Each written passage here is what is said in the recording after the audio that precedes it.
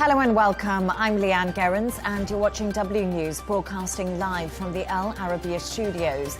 These are our top stories. The Australian Prime Minister vows to toughen up gun laws after a father and son killed 15 people attending a Hanukkah event on Bondi Beach. Volodymyr Zelensky offers to drop ambitions of joining NATO as Ukraine's top negotiator hails real progress after US talks in Berlin. Media tycoon and pro-democracy activist Jimmy Lai faces life in prison after being found guilty of national security offences in Hong Kong. And the son of Rob Reiner is arrested after the Hollywood director and his wife are found dead in their LA home.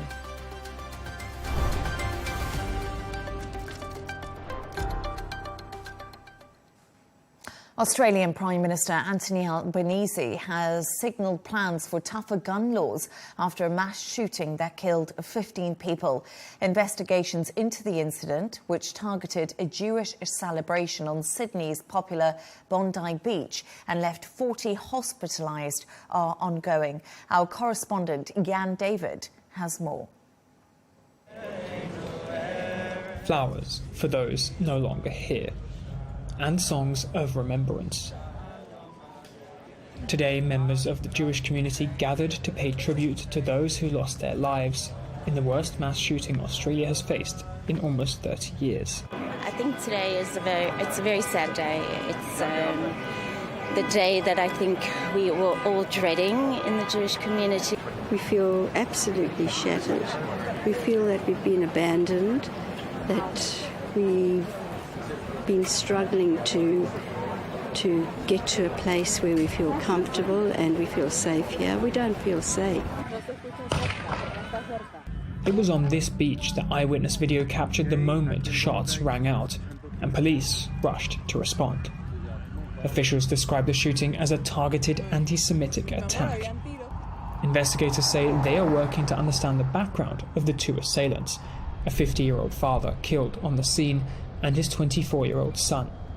Police cordons now surround their home. In the wake of the shooting, Australian Prime Minister Anthony Albanese has called for a review of gun laws. What we saw yesterday was an act of pure evil, an act of terror, an act of anti-Semitism, an attack on the first day of Hanukkah targeted at the Jewish community. The government is prepared to take whatever action is necessary. Included in that is the need for tougher gun laws. Funding for physical security for Jewish communities will be extended, Albanese pledged. But senior members of Australia's Jewish community criticise the Prime Minister for not doing enough to deal with anti-Semitism in the country earlier. I'm David, Al Arabiya English.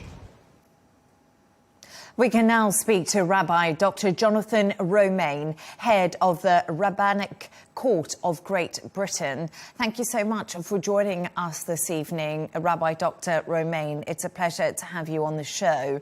We just heard from some people in Australia a little bit earlier, but what are your reflections one day after this terrible atrocity which targeted Jewish people attending a Hanukkah event? Well, you're right to describe it as terrible, and, you know, there's a point where you run out of words, you know, to terrible, shocked, appalling. And actually, you know, when I first heard the news flash, I thought of what happened here in England only a couple of months ago in October in Manchester, where there was an attack on a synagogue, and I thought, here we go again. Unfortunately, this time in Sydney, it was much worse because there were actual deaths. I think 15 it is now, whereas luckily we were spared here in England. But it reminded us of what could have happened had the attacker here in Manchester succeeded, and it reminds us what a near miss we had. So yes, it's a major issue for Australian Jewry, but also for British Jewry, and unfortunately in other countries too. I should expand it, of course, and say although Jews are very much in the forefront, there are many other victims of extremism. Certainly in this country, we have many Muslims who are also afraid of what's happening and whose mosques have to have guards outside, just as synagogues here do. So it's, yes, we are being targeted, but it's a problem that's affecting society as a whole. I was very pleased, therefore, that the Australian Prime Minister yesterday said that the attack on Australian Jews was an attack on all Australians, and he went on to say it's an attack on our way of life. And I think Australians would back that. And although we use words like terrible, awful, it's worth remembering that the gunmen were only 2 people, whereas there are millions of Australians who are also greatly saddened and sorrowed by what's happened, not just to the people who died and their families, but also what it says about Australian society. And you also mentioned there to me about that October attack in Manchester. And I just want you to sort of reflect for me, following this deadly attack we've now seen in Australia, Rabbi, which has killed 15 people, is the Jewish community now extremely nervous? And do you feel enough has been done to tackle anti-Semitism following the October the 7th attacks? Do you think that governments, especially in the UK, because you're living there, have done enough? Well, let's just also say, before we leave Australia, it is surprising that there wasn't a police presence already at Bondi Beach, and it took 10 minutes for them to come. With a major event and on the back of several other anti-Semitic attacks, it was surprising that there wasn't a police presence, or at least one police car, and if there had been, then the shooters might have been killed or taken out of action much earlier. Here, for instance, we unfortunately do have to have police protection at synagogues, or tomorrow night there's going to be a major Hanukkah candle lighting festival in central London. I will be going. To be honest with you, I wasn't going to because I had other things on, but I'm going to go partly out of solidarity to Australian Jewry, but also to make the point that the gunmen can hurt us, but they can't change us. I want to show solidarity with other British Jews and to say, yes, we have to be alert, we have to be vigilant, unfortunately, but we also mustn't change our way of life. Very important that we don't have a siege mentality, we don't surround our Jewish events and synagogues with barbed wire, and that we keep our hearts and our doors open, because otherwise we are giving in to the extremism rather than fighting it. So it's really interesting. You say to me you're going to attend this Hanukkah event tomorrow, despite what we've seen happen in Australia. But as life continues, as you've been explaining to me, Rabbi, what does that look like for yourself and for the Jewish community? Will you all be doing things slightly differently in light of what we've seen happen? Yes, very sadly, that's exactly right. And I think we have to talk about the last 2 or 3 years. Certainly there was a spike, an enormous spike, after the Gaza-Palestine-Israel problems that started in October 23. Triggered, of course, by the Hamas attack on Israel, but then, of course, the Israeli response. And that shows how there's this conflation between British Jews and Israel, as if British Jews are responsible for the government actions of Israel. We're not, of course, but unfortunately that conflation happens.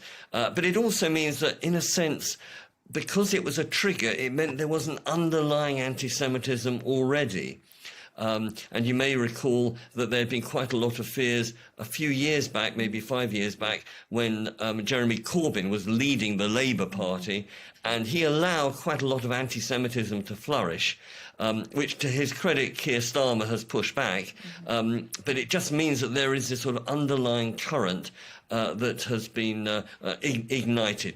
And certainly Jews in England who were very much at home, very much at ease, feel less so. And we are looking over our shoulder in a way that we didn't before. And that's very sad. Extremely difficult. But I just want to turn back to Australia because mass shootings in the country are unusual, and that's all due to the country's strict gun laws that are in place. But the Prime Minister says they are reviewing these laws now in light of what's happened. Do you think this is a positive step in the right direction to protect vulnerable communities? Yes, I think actually a lot of countries, and this would include America, can learn from Australia. I think what happened is there was a mass shooting in Tasmania in 1996, and as a result of that, Australia introduced some very, very tough gun laws, which is why, thankfully, until now, it hasn't been a problem. Obviously, these two gunmen got round it, so there are always loopholes, and I think it's right that they protect, that the government tries to reinforce them. I should say, by the way, that I think this is a societal problem, and therefore, although we want the government, although we want the police to take robust action, it's actually up to ordinary citizens to also be vigilant, in the sense that we know that terrorism isn't suddenly born. It develops, and it comes from sort of dark or dangerous words and thoughts, which then morph into dark and dangerous deeds. So if one hears, perhaps in the, friends or maybe even family, voicing things that are really not just unpleasant, but really dark and dangerous, then I think one has a responsibility to report them, because it affects all of us. And, those gunmen, for instance, yes, they were targeting Jews, but they were shooting indiscriminately. They didn't know if they were killing not Jews or just passers-by who were there out of interest or supporting or just enjoying the beach in Bondi. So it's up to all of us. Government, yes. Police, yes. But you and me too. Yes, absolutely. And we have also all seen the video footage of the hero, Ahmed Al-Ahmed, who tackled the gunman to the ground. He's Syrian-Australian and extremely brave. What do you make of these actions from one heroic civilian? Well, it's tremendously good news. Firstly, that he intervened, whatever his background, whatever his faith. But I think it's particularly important that he is Muslim, because it just sort of shows that the idea that all Muslims are extremists is nonsense. It's just nonsense, and that's a really good antidote to all those people who might now, because of the gunman, blame Muslims or make mosques feel much more vulnerable. So I think there are three myths we have to counter. One is that Australian or British Jews are responsible for the Israeli government. They're not. They're entirely separate. Another is that all Muslims are extremists. They're not. And another is that Jews and Muslims are at war with each other. We're not. We have to tackle those three myths, and that will take away some of the fodder that feeds the extremists and the terrorists. Rabbi Dr. Jonathan Romaine, I really appreciate your time and I wish you well, and I hope your event also goes smoothly tomorrow. Thank you for your time. Thank you.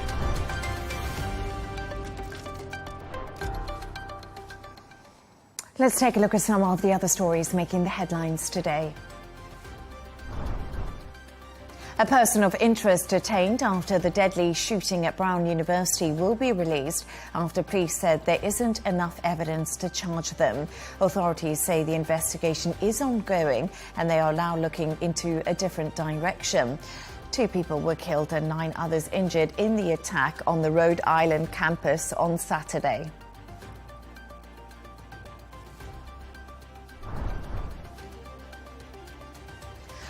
The US ambassador to Turkey and special envoy to Syria, Tom Burges, is meeting Israeli Prime Minister Benjamin Netanyahu today.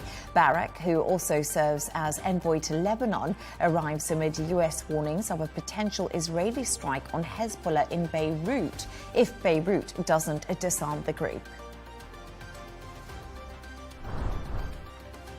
Chile has elected far-right politician Jose Antonio Cast as its next president, winning over 58% of the vote. Cast campaigned on crime and immigration, promising tougher security measures and strict deportations. His win marks Chile's biggest shift to the right since the end of military rule in 1990.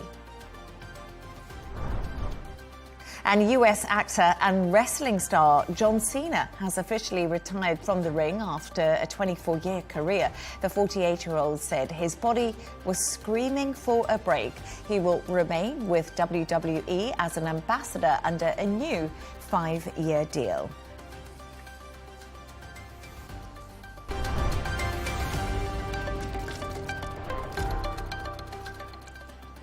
Now let's take a quick look at the top business news. China's factory output growth slowed to a 50-month low, while retail sales posted their worst performance. In a sign of further strain, annual car sales slumped by 8.5%, the steepest decline in 10 months. Beijing economists said November data is due to a weakness in domestic activity, largely because of low fiscal spending. The US firm behind the Roomba smart vacuum cleaner iRobot has filed a bankruptcy protection after facing competition from Chinese rivals. The tough commercial landscape had forced iRobot to cut its prices and make major investments in new technology. The company was valued at over $3 billion, but is now worth around $140.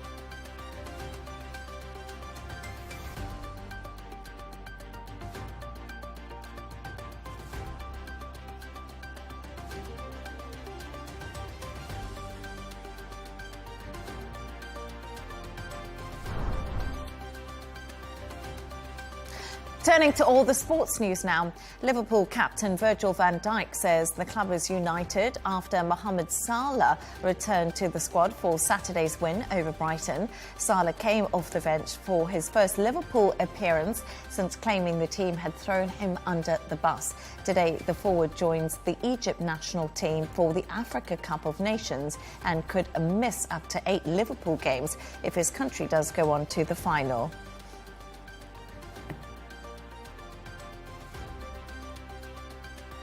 And Manchester United's head coach Ruben Amorim says criticism from players is to be expected because the club is unachieving.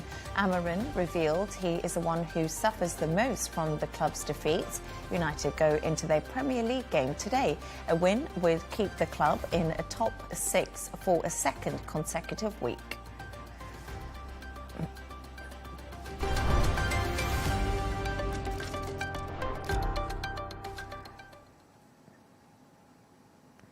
Media tycoon and pro-democracy campaigner Jimmy Lai has been found guilty of national security offences in Hong Kong. The 78-year-old, who is also a British citizen, has been in jail since December 2020 and could face a life sentence. Speaking in London, his son Sebastian Lai maintained his father's innocence, pushing for his release and asking the UK to improve relations with China. Take a listen. The reason why I'm here is to free my father, and in order to do that, the UK government has to do more. We've been very grateful of the support.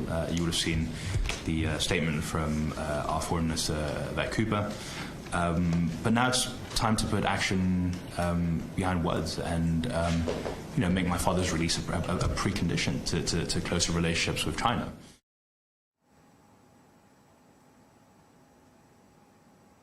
So let's go live now to our correspondent, Patrick Falk, who can join us from Hong Kong, and he can tell us all the latest about the story regarding Jimmy Lai.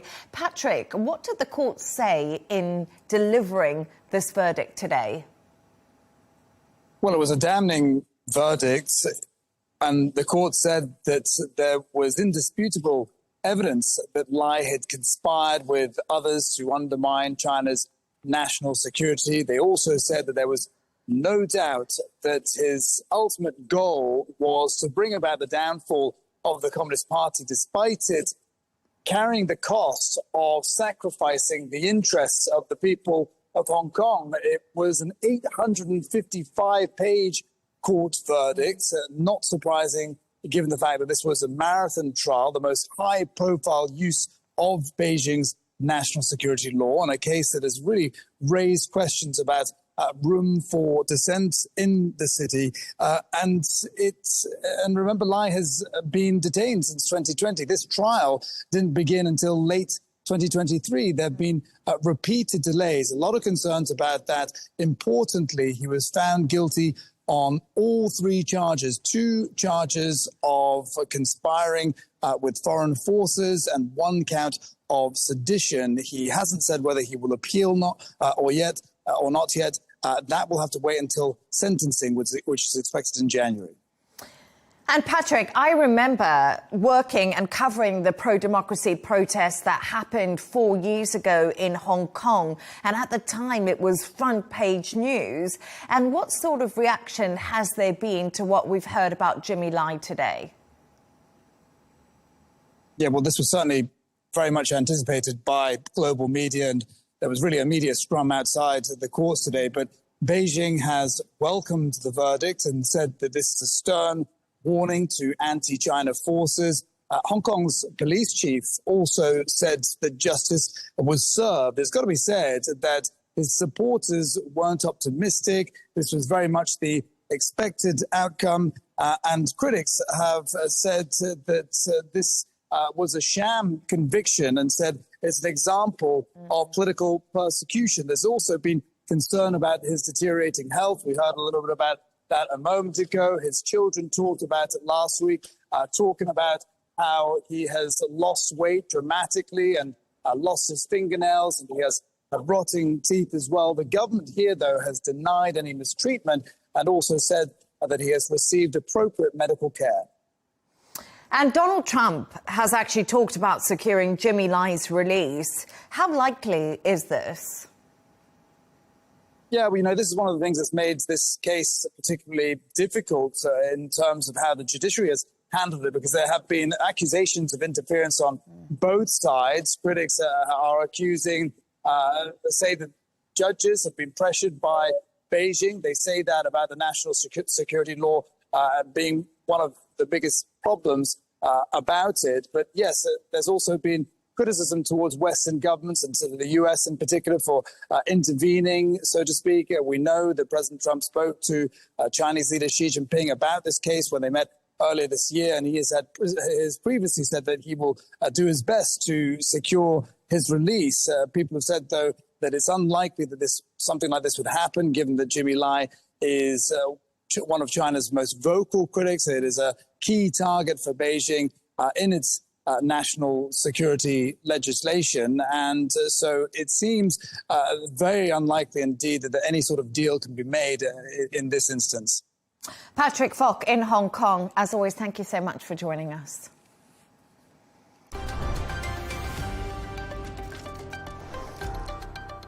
Ukraine's top negotiator has described today's talks with the US in Berlin as constructive and productive. Zelensky has offered to drop ambitions of joining NATO in a bid to end the war with Russia. Over the weekend, US Special Envoy Steve Witkoff said a lot of progress was made on a new proposal.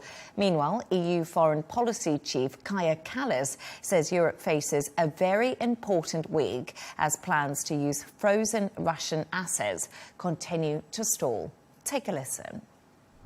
We have different options on the table, and they will be discussed in the leaders' meeting on Thursday. What President Costa has said, we will not leave the meeting before we get result, before we get the decision on the funding for Ukraine. The most credible option is the reparations loan, and this is what we are working on. We are not there yet, and it is increasingly difficult, but we're doing the work. We still have some days.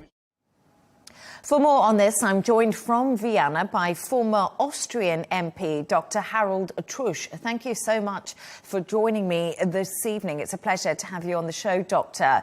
Let's talk a little bit about the diplomatic push that's been going on, and it's obviously continuing to reach a peace deal between Ukraine and the US and Russia, apologies. So talks have ended today. We're hearing positive signals out of the US-Ukraine talks, but is real progress being made, or do the main sticking points just remain in place? Well, first of all, thank you for having me here. I think talking, meeting, trying to fix deals is always a progress. I'm very happy and I welcome the initiatives of US President Trump, though there are very critical opinions about Mr. Trump here in Europe.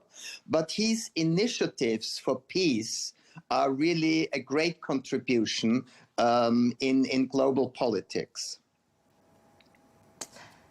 And it's really interesting that you talk about Donald Trump there, because obviously he has been pushing and pushing for the end. A deal still seems a long way off. But Zelensky has hinted that Ukraine's ambition to join NATO appears now to be off the cards. What alternative plan will be put in place to ensure Ukraine's future safety? Well, of course, the United States will have a special responsibility here. The European Union and NATO without the United States is much too weak to guarantee any securities.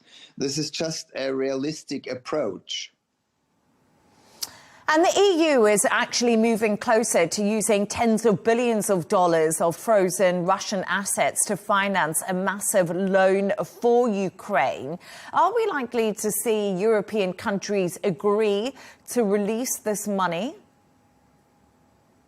Well, of course, you talk already about the political frame of the whole thing. What does this step? It's actually it's a confiscation of foreign money. What does this mean for the political unity of the European Union? Fact is that now, at this moment, at least 5 member states of the European Union are critical or they reject the confiscation plans. These countries are Belgium, Italy, Slovakia, Hungary and Bulgaria. Maybe there are already more.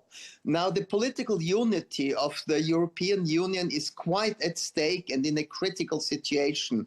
I think it's very, very risky from Madame von der Leyen to push a measurement that, again, is a rift, a serious rift in the unity of the European Union.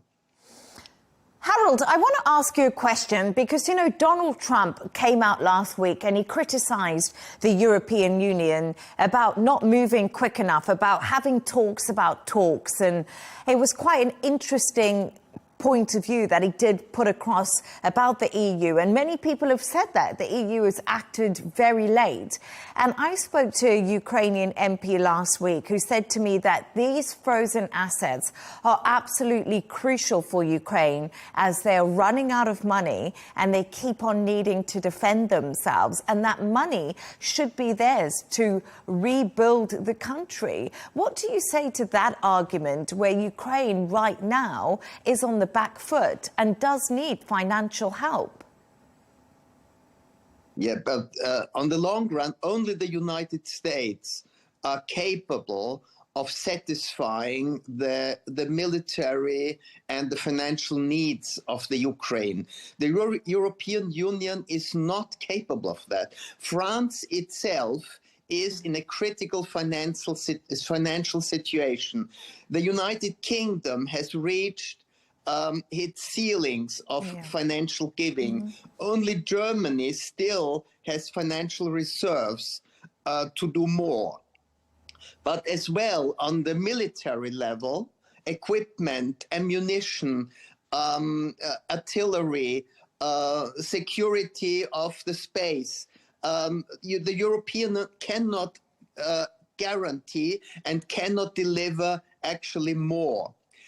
So Europe is actually at the fringe, at the edges of its possibility to assist the Ukraine. And there's already quite, in Europe itself, in European member states, quite a resistance against too much assistance of the Union countries for the Ukraine. It's regarded by many people as lost money. And reports are suggesting the US is insisting Ukraine should withdraw from the Donetsk region. Is this something European leaders would support? And what do you make of the diplomatic tussle between the EU and the US right now? Well, for me, it's a fact that there are differences between the United States and the European Union leadership. There are differences according to, for instance, free speech and democracy, where the United States, the president and the vice president, again and again criticized the European Union countries for limiting freedom of speech. On the other hand, Europe has lost the importance, and the United States are not willing anymore to pay too much money, too much resources into military security and military equipment of the European Union. Donald Trump demanded in his late presidency already, the European Union has to contribute more for its own security. But hardly any country raised its budget for security. And now there is a security problem in Europe. So I must say, Mr. Trump was right 7 years ago, when he demanded that Europe has to do more for its own security. And just quickly, before I let you go, we are getting some breaking news lines in, which I think are really interesting, and I just want to put to you. A US official has been speaking, and he said 90% of issues have been solved between Russia and Ukraine. The official also said, we are prepared to go to Russia if needed. So 90% of issues solved between Russia and Ukraine, according to this US official. Is that a positive sign? It's absolutely positive. The first positive sign is already that there are talks. People talk to each other. The West has to talk to Mr. Putin, and Trump is here really a great chance for achieving a compromise for peace in the Ukraine. It was brilliant to have you on, Dr. Harold Trosch. Thank you so much for talking to me. Thank you very much. Good evening. Good evening.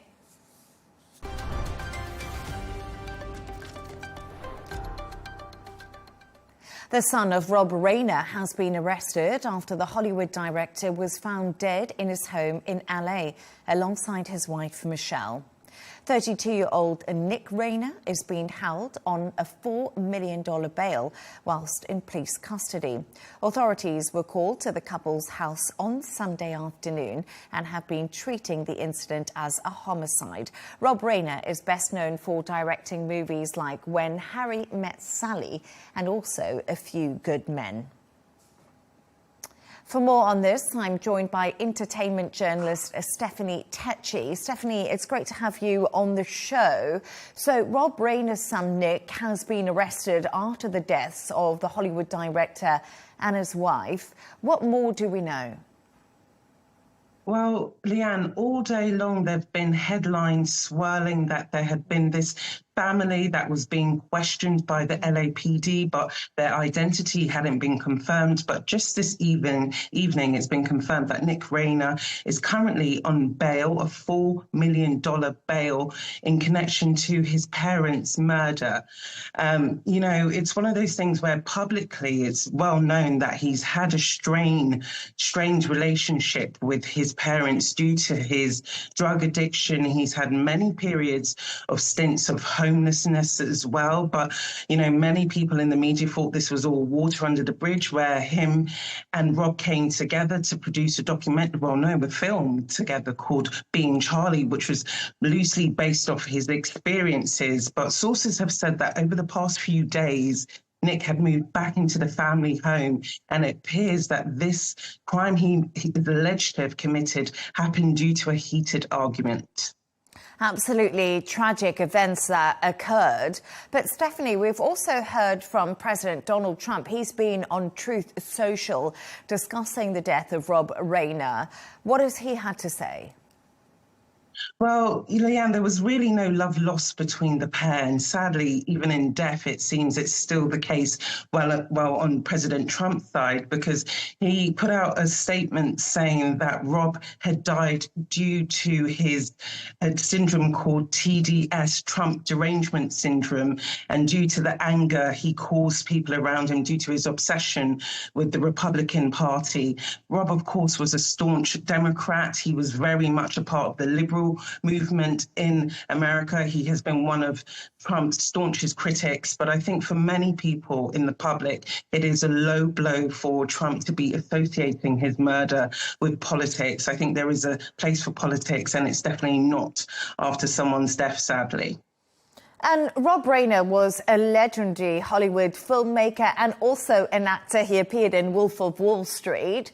What is his legacy, Stephanie, going to be? How will we remember him? Well, you know, when we think of film and when we think of comedy, especially romantic comedies, Rob Reiner was behind many of those, many of our cherished moments that a lot of film fans worldwide will remember. So I think he's going to be remembered for delivering millions of laughs for people worldwide. And I think, you know, at a time where comedy is being heavily policed, I think his work will now stand the test of time. And just due to how tragically he died, we just hope that in time people remember all the laughs he did provide. And I think he was definitely one of the critically acclaimed Hollywood directors. So I think it's one of those things where it's a big loss to the industry. I think he had much more to go in his career, and I think it's just really sad that it's been cut short. And can you also just tell us about some of the tributes that have been pouring in for Rob? Well, one president who was a fan of Rob was President Barack Obama, who said that, you know, beyond all of the stories that Rob produced, it was due to his commitment to see the goodness in humanity, and he always put that action into belief. So President Barack Obama paid tribute to him. Jamie Lee Curtis has been left devastated. She was quite close friends of the couple, and she says that her and her husband have been left in shock about the violent way that they were murdered. And she says that their priority now is to provide support for the family and to get them, see them through this difficult period. And also Kathy Bates, who starred in that incredible thriller he produced, Misery, has said that he was a very kind and brilliant man, and he was able to work in all kinds of genres and film, and that was just a testament to his talents. And also Eric Idle, British comedian and actor, said he was just on the phone to Rob last night. And he said, well, not last night, but the night before, and he said that literally they were on the phone for an hour, and he said that he'll be terribly missed. Stephanie Tecci, extremely tragic circumstances surrounding the death of Rob Rayner. Thank you so much for speaking to me this evening.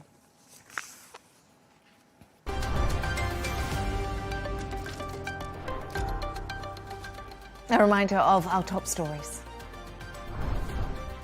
The Australian Prime Minister vows to toughen up gun laws after a father and son killed 15 people attending a Hanukkah event on Bondi Beach. Volodymyr Zelensky offers to drop ambitions of joining NATO as Ukraine's top negotiator hails real progress after US talks in Berlin. Media tycoon and pro-democracy activist Jimmy Lai faces life in prison after being found guilty of national security offences in Hong Kong. And the son of Rob Rayner is arrested after the Hollywood director and his wife are found dead in their LA home. And that's all from us on W News. Don't forget to subscribe to our YouTube channel. Of course, follow us on X. And we'll be back in a couple of hours' time with W News Extra. goodbye and thank you for watching.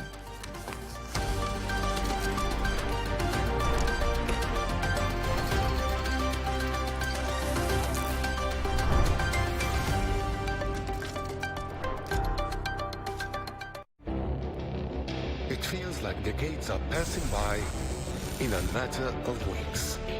Seismic shifts in the world order. Never, ever will be part of America. With so much happening and then so much noise. Whether it's political upheaval, Canada has been ripping us off for years. Economic shifts or social movements. And no one wins from tariffs. I think America can be more friendly to the rest of the world. The in-depth analysis and all the latest developments across the globe. To have an inclusive policy together. The meetings with Hamas gave me some hope. We're in another nuclear arms race. The most important developments straight to your screen. Welcome to the dressing room. I'm on my own. I need backup. And an insightful look at the issues shaping our world today. It was not going to happen, that war, and it happened. Join us on Al Arabiya News, where the world talks.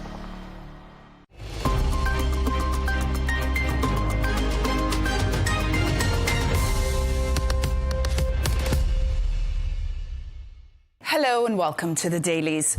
Globally, the Bondi beach attack dominated headlines as a rare, large-scale anti-Semitic massacre, prompting scrutiny of Australian security lapses and drawing intense diplomatic reaction. In the US, the Brown University shooting remained a major story, with coverage focused on the chaos inside classrooms and the search for the gunman. In Europe, attention centered on Ukraine peace talks after Zelensky signaled he may abandon NATO ambitions in exchange for firm Western security guarantees. We'll start from Australia's media outlets framed the Bondi attack as a national shock that shattered assumptions about the country's safety and gun control success. Coverage consistently emphasized the scale and brutality of the assault, its anti-Semitic motive, and its status as Australia's worst mass shooting since Port Arthur. Outlets also focused on systematic failures, scrutinizing how the attackers accessed firearms and why warnings about rising anti-Semitism went unheeded.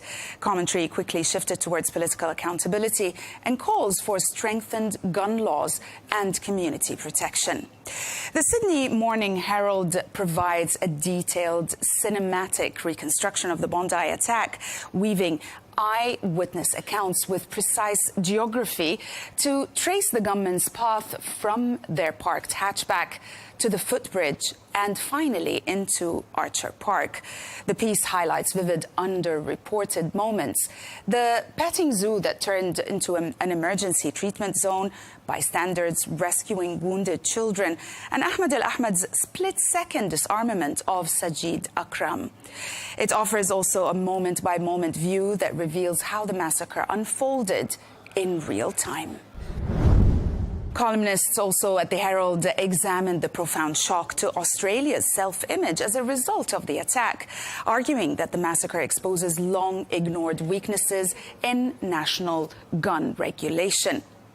Jacqueline Maley highlighted little-known details like past failures of the NSW firearms registry, parallels to John Edwards' case, and the troubling fact that alleged shooter Naveed Akram's father legally owned 6 high-powered firearms despite security concerns. The author stresses also that rising anti-Semitism is a real thing, but also focuses primarily on Australia's political reckoning, urging renewed legislative action to restore confidence in the country's once celebrated gun control model. International media largely portrayed the Bondi shooting as a rare and deeply alarming breach of Australia's reputation for safety, underscoring how unusual mass gun violence is in the country. Coverage highlighted the attack's anti-Semitic targeting and its scale, often linking it to the broader global spike in anti-Jewish violence since October 7th. Many outlets contrasted Australia's strict gun laws with the attacker's ability to obtain high-powered weapons, raising questions about security gaps and radicalization trends. The New York Times also offers a detailed forensic reconstruction of the attack using verified video as well as maps and witness accounts to charter, or at least chart, the gunman's movements with unusual precision. Also, it shows how the assailants emerged from the parked hatchback, took high ground on the footbridge and fired on the Hanukkah crowd before one actually descended towards the festival. The review highlights the decisive moment a bystander disarmed the shooter and the police engagement that followed, presenting a clear minute-by-minute visualization absent from broader narrative coverage.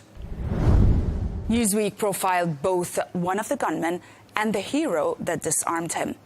The piece identifies Naveed Akram as a 24-year-old Pakistani national living in Sydney who's the surviving suspect in the Bondi Beach attack. It reports that he worked as a bricklayer until recently being laid off. He lived with his parents and siblings and spent his free time diving, fishing and exercising. Family accounts describe him as quiet and not very social. The report notes investigators say he and his father, who legally owned firearms, posed as heading for a weekend trip before the attack. The publication also identifies Ahmed Al Ahmed as a 43-year-old Sydney fruit shop owner and father of two who intervened during the Bondi Beach shooting. The piece details how he approached one gunman from behind, as we also in the videos, wrestled away the firearm and was also shot twice by the second attacker. Footage and witness accounts highlight his decisive role in stopping further casualties. The piece emphasizes his injuries, his family's confirmation of his identity, and the widespread praise he has received for his actions. Moving on to Israel, as the news of the Bondi shooting shocked the country. Israeli media framed it as a global extension of the post-October 7 surge in anti-Semitic violence, highlighting it as the deadliest assault on Jews abroad in decades. Coverage emphasized Australian security failures, questioning how an event so vividly Jewish was left vulnerable despite escalating threats. Outlets focused heavily also on Iranian or proxy involvement, reflecting Israeli intelligence warnings, while political commentary portrayed the massacre as proof that diaspora Jews or Jewish communities face unprecedented danger without stronger international counter-terror measures. The Times of Israel highlights unprecedented Israeli and Australian reactions to the Bondi Beach massacre, noting that Israeli leaders blamed Canberra for failing to curb rising anti-Semitism, with Netanyahu also accusing Australia's policies of enabling Jewish hatred and urging stronger action. The report also notes that Australian Prime Minister condemned the attack as terrorism and vowed to eradicate anti-Semitism nationwide. The piece underscores Israeli Foreign Minister Gideon Sa'ar's warnings as well that Australia must come to its senses, and includes also first-hand accounts of Israeli victims who described the scene as an October 7-like bloodbath. The Jerusalem Post reveals that Israeli authorities are probing possible Iranian involvement in the Bondi Beach attack, examining links to Iran, Hezbollah, Hamas, and Lashkar-e-Taiba, which is a Pakistani Islamist militant organization. That organization is best known for carrying out major terrorist attacks, most notably the 2008 Mumbai attacks that killed 166 people, including foreign nationals. The piece highlights a senior U.S. official's statement that an Iran-ordered attack would justify Israeli retaliation. It situates the investigation within prior Iranian-directed anti-Semitic attacks in Australia, recently confirmed by Canberra. American media also focused on Brown University shooting, portraying it as a rare but deeply unsettling breach of safety at an elite campus, emphasizing the shock of violence in a setting associated usually with privilege and academic rigor. Coverage focused heavily on first-person accounts from inside classrooms, the speed of the lockdown and the confusion as authorities searched for a suspect. Outlets framed the attack within the wider national conversation on gun violence, campus security and the emotional strain on students, highlighting its timing near exams and its also the resonance on the university. The Washington Post offers an intimate inside-the-room reconstruction of the Brown University shooting, drawing on detailed testimony from teaching assistants and students who survived. The report uniquely captures the moment the gunman burst into the lecture hall, the panic that followed, and also the TA's calm effort to comfort a wounded student while shielding others. The piece emphasizes the human toll, the fear, the confusion, also the improvised rescues rather than the broader investigation, giving a detailed, emotionally vivid account. The piece also notes that police detained a person of interest early Sunday after a multi-agency manhunt, but later released him without charges as the investigation continues. In an exclusive, the Wall Street Journal reveals that President Trump is uncertain over whether his economic agenda will bolster Republicans in the 2026 midterms, while highlighting also major investments, tariff leverage and regulatory rollbacks. The piece underscores a disconnect between Trump's optimism and voters' persistent economic anxieties. It actually and effectively situates his comments within historic midterm trends and current inflation pressures, portraying a president confident in his policies, yet unsure of their political impact. And we'll end in Europe as the Ukraine war and the negotiations to end it continue to draw attention. The Times reported that President Volodymyr Zelensky is prepared to abandon Ukraine's long-held goal of joining NATO if the West provides binding security guarantees strong enough to deter future Russian aggression.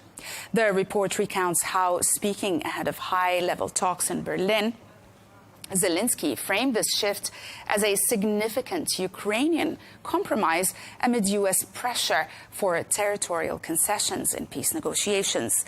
It goes on to say that Zelensky emphasized the need for Article 5-style guarantees from the U.S. and also from Europe, as Washington considers legally enforceable commitments as part of potential settlement terms. That's it for today. Thanks for watching The Dailies only on Arabiya English.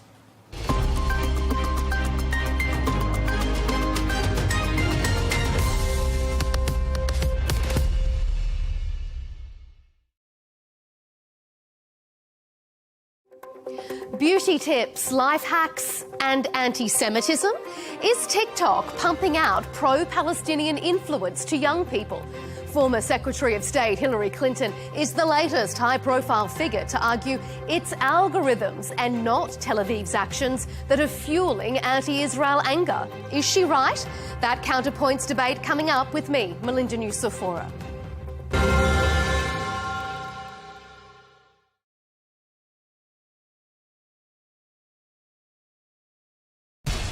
We have to take care of our people, and we're going to take care of our people first.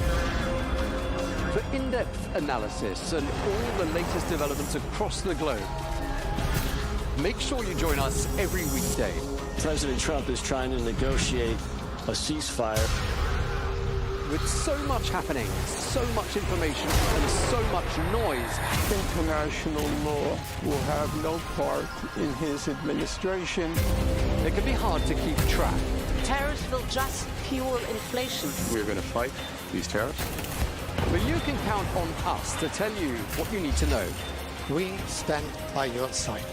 Join me, Tom Burges Watson, for Global News Today, right here on Al Arabiya News. Our allies in many cases, are worse than our enemies. Stay informed and connected with the latest international headlines. There obviously is a risk. From breaking news to in-depth analysis, It would appear that this war is coming to an end. Who buys this stuff? Investors, pension funds. we deliver the most important developments straight to your screen. Iran always wanted to deal with militia. Join us for compelling, expert-driven conversations. A curfew order has been established. And an insightful look at the issues shaping our world today. There are a lot of proposals about European architecture for security. I'm Leigh Ann Gerrans, and this is W News. We dealt with this when I was Chief of Staff in the first term. Where you don't just hear the headlines, you get the full story.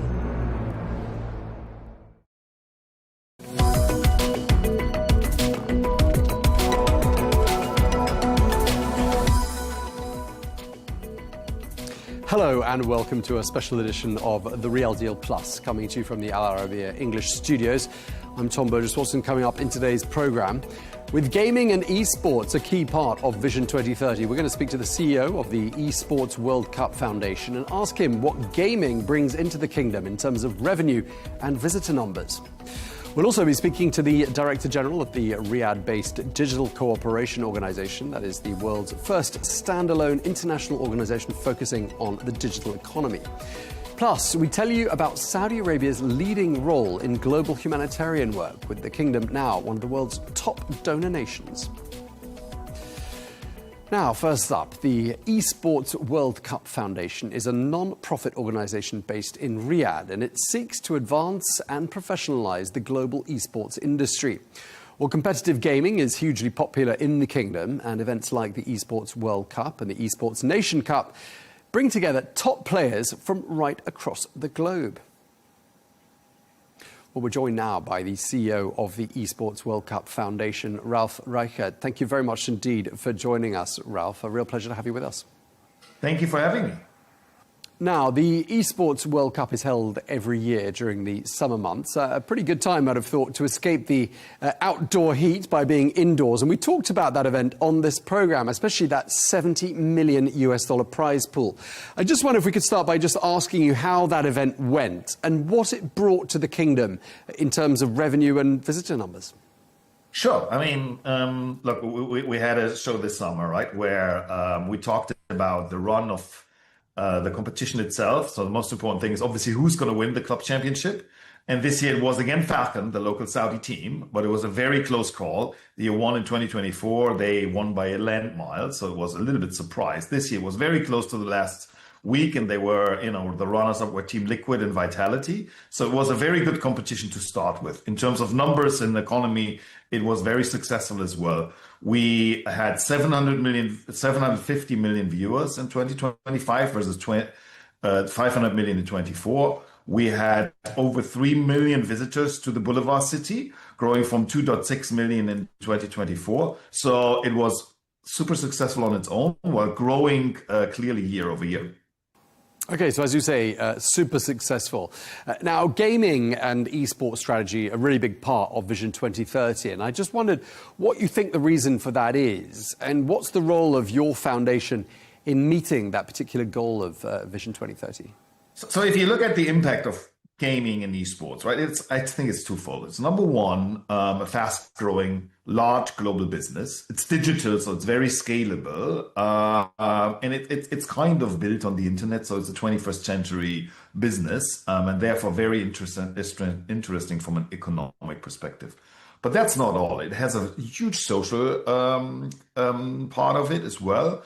If you look at almost everywhere in the world, kids or young adults, there is almost no one who has not grown up with video games. So it's almost the other question around is not who plays video games, but who doesn't. And how does it translate into numbers? If you look at Saudi Arabia, 70% of the population play video games. And out of that 70%, a lot of them are looking at it competitively and then are actually the core target group to attend something like the Esports World Cup. So again, it has two components, a global business future perspective, and then just a perspective on how does it have a social impact on Saudi Arabia as a consumer market, but then across the whole world. And the numbers with 750 million viewers, speak for itself. Yeah, absolutely. And the fact that Saudi Arabia has a young population is something we often talk about on this programme. I just wanted to ask you, though, how involved women are when it comes to esports in Saudi Arabia. So there's a number which is true almost all across the world, is that 50% of the gamer population is female. It's a little bit more skewed towards casual games, like Candy Crush would be the one that comes up to mind. But generally speaking, gaming is for everybody. It's not gender specific. If you look at esports, which is the very competitive part of it, all of the competitions we do at the Esports World Cup are open competitions. Means, right, they're open for male and female participants. It's not segregated at the core. It's actually inclusive from a core idea. Nonetheless, on the top of the competitive pyramid, it's mainly male people. But then if you look at the grassroots and amateur tournament across the world, depending on the game, you would see between 5 and 10%, sometimes 15% of the competitive players being female. So the huge majority is still male. In Saudi Arabia, it's actually even or has a significantly better female quota. So if you look at the grassroots and amateur level, below the top, in Saudi, 20% of the athletes would be female, which is an outlier across the world and just shows how fast this transition has went in the country. Okay, one thing I wanted to ask you about is, Saudi investors have bought some big titles like Pokemon Go and EA.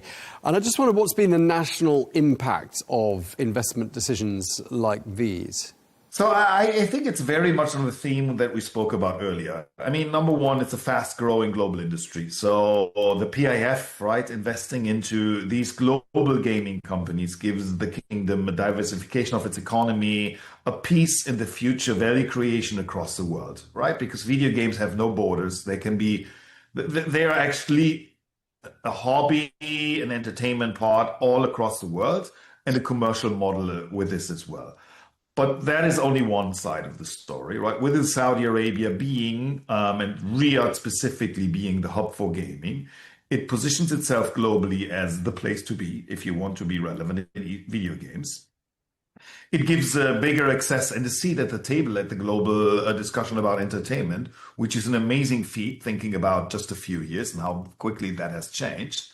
And it solidifies the position as a capital of esports and video games across the world. On the other side, what it will bring is local business and jobs, right? So by not only being a consumer of video games, but a producer, local studios are benefiting. I think the number is up from 6 to over 50 in the last 3 years only. Vision 2030 expects almost 40,000 jobs to be in video games in 2030. And all of these international companies are opening offices in the kingdom, are starting to produce games, while saying that this is a long-term effort, right? The skill of creating a video game is almost an art. So it takes time to build the skill set and become globally relevant. But the basis of it is set now. Now, I want to ask you, what challenges esports have encountered in Saudi Arabia? I mean, we've heard some people talking about internet speeds, local servers, ping. Just wondering whether you've had any issues, anything you've encountered. I mean, all of it, right? I mean, first, it's still new. Esports is still a new sport. So of it being established in schools, of parents understanding it fully, right? That's a journey, and we've come very far, very quickly, but all of that is still in the making, number one. Number two, it's the technical accessibility, as you just suggested, right? Which means there has been historically, like almost, only 1.5 years ago, if you wanted to play League of Legends, which is the most successful game in the Esports World Cup, you needed to play in servers in Europe, right? So you couldn't play in the Middle East. And just last year, so right before the Esports World Cup in 2024, the servers were launched in Riyadh, and this is happening across many of those games. So it's on the one side, the accessibility in each home of fast internet, 5G, and all of that is progressing. at a fast speed, but that's only one part of the puzzle. The other part is, where are the servers? How close are you to the servers? And there are more and more games companies, as I just said was Riot in League of Legends, are moving into the kingdom and having their servers closer to the players, which then creates a better experience and more competitiveness, actually, after all. Now, it's often said that Crown Prince Mohammed bin Salman is a big fan of gaming. I don't know if you could tell me any more about that. And I also wonder whether, having him championing this space has made a difference to the growth of the popularity of gaming. I'm sure it has. Tell us more. Yes, I mean, look, he publicly said in this Fox interview that, he's a big gamer and enjoys to go into this world after the job is done on a daily basis, right? So that is obviously a huge endorsement for it overall. And if you look at the Esports World Cup, he has awarded the trophy every single year so far, which just shows, that there's a clear commitment of the kingdom and direct connection to it. So I think overall, we've seen gaming and esports being endorsed all across the kingdom, across all political fields. And even if you look at the conference connected to the Esports World Cup this year, the Ministry of Sports, the Ministry of Investment, the Ministry of IT, all of those ministers, and Prince Faisal, who's kind of the champion of esports, have all been, publicly endorsing it. So I think if you're in esports and interested in it from a political angle, there's no better place in the world than Saudi Arabia. Do you think there's any potential for a Saudi-grown league, a bit like Live Golf, when it comes to competitive esports? Look, I think the Esports World Cup is born out of Saudi, and this is the global benchmark now for esports. So there is a clear case of what already happened. For any other sport that's looking into it, obviously there is now direct access to some of the largest game companies in the world. There is all the learnings of the Esports World Cup and the platform as the Esports World Cup. So, for example, Live Golf, or Golf Saudi actually, had a small activation at the Esports World Cup Festival this year. So all of these gaming activities out of the kingdom, out of traditional sports, are actually being integrated as we speak as part of the big events that are happening, like the Esports World Cup or the Esports Nations Cup in 2026. Okay, and just lastly, you've got a pretty busy year ahead by the sounds of things. Your first Nations Cup is going to be held next year. And just looking at the longer-term vision for the Esports Foundation, where would you like to see esports in Saudi Arabia progressing? When the Esports World Cup Foundation was announced in 2023, the vision we presented to the world is that we are here to make esports one of the largest sports in the world, head-to-head with the biggest sports tournaments and events as well, like the FIFA World Cup, like the Olympics. And we've come very far with the Esports World Cup in just 2 years. But if you look at the market, and again, our job is to grow the market, what is missing is the national pride aspect. How does my mom watch a tournament, right? If we go back in time, like almost 30 years ago, the only match when I was an athlete, when I was an esports athlete, my mom watched, one was I was playing for the Quake national team in 1998, right? That's where she could relate, where she could clearly understand why this is important. National team esports has never been a big thing in esports, just because clubs have been so dominant and has built such a great following and has built such a big thing. And because it was never politically endorsed and never had the opportunity at the scale it needs to break through. So with the Esports Nations Cup we're launching in 2026, it's the first time that there's a huge multi-game tournament really having the resources to do this right across the world. And it's a big challenge to build, this almost 100 national teams from scratch, because they're not existing.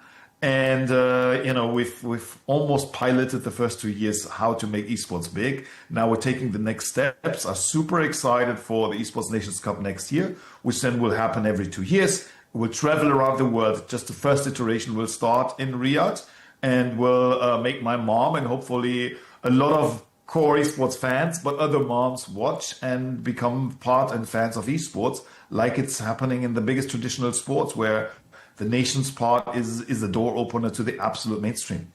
Okay, well, we're going to leave it there. Thank you very much indeed, Ralph Reichert, the CEO of the Esports World Cup Foundation. Thank you for your time. Thank you so much for having me. Now, the Riyadh-headquartered Digital Cooperation Organization was launched 5 years ago with 5 members: Saudi Arabia, Bahrain, Jordan, Kuwait and Pakistan. Well, since its launch, the DOC has become a global institution with 16 member states, with a combined population of around 800 million people. Well, its stated goal: to enable digital prosperity for all by accelerating the inclusive growth of the digital economy. And the DCO does this by providing an ecosystem with both public and private partners to help tackle digital issues. Well, to tell us all about this, I'm joined here in the studio by Hajar Al-Hadawi, who is the Director General of the DCO. Thank you very much indeed for coming to see us, Hajar. Now, the DCO says it seeks to pursue common values and goals in the digital economy. Could you give us an example of what that actually means? So what we aim for, what we stand for is to build resilience in our member state, but also social prosperity. And how we do it is through 4 strategic pillars, which is the first one is the enabler, where we harmonize policy, but also framework to help member state to innovate. The second one is mainly on the cross-border, which is the corridor, cross-border data flow, data embassy, everything related to data that can support also our member state.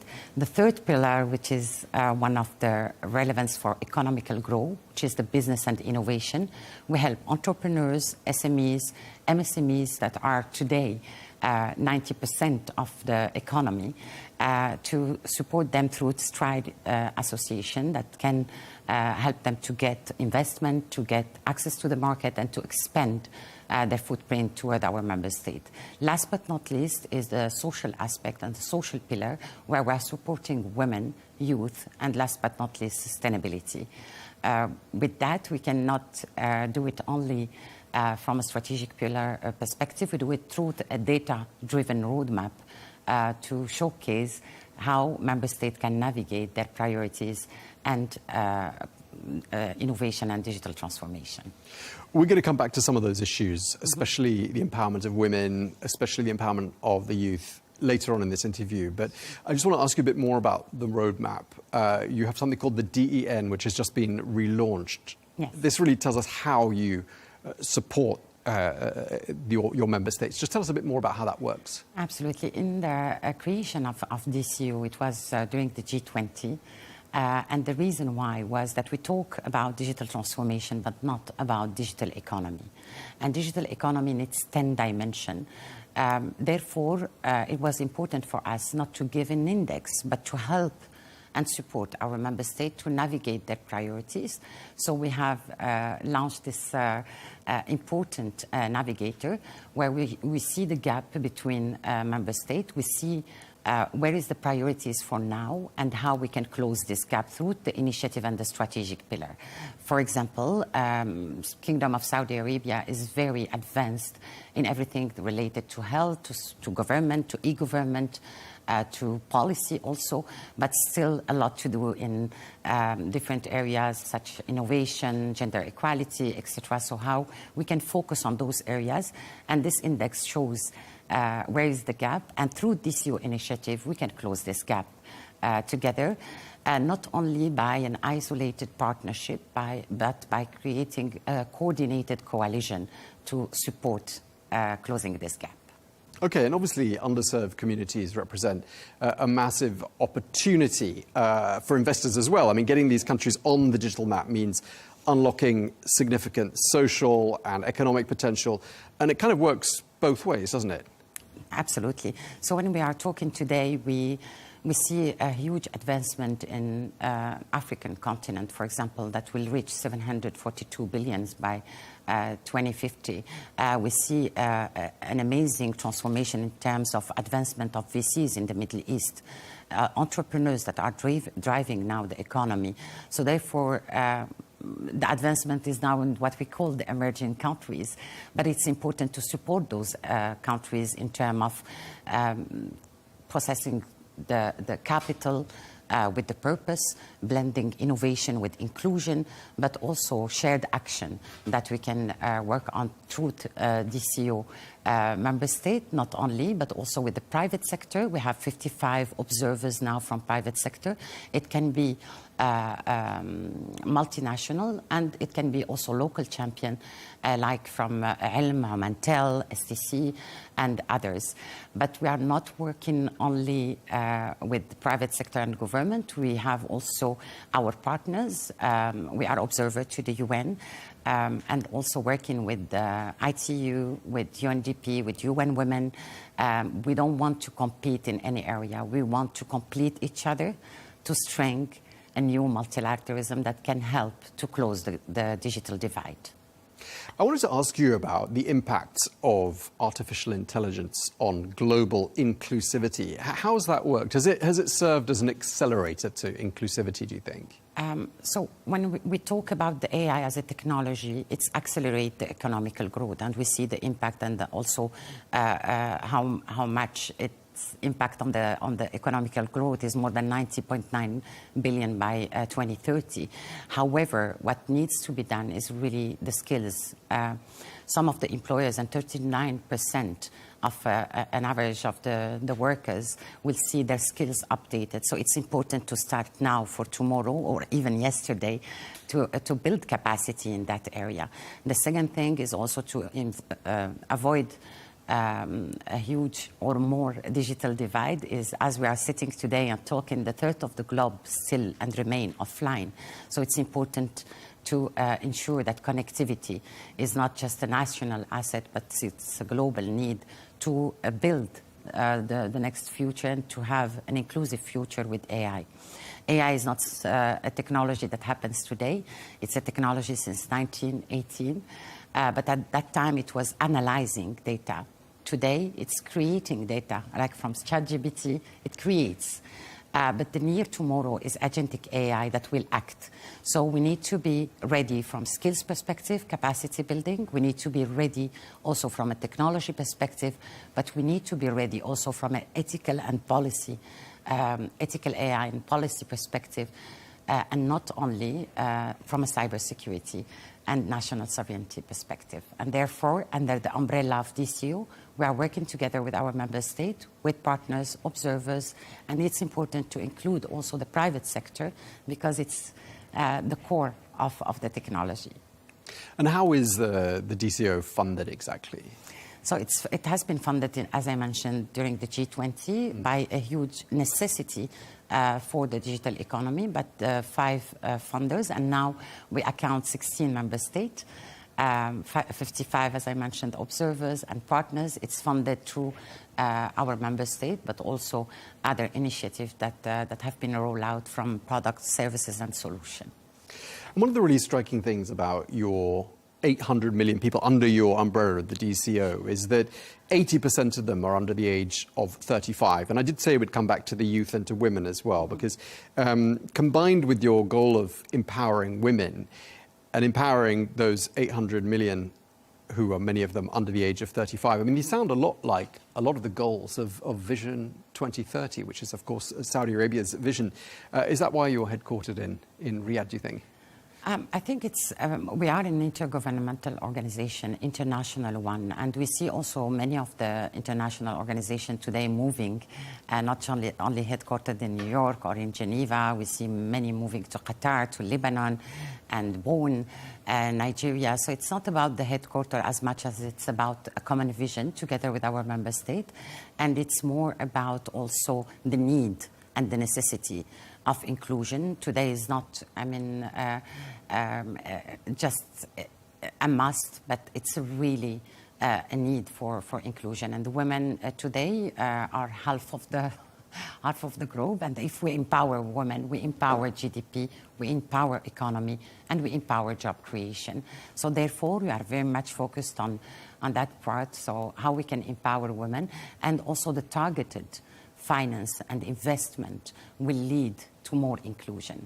Therefore, we launched We Elevate as one of our flagship initiatives to support women moving from offline businesses to e-commerce, and not only providing them with a platform to our observers, but also providing them with skills, with capacity building, that they can be digital savvy, financial savvy, and also trade savvy, and connecting them with the financial sector that they can scale. And we have concrete example of success in Rwanda, where we helped more than 150 commerces to scale, to expand. And one of them expanded to 25 countries now, moved from 2 employee to 60 employee. And that shows the importance of such initiative when the investment is targeted. That makes less fragmentation and more inclusion. Okay, and just lastly, because we're nearly out of time, we're always looking towards the year 2030 on this programme for obvious reasons, like the one I just mentioned there, Vision 2030. Where do you see the DCO in 5 years from now?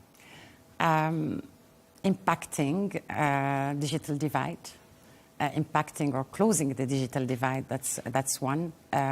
Achieving more inclusion, for sure, and achieving also that the next generation is fit for the future from skills perspective, from economical growth perspective, but also have the foundation, which is policy harmonization, to lead technology or digital economy more inclusively, in more prosperity and in peace. Okay, Haja Al-Hadawi, the Director General of the Digital Corporation Organization. Thank you very much indeed for your time. Pleasure is all mine. Thank you so much. And finally, Saudi Arabia is taking an increasingly leading role in global humanitarian work. The kingdom has carried out more than 8,000 humanitarian relief, development and charitable projects worth more than $142 billion combined across 173 countries. Well, these projects cover key sectors like health, food, security and education and water. Well, this means that Saudi Arabia is one of the top donors worldwide and ranks first in the Arab world when it comes to global humanitarian work.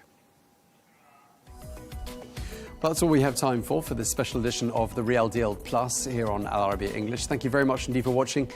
We'll see you again very soon.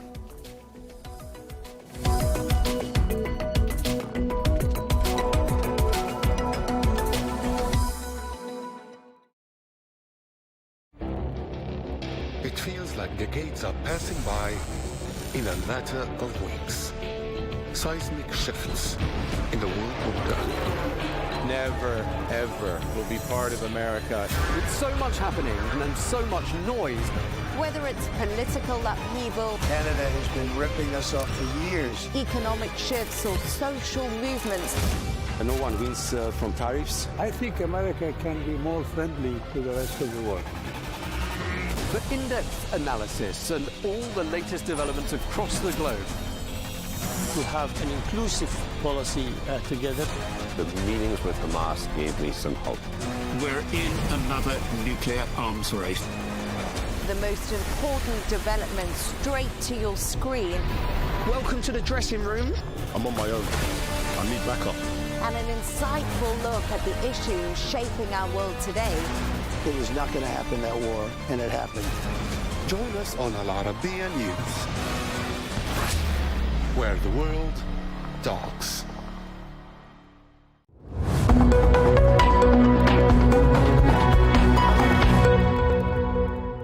Hello and welcome to America Unfiltered with me, your host, Ellie Kohanim in New York, where we'll be discussing the stories shaping America and reshaping the world. From national debates to global affairs, we'll be looking at the stories making headlines right now. Let's get started. This week, my guest is Josh Hammer, Senior Editor-at-Large for Newsweek, Senior Counsel for the Article 3 Project, and host of The Josh Hammer Show. Josh, you've been a leading voice in the conservative movement. You were a good friend of Charlie Kirk's. From what I understand, you were in touch on an almost daily basis. Can you share with us your assessment of where the conservative movement is now in the aftermath of Charlie's assassination? Well, Ellie, happy to answer that. First of all, just want to say it's great to be with you on your brand new show, and wishing you a hearty congratulations on this wonderful new show as well. I hope that it is extraordinarily successful. So Charlie was a friend of mine, much as you are a friend as well, Ellie. And Charlie and I had gotten closer over the final year and a half or so, give or take, of his life. And it's true, we actually were in touch as recently as less than 24 hours prior to his tragic assassination on September 10th. In fact, the night before, he actually had organized a Zoom call with me, with Rabbi Pesach Wilicki, and a couple others, just trying to talk through strategies for his forthcoming campus tour, especially when it comes to trying to combat hatred of Jews and anti-Israel animus and so forth on college campuses. So we were in touch, and his loss is a monumental one, and it is one that we are still feeling. And to your question, is actually not at all a coincidence in my mind that you've now seen the floodgates of all of some just utterly horrific, seething hatred and animus that has burst through the floodgates in the aftermath of Charlie's assassination. In hindsight, it seems pretty obvious, and some of us recognize this while he was still alive, but it should be deeply obvious to those now in hindsight, if it wasn't at the time, that Charlie really was the glue holding a lot of the American right together, that in many ways he and his organization were the dam holding up a lot of the floodgates of some really nasty and dark stuff. So in the tragic aftermath of Charlie now, I think you're seeing a lot of individuals who are cynically trying to jockey for market share and trying to exploit his death to try to hijack the movement, to try to take in a particularly dark or conspiratorial direction. And a lot of it is fairly ugly. No one knows that, Ellie, more than me, especially after Candace Owens accused me of having foreknowledge and therefore complicity in Charlie's assassination, and an utterly mentally insane thing to say that once upon a time would have been fit for a lunatic asylum in this country. But following that, Ellie, I mean, I can't even tweet "the sky is blue" without getting a flood of Nazis in the replies of my social media feed. So it's nasty. Some of it happens, I think, to be bot foreign funded. It actually was a brand new study just this week from the NCRA, the Network Contagion Research Institute, showing that a lot of Nick Fuentes' social media traction seems to come from foreign bot farms in places like Pakistan and Nigeria and so forth. But some of it is organic, some of it is real. And there are real divides. Not all of it is foreign. There are indeed some very real divides. And those of us who are on the pro-Western civilization side of this argument have our hands full right now, because we are dealing with a lot of folks who think of themselves perhaps as being of, for, and by the right, but they're really not. They're actually of, for, and by team barbarism, not team civilization, as Charlie would have phrased it. So Ellie, we got to do the best we can on a day in, day out basis there. I'm fighting the good fight. I know that you are as well, and God willing, we will prevail in this. Yeah, and Josh, you brought a lot to this particular subject right now. I'd love to break it down a little bit for the audience. Specifically, you mentioned Candace Owens launching personal attacks against you, and figures like Nick Fuentes and Tucker Carlson. A lot of people are saying that they're noticing real anti-Semitism coming from these personalities and others who are identified with the right wing of the political spectrum in the United States. So what's your take on what's happening right now with these figures, and where does it leave Republicans as they get ready for the midterms and the 2028 presidential election? Well, these folks are saying invariably really, really awful things. And once upon a time, Ellie, the American right was constituted such that there was not room for this sort of talk.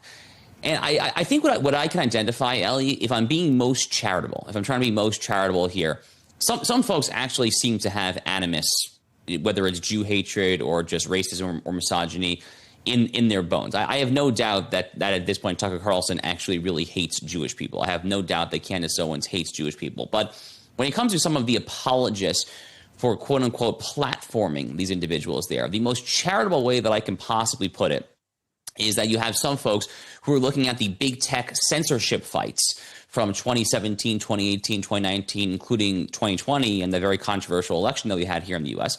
I think a lot of folks are looking at that, and now they're running to the complete opposite end, where they have such PTSD, they have such trauma from all the big tech censorship fights, that now they just say, okay, it doesn't matter what he's saying, just platform, platform, platform, platform.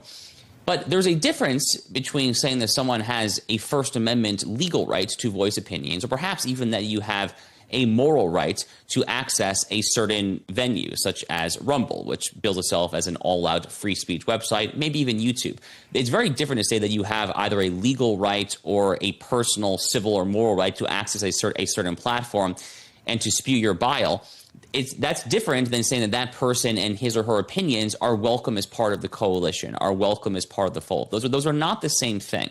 And I think a lot of folks are deeply conflating it. Just because someone vaguely codes him or herself as being on the right does not mean that that person is actually on the right in a big alliance, building block, coalition sense of the term. By the way, we've mentioned Charlie Kirk numerous times.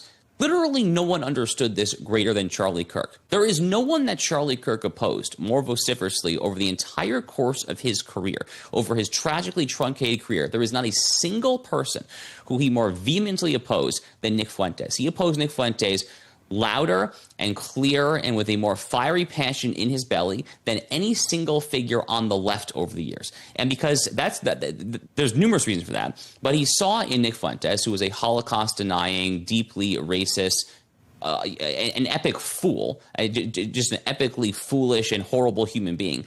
He saw in him a threat to his own cause. He saw in him someone who would discredit the right, and therefore would have voters run away from the right towards the left because they wouldn't want to be associated for really at all with someone who is effectively a Nazi. Now, the conservative movement has had these battles. They've had these fights going back for many, many, many years. Many of us have heard the stories of a previous generation's battles back in the 1960s when it comes to the John Birch Society and things like that there.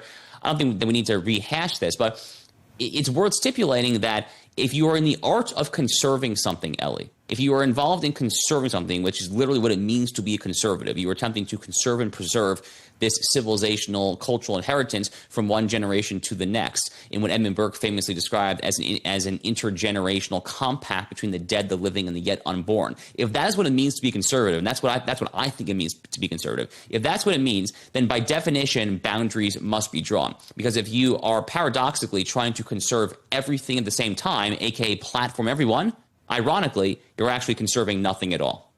And Josh, my last question on this topic, some people are pointing fingers at the national conservatism movement.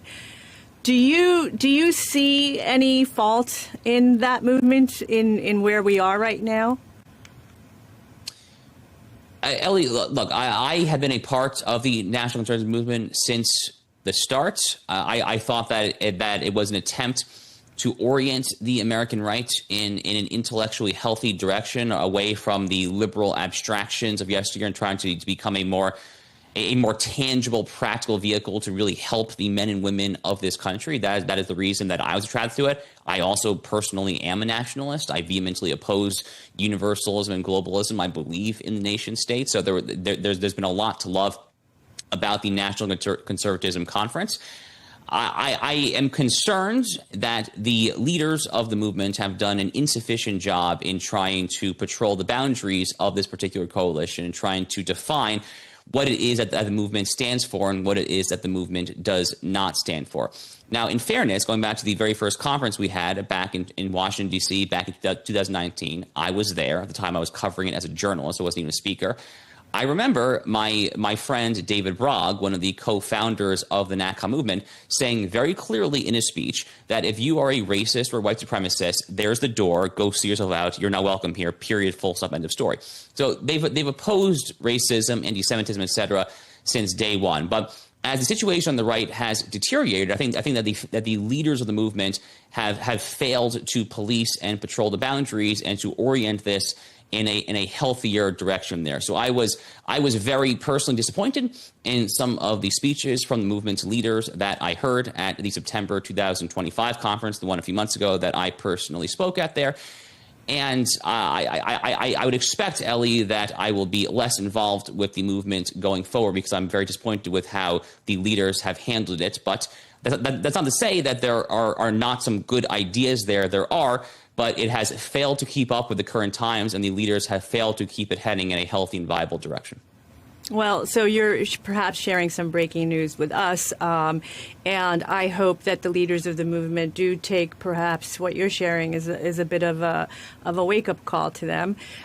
Josh, I want to move us on to a book that you've recently published titled Israel and Civilization, The Fate of the Jewish Nation and the Destiny of the West, which is described as, quote, a next-generation manifesto declaring that the fate of Western civilization depends on the security and thriving of the Jewish people and the Jewish state of Israel. With that lens, Josh, how do you view the current Israel-Gaza negotiations? Well, the current negotiations, Ellie, seem to me to really not be going anywhere in a hurry, which is something that I could have seen coming. I'm sure that you could have seen coming. Anyone who's been around the block and has followed Israel's recurring invariable fights against radical Islamist jihadists, I mean, anyone who's followed this for years now could, I think, have easily seen coming that Hamas is not going to simply just lay down their arms and disarm, as the Trump administration's 20-ish point peace plan called for. And the reason that they're not going to do so is actually very, very simple. It's literally in their charter. They can't do it. They are ideologically committed to not laying down their arms. There was actually just an exchange that the wretched Anna Kasparian, Cenk Uyghur's sparring partner or his teammate, Anna Kasparian, was on Bill Maher's show and Bill Maher said, oh, you know, Hamas will just keep on trying to kill Israel. And Kasparian says, well, how do you know that, Bill? And he says, well, it's literally in their charter. Because it is. Hamas did not mince words, Ellie. This stuff's actually publicly accessible. A lot of folks who have not Googled it, you should really just go ahead and Google it. It's available via the Yale Law School library. You can go and literally read the Hamas founding charter. It's from the late 1980s, 1987, 1988, right around there. They say that they aim to kill all the Jews of Israel. And by the way, they want to kill all the Jews around the world. And as if that's not good enough, their actual goal is to kill all so-called infidels, which is all Christians as well, and frankly, a lot of Muslims as well, really all Muslims who do not subscribe to their uniquely toxic brand of Sharia supremacist ideology. So these are just a horrific batch of 7th century aspiring Sharia supremacist radicals, and they're not going to lay down their arms anytime soon because they can't, because their entire life's purpose is to not lay down their arms. And anyone who is not a fool, I think, should have seen this coming. It's one of the reasons that I was personally advocating so hard for Israel to finish this job quickly, to not let this drag out there before the overwhelming pressure and the diplomacy just kind of takes over there and there's no military action left. That's not exactly what happened. And this is just kind of the story of Israel's existence, isn't it? I mean, having these recurring problems in Gaza. The northern border that Israel has with Lebanon is suddenly a little hotter all of a sudden. It's nothing close to what it was as recently as 2 years ago, but it's still getting a little hotter than what it was last summer after the death of Hassan Nasrallah and other actors like that there. This is very much kind of just the story of Israel's existence. And to kind of take it back to the themes of my book, Israel and Civilization, if the United States and if Western civilization more generally cares about itself, it will recognize that this is a very stark moral and strategic dichotomy between a deeply important player in the region, the wellspring, the birthplace of Western civilization, also the canary in the coal mine when it comes to Islamist hegemony in the region. It will look at that on the one side, and then this Sharia supremacist 7th century aspiring jihadist death cult on the other side, and will say, just let them do their thing. So look, if the president, Jared Kushner, Steve Witkoff, if they want to continue to try to negotiate some sort of viable, sustainable way that this works out, that's fine. I have absolutely no objection to that in principle. I'm just saying in practice, Ellie, I don't understand how it could possibly work and how Hamas could just voluntarily lay down their arms. They are saying, by the way, the most recent thing I saw is that Hamas is now saying that they're open to possibly finding some warehouse to lay down their arms there. I will believe that when I see it. It kind of reminds me of the word hunna, which roughly translates, Westerners translate it typically as a ceasefire, but for jihadists, the notion of a hunna is actually not a true ceasefire in the Western English language sense of the term. It refers to kind of a strategic, momentarily cessation of hostilities to allow that group to rearm then for future hostilities. That's what's going on there, and I'll be skeptical, frankly, if it's anything other than that. Well, and I think any honest observer of the Middle East knows that Hamas is a foreign terrorist organization. They're not going to be giving up their arms easily. But Josh, what that brings me to is your book and the notion that you argue that Israel is the tip of the spear for Western civilization, while at the same time we're seeing perhaps less and less support for Israel in the American public. How do those two trends work with each other, and what is your argument for why the U.S. should be continuing to support Israel? Well, Ellie, the reason I think fewer Americans are supporting Israel today is because fewer Americans, frankly, support America today. There are fewer Americans who understand what it actually is to be an American in the first place, what it actually is that made this country, what made it great, and what will keep it great there. There's a reason that historically it's been a close correlation between optimism, approval ratings of the country, confidence in America's future, and support for Israel. So, for instance, after 9/11, which was just a horrific atrocity on September 11, 2001, in the year and a half-ish that followed, President Bush had astronomically high approval ratings. And people were very confident there because this is before his collapse, but at the time they viewed him as a very, very strong leader. And they were confident about America's future because we were going to go in and get the bad guys, get bin Laden, et cetera, et cetera. It's not a coincidence that around that time, that's when U.S. support for Israel completely skyrocketed. It was around the highest polling incidents or highest polling timelines of U.S. support for Israel, really in the post-1948 history of the modern Jewish state. And again, you see that now playing out as well, because Americans, based on all the polling that I see, are not particularly confident about the country. They're not particularly optimistic about the future, whether it comes to threats foreign and domestic, whether it comes in the form of the Chinese Communist Party or Russia or Iran or whoever the case may be, or whether it comes in the form of domestic social maladies as well, when it comes to doom scrolling, addiction to Instagram and TikTok and our big tech oligarchs, whether it comes in the form of drugs, of horrific fentanyl overdoses and all of that there, despondency, loneliness. A lot of things are very much on the rise that are not indicative or conducive of a healthy society.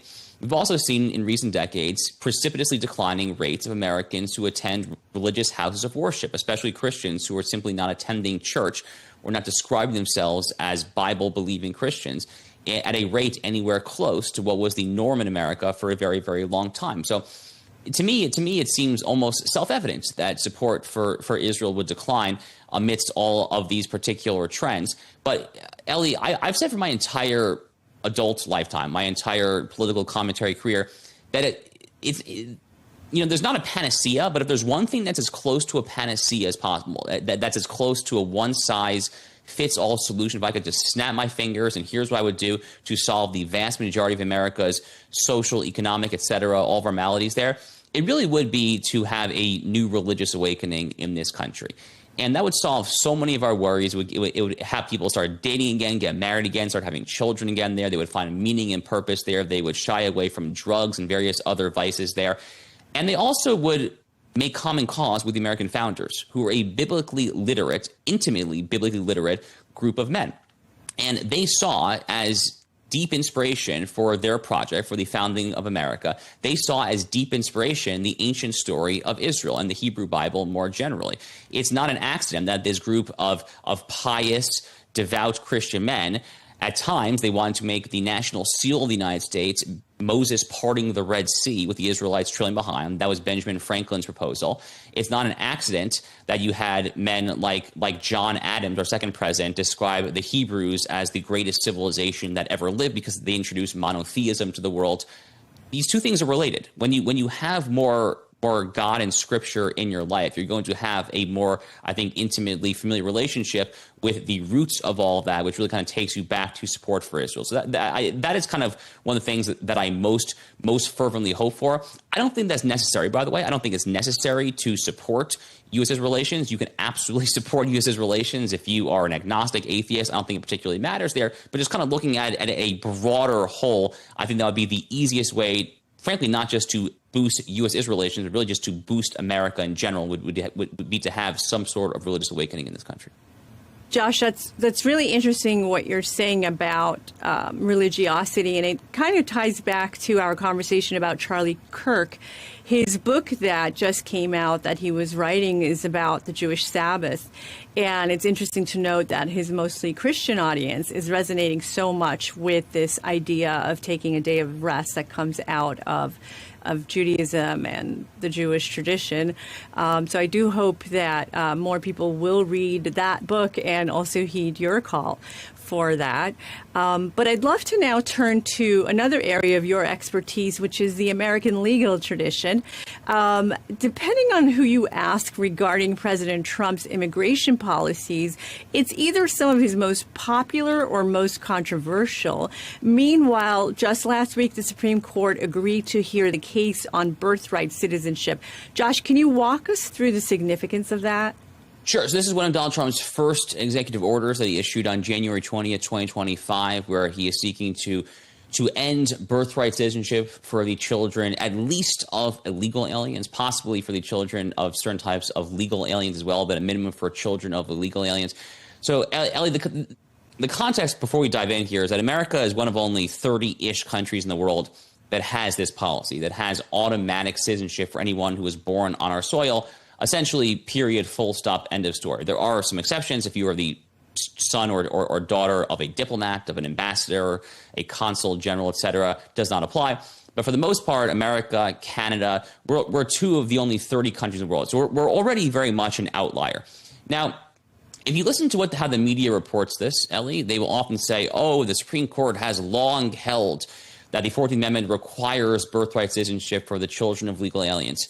No, it doesn't. No, it literally doesn't. How do I know this? I've studied this very, very closely since law school. I have written and studied it at great length, actually. So the relevant legal language, we're talking here about Section 1, Clause 1 of the 14th Amendment of the U.S. Constitution, which says, and I'm paraphrasing, I'm not reading it verbatim, but it basically says, every person born in the United States and subject to the jurisdiction thereof shall be a citizen of the United States and of the state in which he or she was born.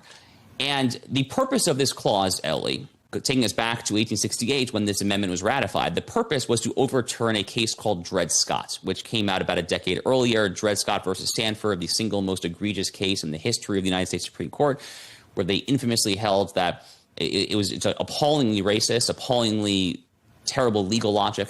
They said that black people were not and could not be citizens of the United States. So the clear intent of the citizenship clause of the 14th Amendment, which was 3 years after the end of the Civil War, was to make sure that black people were citizens, period. That's the entire point here.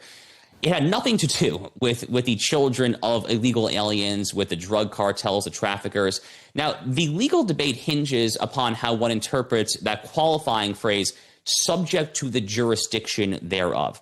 So the pro-birthright citizenship for illegals crowd will say that subject to the jurisdiction thereof simply means that you're here. And you're subject to the jurisdiction because if you commit a crime, we will prosecute you for homicide. If you commit a tort, we can sue you for battery or for larceny or whatever the case may be there. But that doesn't actually add up, does it? Because it would be legally superfluous language. It's not actually necessary. It's obvious. You don't have to write that. It is obvious that if you are on soil and you commit a crime, you can be prosecuted, unless you have some sort of bespoke diplomatic immunity that applies to literally everyone. So what does subject to the jurisdiction thereof actually mean? Fortunately, we actually know the answer to that. Because if you look back and you look at the men who actually drafted the 14th Amendment, men like Senator Jacob Howard of Michigan, men like Senator Lyman Trumbull of Illinois, they say very clearly that the purpose was to constitutionalize, to grant an imprimatur of constitutional legitimacy retroactively to a statute that Congress passed 2 years prior called the Civil Rights Act of 1866. And that particular law speaks of, instead of subject to the jurisdiction thereof, it says, and not subject to a foreign power. So now the light bulb's going off, because the actual then meaning then of subject to the jurisdiction means that you are not subject to a foreign power. Josh, I'm going to jump in there and just ask, do you think it's possible the Supreme Court might overturn birthright citizenship? Unfortunately, Ellie, I am not optimistic about this. I would love nothing more than to be wrong, because I think that it is a horrific public policy that incentivizes the cartels and the trafficking rings, encourages birth tourism, all sorts of other terrible things. It is a ludicrous policy. It should have ended a very long time ago, but I don't see it happening, unfortunately, when it comes to this current Supreme Court. I see maybe 1 or 2 votes, Clarence Thomas and Sam Alito. I think everyone else is a question mark. Maybe you get a Gorsuch, maybe a Kavanaugh. Honestly, if I had to predict, Ellie, I would be skeptical that you get any more than Clarence Thomas or Sam Alito. So unfortunately, I don't think that this argument is going to fly at the Supreme Court, which says nothing about, frankly, the legal merits of the Trump executive order, which is legally sound. It says everything, frankly, about the somewhat squishy nature of some of the Republican nominated justices at the Supreme Court. I very much hope to be wrong. I genuinely pray that I'm wrong. It's a very important policy, and America has to get it right. But unfortunately, I don't necessarily see it happening with the current court. Josh, it's interesting because you're talking about Republicans on the Supreme Court, but I wanted to also ask you about Democrats who seem to be using the lower courts and the U.S. justice system to impede Trump's overall agenda, his immigration agenda. Do you think that Democrats are going to be successful? Are they going to be able to run the clock out on the Trump administration? They might. They definitely might. So there was a case at the court last term called CASA, which was a fairly strong ruling, a 6-3 ruling, where they said that the notion of a so-called nationwide injunction, the notion that a lower court can just bring the entire government to a halt with just a lone single district court judge, that this flies in the face of the constitutional order and is offensive to a constitutional order. But they did leave some wiggle room. They did say that in very, very, very exceptional cases, blah, blah, blah, ... maybe it might be appropriate. So there's that. There's also some other creative workarounds that some of these left-wing lower court judges have already been implementing to get around the CASA decision. So, for instance, they've been trying to certify a very large class of people when it comes to class action litigation under Rule 23 of the Civil Procedure Rules. That's been a longstanding point of debate between liberal and conservative justices. There's actually the late Justice Antonin Scalia, a strong conservative who was very opposed to this free-flowing liberal granting of massive class action certifications there. So there are some long-standing unresolved tensions when it comes to some of this, and these are some of the tools that the courts are still using to try to run out the clock, as you correctly put it. We'll see. Stronger action is ultimately needed. I want to see some impeachment articles filed. I want to see some judges impeached. Judge Boasberg in D.C. would be a very good candidate. I would like to see Congress pass jurisdiction stripping legislation, trying to strip federal jurisdiction from certain lower courts, possibly even trying to abolish some entire judgeships outright. That is their power under Article 1, Section 8 of the Constitution. So stronger remedies are currently called for at this time because, Ellie, you're absolutely right that unless those strong remedies come, frankly, ASAP, there is a real chance that the judicial insurrection could run out the clock on this administration. Well, Josh, you and I have covered so much. Thank you for joining me.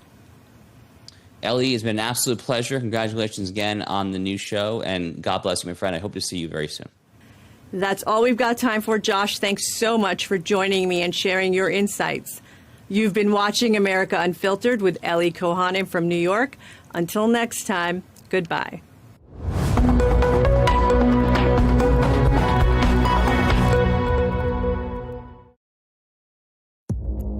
Our allies, in many cases, are worse than our enemies. Stay informed and connected with the latest international headlines. There obviously is a risk. From breaking news to in-depth analysis, it would appear that this war is coming to an end. Who buys this stuff? Investors, pension funds.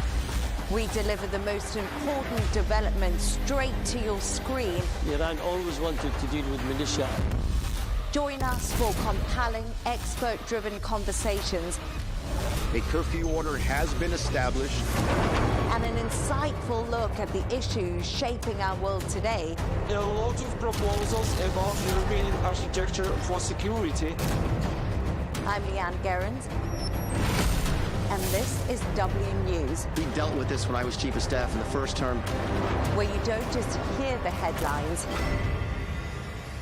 you get the full story. Beauty tips, life hacks, and anti-Semitism? Is TikTok pumping out pro-Palestinian influence to young people?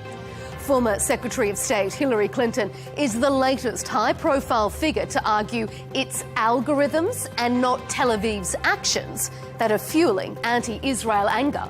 Is she right? You're watching Counterpoints with me, Melinda Nucifora.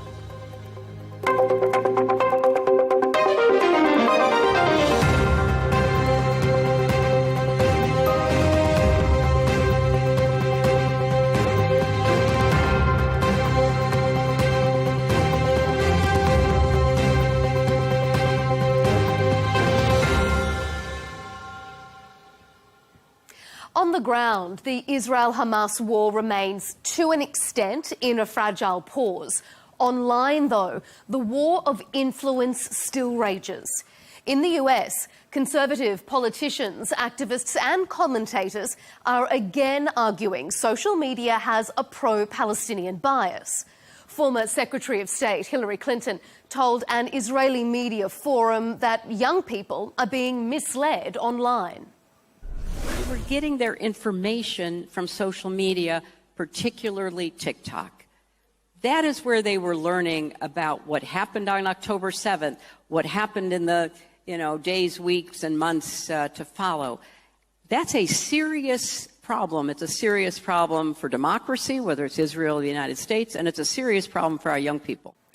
This is the first war where social media, particularly TikTok, has played such a dominant role as a news source. In the US, almost half of the young people aged between 18 and 29 get their news from TikTok, compared to only 9% in 2020. In the UK, 75% of 16 to 24-year-olds go to social media for news, again, primarily to TikTok. So you have TikTok just smashing our young people's brains all day long with video of carnage in Gaza. And this is why so many of us can't have a sane conversation with younger Jews, because anything that we try to say to them, they are hearing it through this wall of carnage. So I want to give data and information and facts and arguments, and they are just seeing in their minds carnage, and I sound obscene. So is it access to videos of carnage that's influencing young people, or is it the carnage itself? On this episode, we'll debate if social media is influencing young people to hate Israel. Is TikTok a dangerous place to consume news?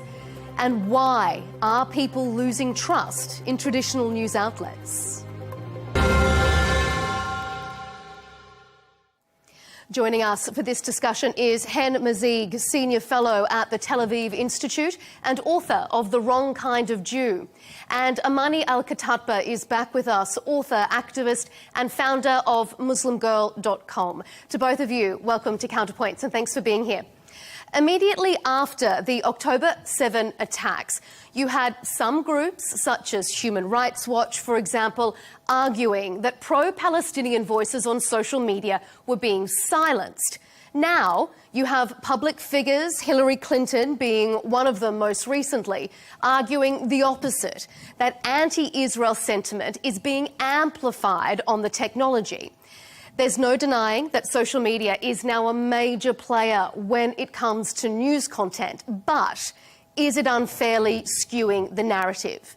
Hen, let me ask you to kick off tonight's debate. Is social media influencing young people to hate Israel? Yeah, absolutely. I mean, the conflict in the Middle East is the trigger, but the hate speech is the fuel to it. And what we've seen on social media is this extreme content that is often fueled with lies and misinformation that is getting the most clicks and the most engagement. And we have this invisible editors of our feed, which are the social media giants that reward this sort of hate speech. I can see it from my own platform, the debates that are heated and where people are screaming at each other. These are the type of content. This is the type of content that is rewarded. And a lot of it is fueled with anti-Semitism. anti-Semitism. That's filled with anti-Semitism. We're seeing it from our research. The most hated group on social media today in the conversation is the Jewish community. And this sort of hate speech and rhetoric has led to horrible consequences for Jews, from our synagogues being attacked, from Tunisia to New York to London to LA. Jewish people live in fear because of the hate speech that we've seen online. Of course, it's fueled, it's connected to the conflict, but the conflict is just the trigger, in my view. Mm-hmm. Amani, what do you think? Is it social media that is influencing people, undue influence against Israel and against the Israeli population? Young people hate Israel because of Israel's illegal actions and war crimes that it has been committing with complete impunity, especially over the past 2 years, but which has been going on for decades, and that this conflict, as Hen said, was the trigger point for greater awareness and visibility. We can't have this conversation without first establishing the premise that for decades, anti-Semitism has been conflated with anti-Zionism as a silencing tactic to try to eliminate any type of valid and protected political criticism of the Israeli government's actions. And in doing so, it serves the interests of the Israeli government, right? It makes it sound like anytime we want to criticize very valid war crimes and this ongoing genocide that it's committing using American taxpayer dollars, that we can't say it because this is somehow anti-Semitic. And honestly, I think the biggest contribution to anti-Semitism is this conflation that Israel's actions are validated by the Judaic religion, when countless Jewish people around the world are at the forefront of criticizing the Israeli government and are actually now suffering the systematic silencing and censorship that is taking place across social media in order to suppress any type of criticism of Israel. We don't need to look any farther than the changing policies of tech companies with the way that they moderate content online, the way that they have been sicking the algorithm in order to suppress this type of conversation from taking place. Social media is the new battlefield. And, the fact of the matter is that Israel has every leverage of power at its fingertips, especially on the social media domain, in order to silence its critics. And yet still, the sentiment remains that largely young people and people of all generations, honestly, online, have said that they do not support Israel and they want Israel's genocide to stop. And I'm sorry, but no amount of censorship is going to change that. Hen, what do you think, particularly about that idea of anti-Semitism being conflated with opposition to the Israeli government?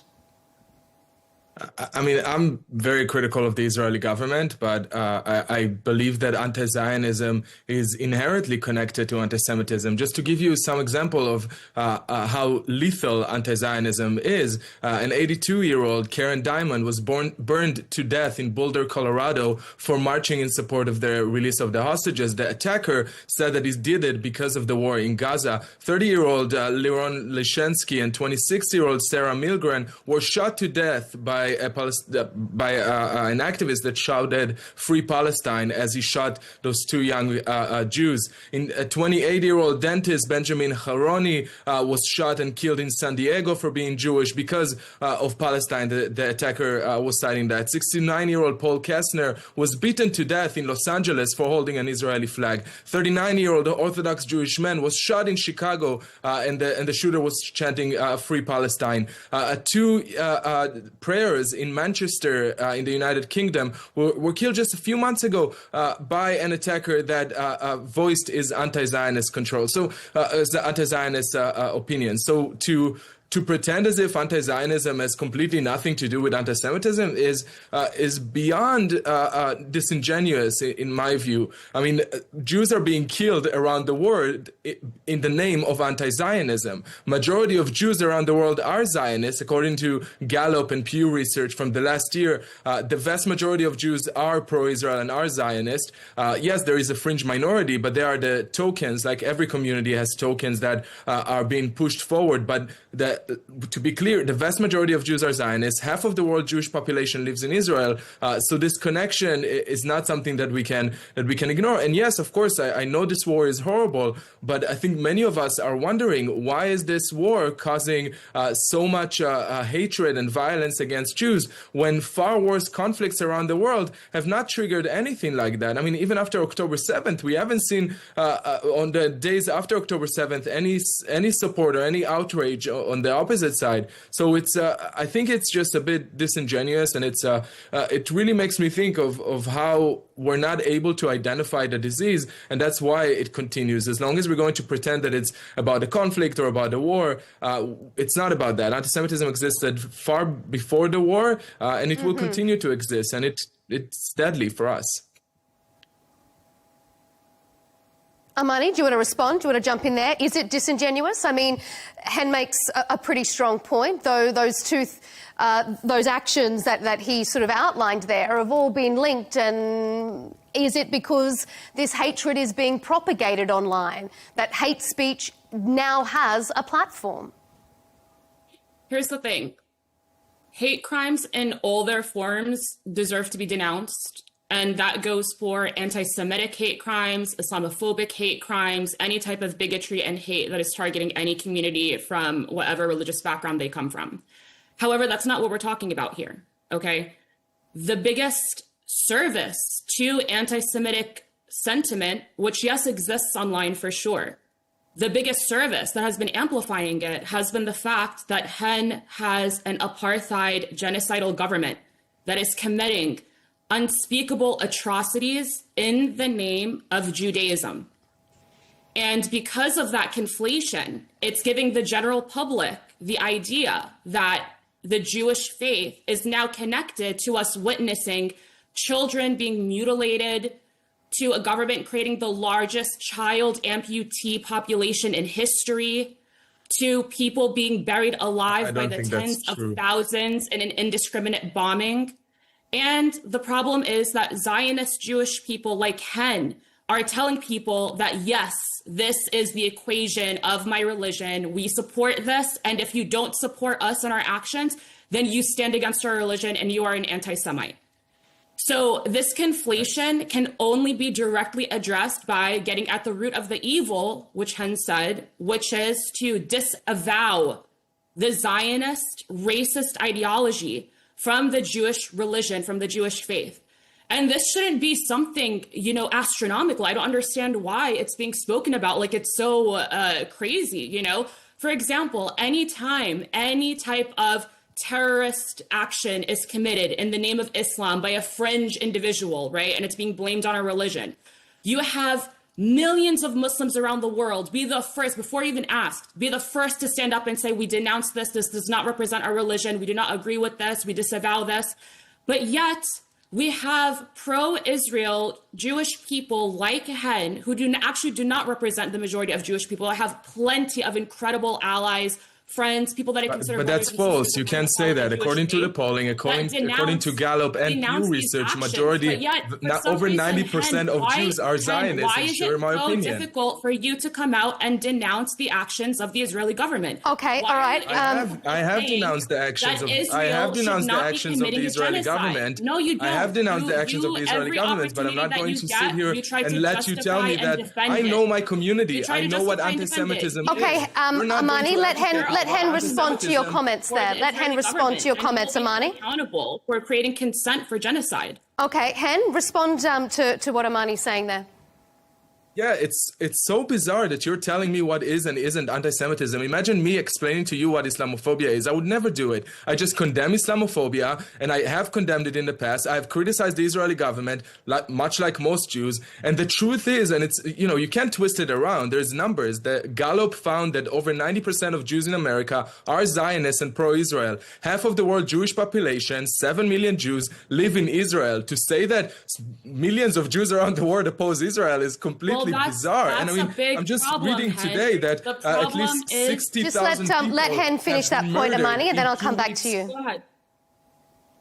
According to The Guardian today, RSF Massacre left the Sudanese city with over 60,000 civilians massacred within 2 weeks, and over 150,000 Sudanese have been missing since the war started. How many Sudanese people have been paying with their life the same way that Jews have because of the war in Israel? They haven't. There weren't any attacks on Sudanese people, right? But there is attacks on Jews on our synagogues. And you can't even condemn it without excusing it and saying that it's Israel. You should condemn anti-Semitism, period. I condemn Islamophobia, period. I think both of those hatred are the flip coin. And instead of us saying this is not okay without excusing that, oh, well, we need to understand why Jews have been shot outside of the Holocaust Museum in DC because of a war in Gaza. Really? How can you make this argument? It's so insane to me.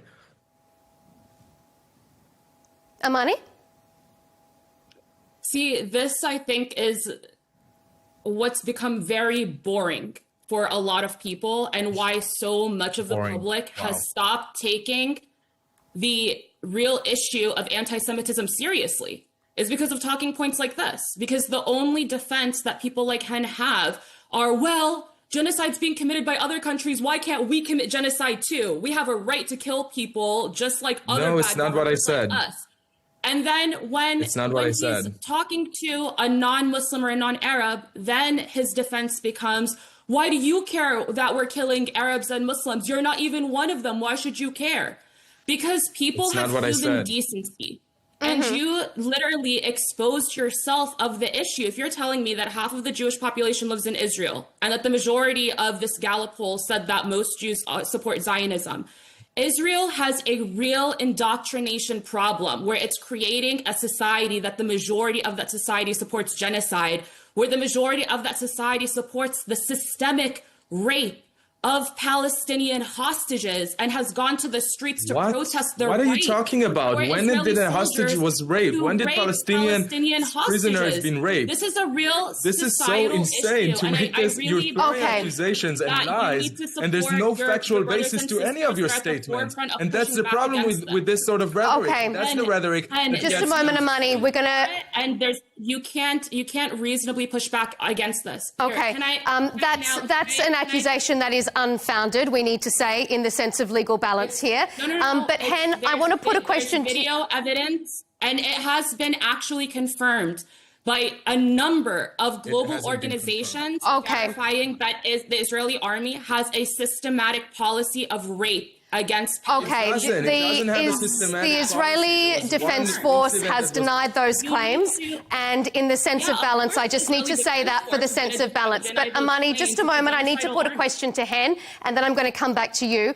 Hen, a lot of mainstream media in the West in the past has been accused of having a pro-Israel bias. And now we're hearing social media is amplifying pro-Palestinian voices. We've had Hillary Clinton saying that it has a pro-Palestinian bias. Is having a pro-Israeli bias in a lot of Western media equally as dangerous, equally as damaging for people's ability to get a nuanced sense of the news?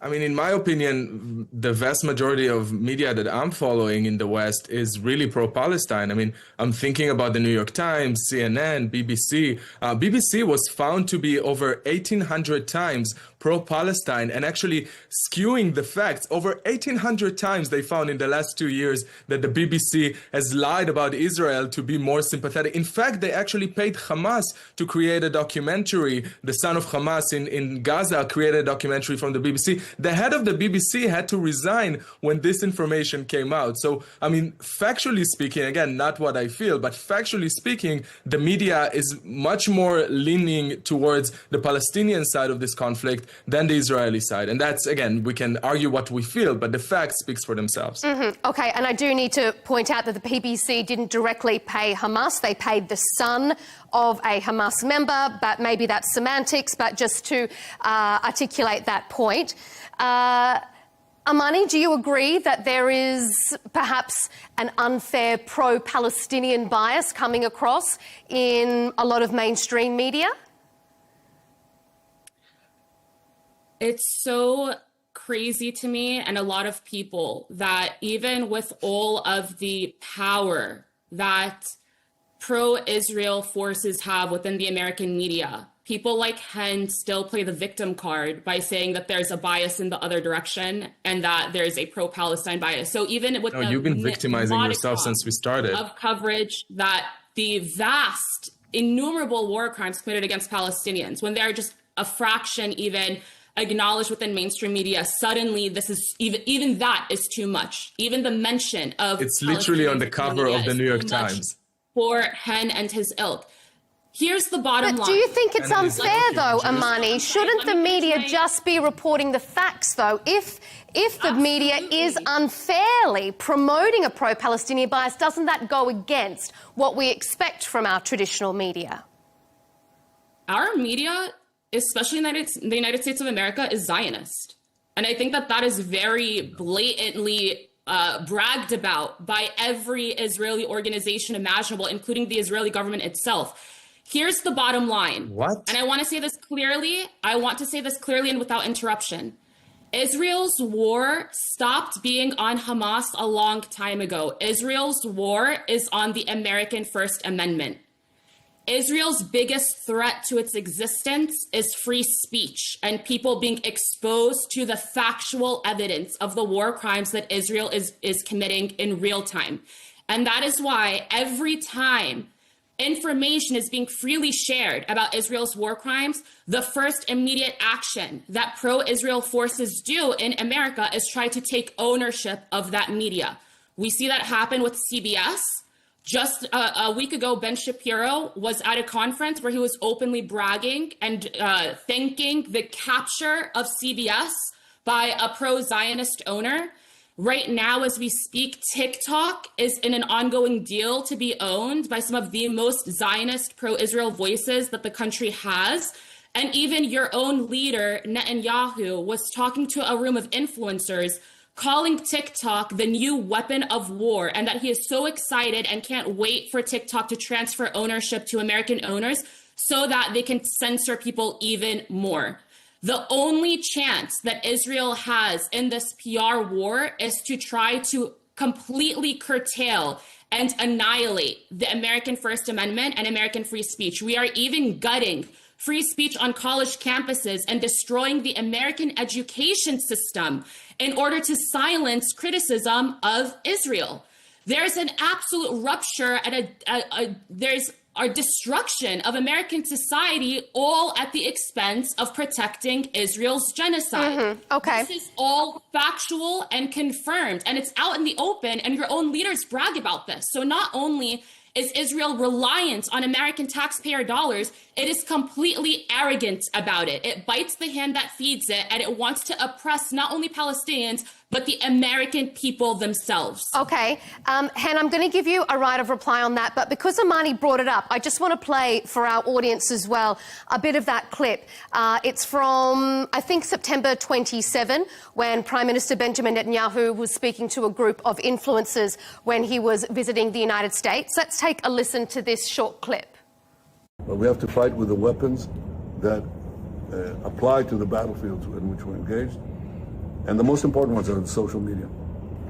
And the most important purchase that is going on right now is class. Followers. TikTok. TikTok, number one. Hen, respond to what Amani has been saying, but also this idea that obviously Prime Minister Netanyahu is aware they're playing this influence game on social media too. Is it just that Israel aren't playing it as well? Are they not using this weapon that Netanyahu calls it as well as the other side of this conflict? Yeah, absolutely. And I don't want to be in the position to defend Netanyahu because I don't agree with much of his policy, and I have been very critical of his government. However, I think that in this clip, specific clip, he's speaking about the forefront of the war on with anti-Semitism on social media that has been proven. Again, it's not, I mean, there were a lot of claims that Amani has made throughout her statement, and I think 80 or 90% of what she said can be easily debunked because it's not true. But the facts are that the vast majority of the media in the U.S. has been covering anti-Israel sentiments. And if we're talking about college campuses, have you seen the encampments on college campuses throughout America? Well, how are they being silenced? I mean, I'm hearing anti-Israel rhetoric and pro-Hamas rhetoric on college campuses in the streets. It goes up to the Congress with Rashida Tlaib that have made no apologies for her really strong anti-Israel sentiments. We hearing it everywhere all the time. I mean, even the right wing in America, the far right, people like Tucker Carlson have become anti-Israel. Candace Owens, Nick Fuentes, neo-Nazis in America are very pro-Palestine these days. And all of it is because of anti-Semitism. That's the one thing that everyone has in common. And instead of condemning it and understanding that, yes, it will start with anti-Semitism, but it will also go to Islamophobia, and it will also go to other forms of racism and hatred towards the minority groups. But this notion that somehow Israel is winning the PR war is ridiculous. I mean, in the cover of the New York Times throughout this war, we had pictures upon pictures, issues that have been debunked, stories that have been debunked, even coming from Hamas on the New York Times, in CNN, on BBC. Again, there's a study of BBC. You can find it online. Look up the study. How many times BBC have been lying about this conflict. So for me, I mean, the truth is clear, and it doesn't matter what I feel. Again, it's empirically proven that the media is more anti-Israel. College campuses have become anti-Israel. The media and the social media is really leaning towards anti-Israel. And again, the most important proof is that Jewish people, dozens of us in the last 2 years, have paid with it with our lives, and we are afraid of going to our synagogues. And instead of condemning it, we're finding an excuse that it's because of Netanyahu or it's because of the war. It's not because of the war. Anti-Semitism existed far before that. By the way, 6 million Jews have been killed by the same sort of hatred. Okay, Amani, I'm going to bring you in a moment, but you raised something there, Hen. So I want to ask you this before I hand it over to Amani, because you were talking about these college campuses. Young people have always been the drivers of anti-war protests, long before social media and this influence PR campaign began. University campuses were the background for anti-Vietnam protests. Young people rallied against the Iraq War, the war on terror. So why is this current evolution of student protests on campuses all of a sudden so much more worrying than what we have seen as traditional student-driven protests well before social media began? I think that a lot of them have been anti-war, and I think you're right about that. And it's in the past, it used to be, we're anti-war and we're anti-violence. But there, in all of those encampments, Jewish students have been facing violence. They've been rejected from entering the encampments. They were asked if they're Zionists or not.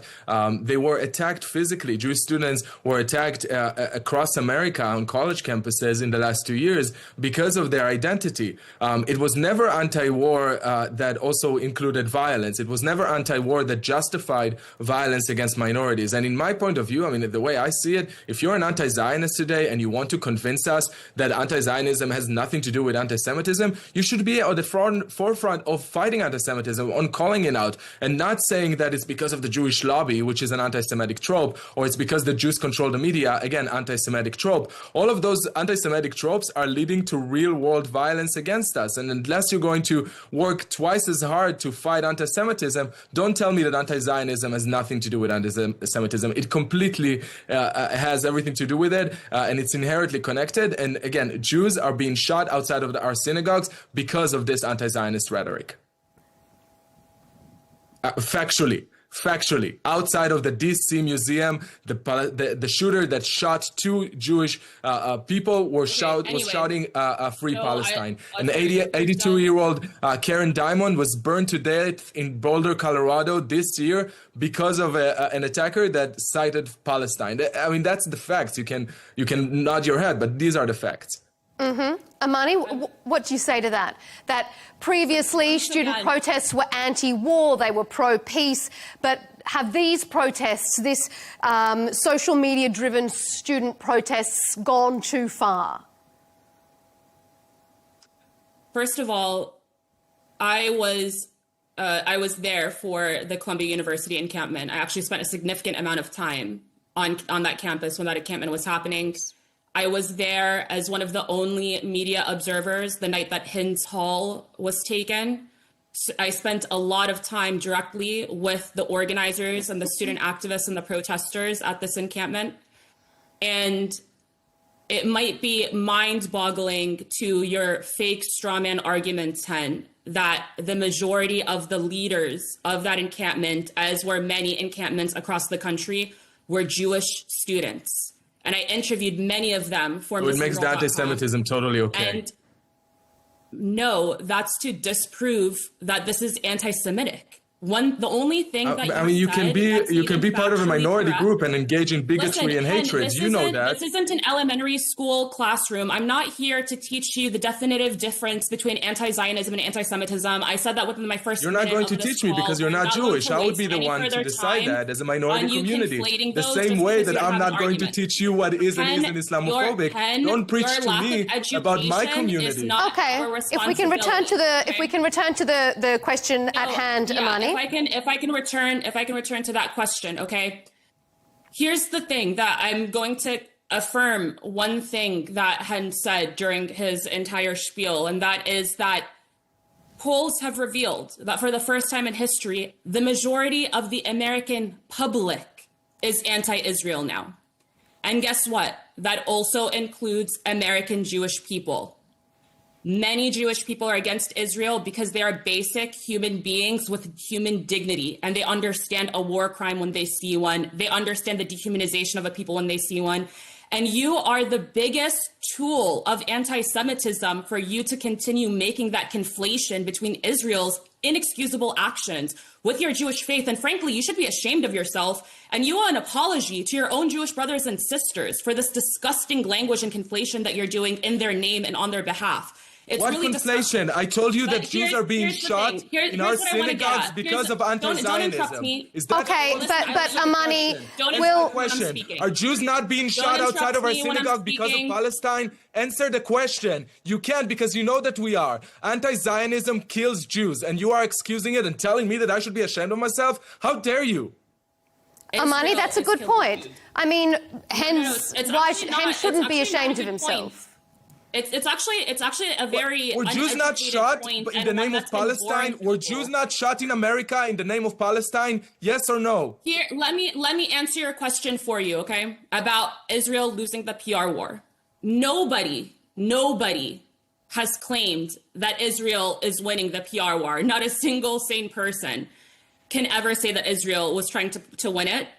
It absolutely lost it. You argued. You said that we control the media. Stop interrupting me when I'm speaking.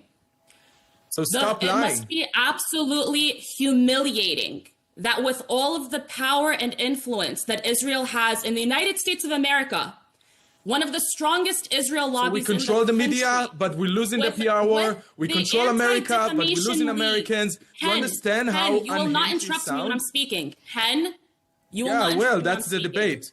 Okay, all right, Amani, we need to keep moving it on though, Amani, so if you can keep to the point and we'll answer each other respectfully before we move on. Listen, I would appreciate it if you were the one to get Hen to shut up so I can finish my sentiment. Keeps interrupting we me. need to maintain, I know that this is an impassioned debate, but please, we need to remain a level of respect and decorum to each other. Respectfully, can I complete my sentiment? Okay, very briefly, Amani, because you've had lots of time, so respond to that so we can give it to Hen and move on. I haven't had any clear time. Here's what I want to say, is that it is one of the most humiliating defeats in Israel's history, that it has lost a PR war in which it has every possible power vehicle at its fingertips. It's the most influential foreign country in the United States of America. And even with all of that, with all of the funding, the resources, the power, it still lost the PR war, because the one thing Israel does not have on its side is the truth. And the more people hear about the truth, the more people turn against Israel. And the longer that Israel's actions keep getting conflated with the Jewish faith, the worse it's going to make the issue of anti-Semitism globally. And you should be ashamed of yourself for contributing to that. Okay, and I will respectfully turn it over to Hen. Is Israel losing the PR war? Yeah, Israel is losing the PR war, but I mean it's so bizarre to hear Amani saying that on the one hand Jews control the media, and then saying that because even though we control it, we're losing. That Jews control the Congress and America, but then we're losing also the Americans. Jews are all these terrible things that we can be at the same time. You know, the most powerful superpower, but also the termites on the bottom. And that's actually a neo-Nazi talking points that have been spread during the Holocaust, and that's what led to the murder and the genocide of Jews. Your government is proliferating. Amani, please just let Hen finish, and then we'll continue. Thanks, Hen. No, I'm sorry. I can't. No, Amani, you asked Hen not to interrupt you, so give him the same respect. Hen, continue your answer, please. Then yeah, I will absolutely. Thank you, Amani. That is absolutely unacceptable and atrocious. And that's Amani, please allow Hen to finish his answer. Thanks very much. We need everyone to have their fair say. Hen, continue, please.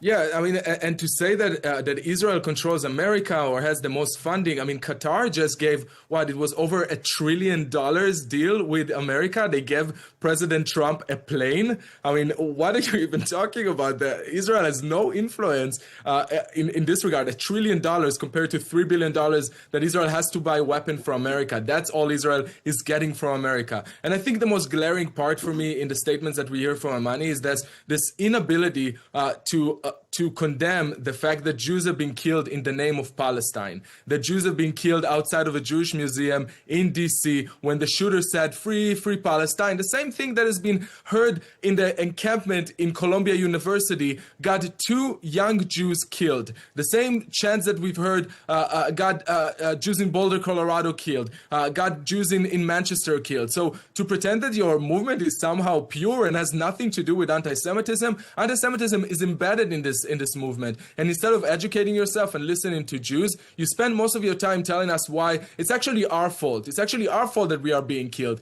If we were just less Jews, maybe we wouldn't be attacked this way. And that for me is really disturbing. And I think, I was able to criticize the Israeli government. I was able to say that Islamophobia is horrible and it's real and it does kill, and there were cases of Islamophobia, and I'm not excusing for once this sort of hatred or trying to explain to Amani why Islamophobia actually has reason, because there is no reason to hating anyone. And if we want to move forward to a better future, we just have to agree on that humanity comes first. And as long as we can't do that, we will never get to anywhere better. I'm going to move us on in our debate a little bit to refocus on this idea of social media and the news, whether it's dangerous, whether it's not dangerous. A journalist's role is traditionally to bear witness, to report the facts without bias. Those are the lofty ideals, and perhaps not all journalists or not all networks live up to them. But at the very least, professional journalists know they should have certain ethical and moral standards. A content creator, though, has no obligation to impartiality. They have no obligation to bear witness without bias. So, Amani, are TikTok and other social media platforms unreliable, maybe unsafe places for young people to be consuming news? Like Netanyahu himself said, the freedom of speech that's on social media is the biggest threat to Israel. And therefore, social media networks are, to his experience, the new weapons of war. And his answer to that, when killing the most number of journalists within a conflict in human history, when it's not enough to kill the journalists telling those stories, now Netanyahu has set his sights on censoring and controlling the social media networks themselves. For example, Dropsite News released a really damning expose that found that hundreds of former IDF soldiers are top employees all across Meta. You have genocidal army veterans that are actually embedded within a tech company now and controlling the algorithms and what's being shared online to try to suppress this information. Actually, Israel is the only government in the world that has a government agency that is directly communicating with Meta, where they literally provide lists of accounts directly to Meta for them to shut down in order to censor criticism of Israel. This is all open. This is all factually confirmed. There are so many reports that have confirmed this. Israel is working hand in hand, not only to commit a genocide, but to get tech companies to do the dirty work for them now. It's very well documented across Meta. And unfortunately, now with this TikTok deal, they're trying to take the same influence and control and power that they have within Meta, an American-owned company, and compel that same type of influence within what the only popular social media network that we had that wasn't owned by America, was owned by China. To try to force it under American control because they know that it's safer for them and they're able to more easily influence and control the information that's being shared that way. So really what we're witnessing Israel do is not only silence, well, first of all, it's prevented any global journalist from entering Gaza in order to provide that unbiased direct coverage. But then even people within Gaza themselves that have been sharing and reporting on the actual events taking place have been killed, targeted directly and killed. And now the very platforms where they've spread that information, where they've shared those events, are now also being tainted and shut down and put under the control of the Israeli government. The direct pipeline between the Israeli government and these tech companies is well documented. Okay. Hen, is the IDF controlling algorithms and is Israel embedding people in Meta? And then circling back to our primary question, are social media platforms such as TikTok dangerous places for people to be consuming news? It's actually laughable to make this argument that the IDF is controlling TikTok. TikTok is a Chinese-owned company. China has been very clear of its support of Hamas. Yeah, I know you're laughing too because it's so bizarre and insane. You're so uneducated, Ken. How do you keep up these conversations? Company, as everyone know, the IDF does not control TikTok or Meta in any way. I mean, maybe you mean that there's Jews working there. Yes, Mark Zuckerberg is Jewish, but some of the biggest accounts on Meta, on Instagram, are Palestinian accounts. That's how we've seen the war in Gaza, because Hamas has infiltrated those accounts and actually control many of the Palestinian influencers that are coming out of Gaza. We know that it's factual, because there's some former Israeli officer or former Israeli IDF soldiers working in Meta office in Israel. The reason is because we have a compulsory service. Everyone has to serve in the IDF, and that's why they're making the statement to say that Israeli soldiers or former soldiers are forever in their life would be subject or legitimate target to hatred and violence against them. And it's so interesting that the people that are telling us that are against war and against genocide are the ones that continuously justify violence and hate and attacking and killing people because of their identity. I mean, it just doesn't, the math isn't mathing. Whether you support one side or the other, Amani, there have long been these arguments about echo chambers on social media. So isn't this just another example of young people continuously being fed things that the algorithm thinks they like, or as what Hen was saying earlier in the debate, things that are inflammatory, combative, they seem to get promoted on the algorithm? Is there a risk that young people are not seeing any nuance in the news anymore because they're being fed a social media echo chamber? I mean, I think Hen told on himself and the entire mindset of this Israeli strategy, right? He said it himself that knowledge is a threat. Free speech on social media that spreads information that is critical of Israel is a tremendous threat to the state of Israel. But isn't it a risk that it's also an echo chamber, Amani? Israel is hoping and fighting for it to become an echo chamber.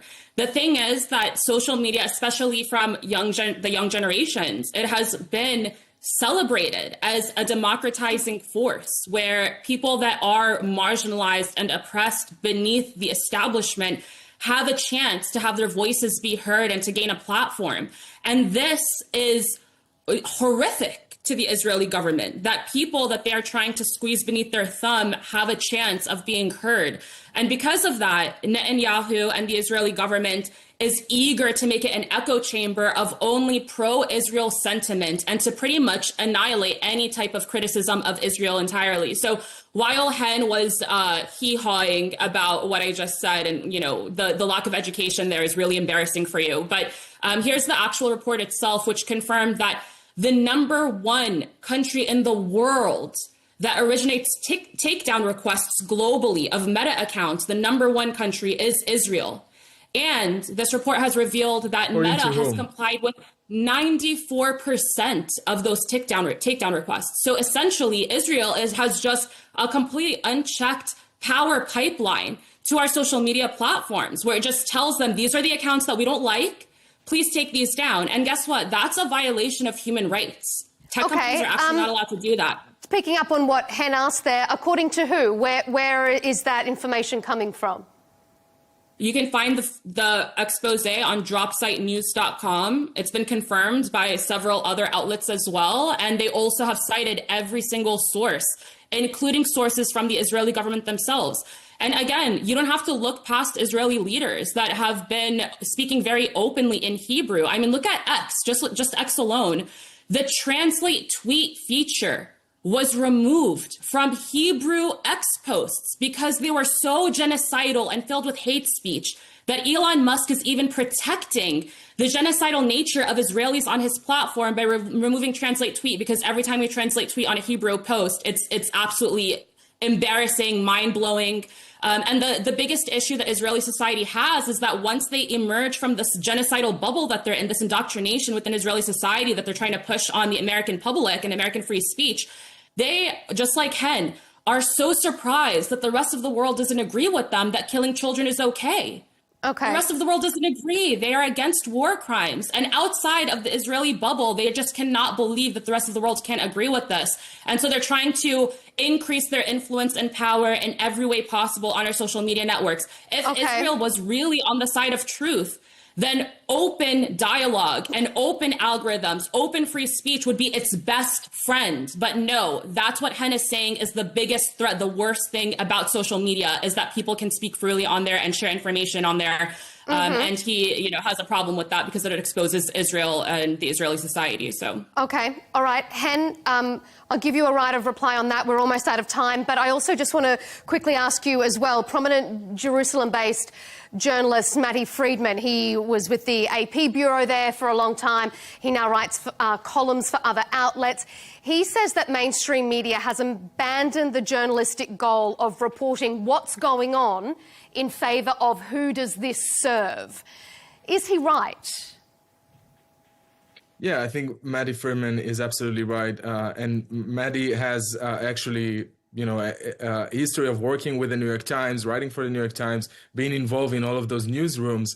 So I think his point of view is one that we actually should listen to and be worried about it, because truth is the most important tool that we have. And when we know that there's so many foreign intervening in social media, there are countries that are spending billions of dollars from China to Russia to Qatar on influence campaigns and to try and sway public opinion by creating bots. And I think it was really surprising for a lot of people on X when so many of the anti-Israel accounts were discovered to be based out of Pakistan, out of Turkey, out of Qatar, out of Iran and Russia, although they said that they're actually from Gaza. I think that social media can be an amazing tool to spread information and spread truth and having people engaging freely and disagreeing freely. But with the bots farms and this public opinion campaigns Qatar is the richest country on earth, and we know that they are spending so much money on it. So I think it's important that we are having checks and balances on it, and to make sure that when lies are being spread and that people are paying with their lives, we're holding those that are allowing it accountable, and that we reduce this hatred. I'm all for truth. I think truth will prevail. And one day we'll look back at this time and we'll see who stood on the right side of history and who was lying and justifying violence against minority groups. It's a really emotional debate, so I appreciate both of you being willing to come to speak with each other, to speak with me and our audience, and give both sides of the story, which is what we always aim to do on Counterpoints. Thank you so much for being with us here. Hen Mazig, Senior Fellow at the Tel Aviv Institute and author of The Wrong Kind of Jew, and Amani Al-Katatba, author, activist and founder of MuslimGirl.com. Thanks for being here on Counterpoints.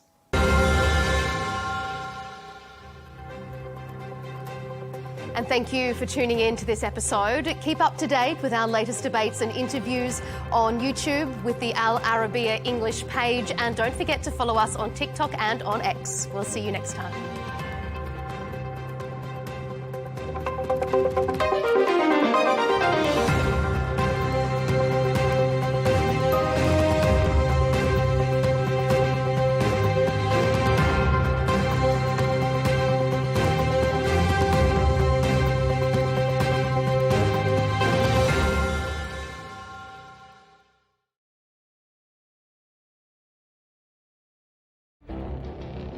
It feels like decades are passing by in a matter of weeks. Seismic shifts in the world order. Never, ever will be part of America. With so much happening and so much noise. Whether it's political upheaval, Canada has been ripping us off for years. economic shifts, or social movements, And no one wins from tariffs. I think America can be more friendly to the rest of the world. For in-depth analysis and all the latest developments across the globe. To have an inclusive policy together. The meetings with Hamas gave me some hope. We're in another nuclear arms race. the most important developments straight to your screen. Welcome to the dressing room. I'm on my own. I need backup. And an insightful look at the issues shaping our world today. It was not going to happen, that war, and it happened. Join us on Al Arabiya News, where the world talks. We have to take care of our people, and we're going to take care of our people first. For in-depth analysis and all the latest developments across the globe, make sure you join us every weekday. President Trump is trying to negotiate a ceasefire. With so much happening, so much information, and so much noise, International law will have no part in his administration.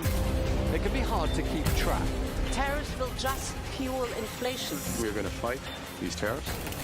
But you can count on us to tell you what you need to know. We stand by your side. Join me, Tom Burges Watson, for Global News Today, right here on Al Arabiya News. Our allies, in many cases, are worse than our enemies. Stay informed and connected with the latest international headlines. There obviously is a risk. From breaking news to in-depth analysis, it would appear that this war is coming to an end. Who buys this stuff? Investors, pension funds. We deliver the most important developments straight to your screen. Iran always wanted to deal with militia. Join us for compelling, expert-driven conversations. A curfew order has been established. And an insightful look at the issues shaping our world today. There are a lot of proposals about European architecture for security.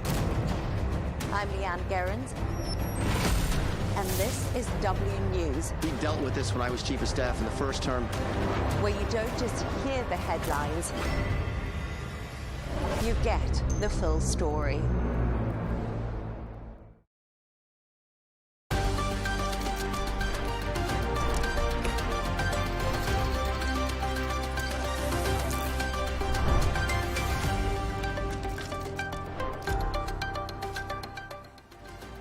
Hello and welcome. I'm Leigh Ann Gerrans and you're watching W News Extra, broadcasting live from the Al Arabiya studios. These are our top stories.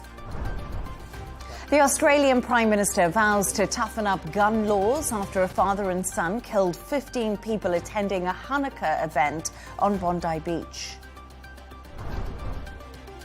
Zelensky says progress has been made on US security guarantees for Ukraine as the country's top negotiator hails real progress after US talks in Berlin. Media tycoon and pro-democracy activist Jimmy Lai faces life in prison after being found guilty of national security offences in Hong Kong. And the son of Rob Reiner is arrested after the Hollywood director and his wife are found dead in their LA home.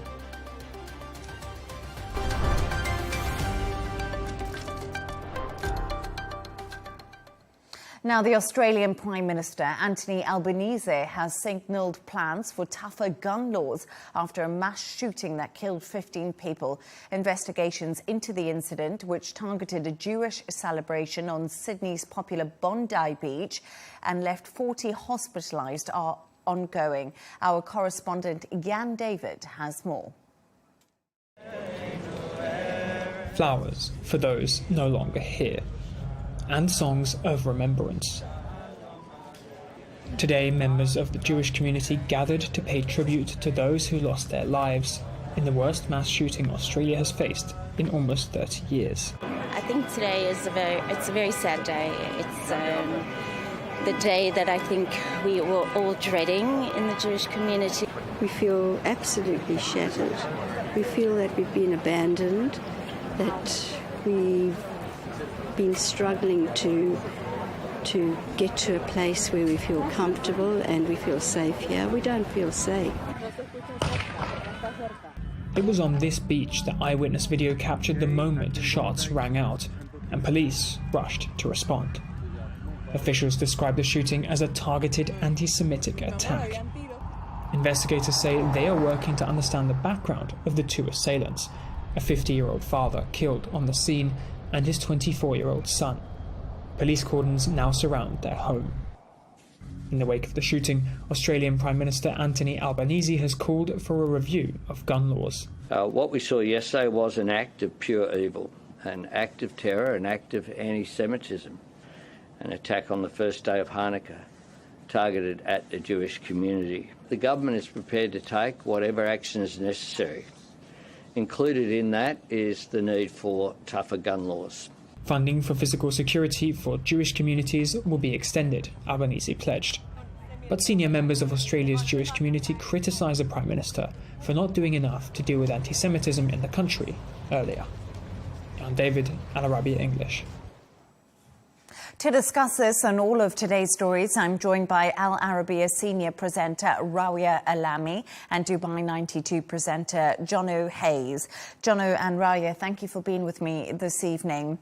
Jono, let's start with you, because this is a tragic attack that unfolded before our eyes yesterday. This has left the Jewish community in Bondi and around the world feeling extremely nervous. This has got a reach that is far beyond Australia, and we've heard responses from governments around the globe. We've heard of London now saying that there's a requirement for these events, public gathering events, to have tighter security protocol, more of a police presence. We've heard from New York's mayor as well, similar situation being resonated there. It's shaken, as you said, the Jewish community, not just in Australia. This really does have far-reaching implications. The fact that the attack occurred on the first day of Hanukkah as well, it's deeply symbolic. It feels very personal, and it's terrifying as well. Given the rise in anti-Semitic incidents recently, this certainly feels like one that's gone a step further again, and it really has struck hearts, I think, around the globe, and that's why there's a sense of vulnerability right now that people are experiencing. People are wondering if they're safe and questioning safety at religious events, which should be the last bastion of a stronghold of safety, regardless of which faith has been practiced and where it's been practiced. Community gatherings that should be family-friendly orientated, they should never need heavy protection. And now we're hearing this being echoed across the globe, that it's something that's going to have to come into play because of this harrowing attack and the people who've lost their lives. And sadly, we're hearing more about the information from them as well. A child, religious leaders who were there, a Holocaust survivor who was there as well, who've been gunned down, senselessly gunned down by two attackers. And I think I spoke to a British rabbi earlier, and it was really interesting speaking to him, because we did see this attack go on for 10 minutes. And I think there's questions being asked right now. in light of the attacks that we are seeing, like in the UK, the Manchester attack, which happened at a synagogue there on Yom Kippur, people are saying, why was there not enough security in place in Australia for this event that was being held for Hanukkah? And it is a very legitimate question, especially with the rise of anti-Semitism, the rise of the warnings against anti-Semitic attacks as well, especially in Australia as well. It is quite surprising that such a religious celebration in such a public place, we're talking about Bondi Beach, one of the most iconic beaches in Australia, in Sydney. So therefore, it is surprising that there isn't enough security in such events, not just, I mean, in Australia, but all over the world in different countries. But also it raises many other questions about gun regulations in Australia in a shocking way, because the impression that the world has about Australia when it comes to guns, that it has one of the toughest regulations when it comes to firearms. And even the Australians' image or view about themselves, that Australia is one of the safest places, you know, in the world. Hardly any mass shootings happen. This is a very unusual attack. So these are very, very legitimate questions, and there are calls for reforms when it comes to regulations. I mean, maybe we'll have time to go through some of the proposed reforms when it comes to firearms in Australia as well. And this is the thing, Jono, what do we know about the two suspects? Because there's been questions raised about that too, because the youngest of the suspect, who was apparently the son, had already been watched by the law at some point in his earlier life. So, again, they're the father and son, the older man who died at the scene, and the son is in a critical condition in hospital. They've reportedly pledged allegiance to the Islamic State group as well. And again, that is allegedly, at the moment, we've had no absolute confirmation on that as well. And we don't know anything more about them in terms of where they may have got the firearm for. Although, yes, there are tight regulations and gun laws that are in place there, it is also something you can obtain if you've gone through the correct training, which involves going to a mandatory training course, and then also you would have to be requiring it for hunting or for pest control, or you may be from a farming background. But semi-automatic and I think fully automatic firearms have been pretty much outlawed for almost every citizen in Australia since 1996, when the last mass shooting occurred. So they will have had to still go through some of these regulations and some of these trainings in order to get these guns as well. So there'll be many questions that haven't been answered yet, because I think a lot of the focus right now is first of all on the victims, second of all on the survivors who are getting treated in the hospital, and then third of all to the hero of the day, Ahmed Al-Ahmed, who has really come to the fore. And I think rightly so, we've seen world leaders step to the fore and say, this guy is a hero. Many, many more people could have lost their lives had that up. And I'm glad that that's the win out of this story. And there shouldn't have to be a win out of a story so horrific, but there really is a win in that someone bravely took one of these gentlemen down and removed the gun at his own peril. He was shot as a result of that. He was shot four times, I think, in the shoulder by the other gunman. But it's pretty incredible, because we have seen a GoFundMe page that is raising, I think, nearly $1 million, Australian dollars, for Ahmed Al-Ahmed, who managed to, you know, do this heroic act, Rawa. And what was amazing is he's actually from Syria. Yes. So this actually, it's amazing. Yeah. Exactly. It's amazing and ironic at the same time, because if you look at history, every time there is an anti-Semitic attack, that kind of leads to a rise also in Islamophobia as a result. But then to have a Muslim, Ahmed Al-Ahmed, he is originally Syrian, from the northern city of Idlib. He's 43. He's a father of 2 daughters. He's a fruit vendor. And, you know, to take that risk and to have the bravery to do this, to save lives without thinking, you know, what is the religion of the people that are being attacked, or should I you know, intervene in this and put myself at risk or not? He didn't even think about all of these things. And I hope this is a lesson, or at least something at least positive we should get out of this, that this is not a religious war. We're talking about extremists who are using well, I mean, it is probably these two gunmen were probably motivated by, the events of the last 2 years in Gaza and the Israeli policies and what they've done in Gaza, all the mass killings and everything. But that does not in any way, justify the killing of innocent people who are just gathering to celebrate a religious event, So, yeah, it's ironic, yet at the same time, it is very telling. We hope there's an end and stop to all of this. Well, I think, and again, to take away what we were mentioning a while ago, having a police presence at these events, it really shouldn't be the case where you're having a family picnic for a religious reason or any reason, where you should require police observation. It's sad. It's sad. It's a sad but reality. Unfortunately, it's necessary. I mean, it's a knock-on effect. And Absolutely. There's a cause and effect. What happened in Gaza will have repercussions elsewhere in the world. And we should remember that there have been, throughout the 2 years that have passed with everything that happened in Gaza, there have been Jewish voices that have been criticizing the Israeli government and saying, not in our name, don't do this in our name. Yeah. You are actually leading to Jewish hatred in the world, and therefore rising anti-Semitism. And what does it lead to?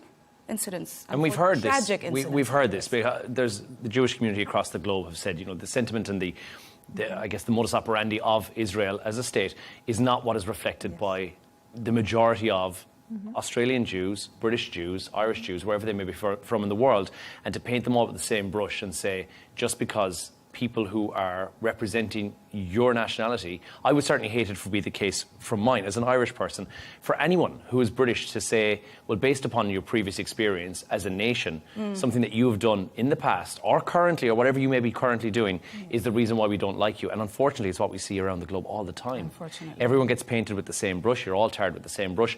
And that's exactly what we've seen here as well. And it's really interesting because the rabbi I was talking to earlier from the UK was saying to me that this is something that they're trying to get across, that British Jews, Australian Jews, Jews all over the world are not the Israeli government. And it's really important to make that distinction.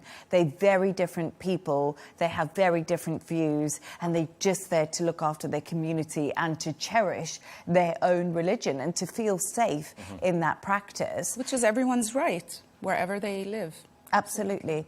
But thank you so much for your views on that story. Let's move on now. And Ukraine's top negotiators described today's talks with the US in Berlin as constructive and productive.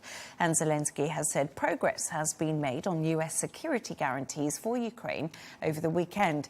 US Special Envoy Steve Witkoff said a lot of progress was made on a new proposal. Meanwhile, EU Foreign Policy Chief Kaja Kallas says Europe faces a very important week as plans to use frozen Russian assets continue to stall. Take a listen. We have different options on the table, and they will be discussed in the leaders' meeting on Thursday. What President Costa has said, we will not leave the meeting before we get result, before we get the decision on the funding for Ukraine. The most credible option is the reparations loan, and this is what we are working on. We are not there yet, and it is increasingly difficult, but we're doing the work. We still have some days. Arabiya, this has been a really busy weekend of diplomacy again that we've seen. Obviously, Ukraine meeting US officials. Now we're seeing a big dinner happening in Berlin as European officials arrive there. Yeah. It's been non-stop, hasn't it, when we look at what's been happening with diplomacy. But this is a crunch summit, especially when it comes to EU funding for Ukraine. So what's the very latest?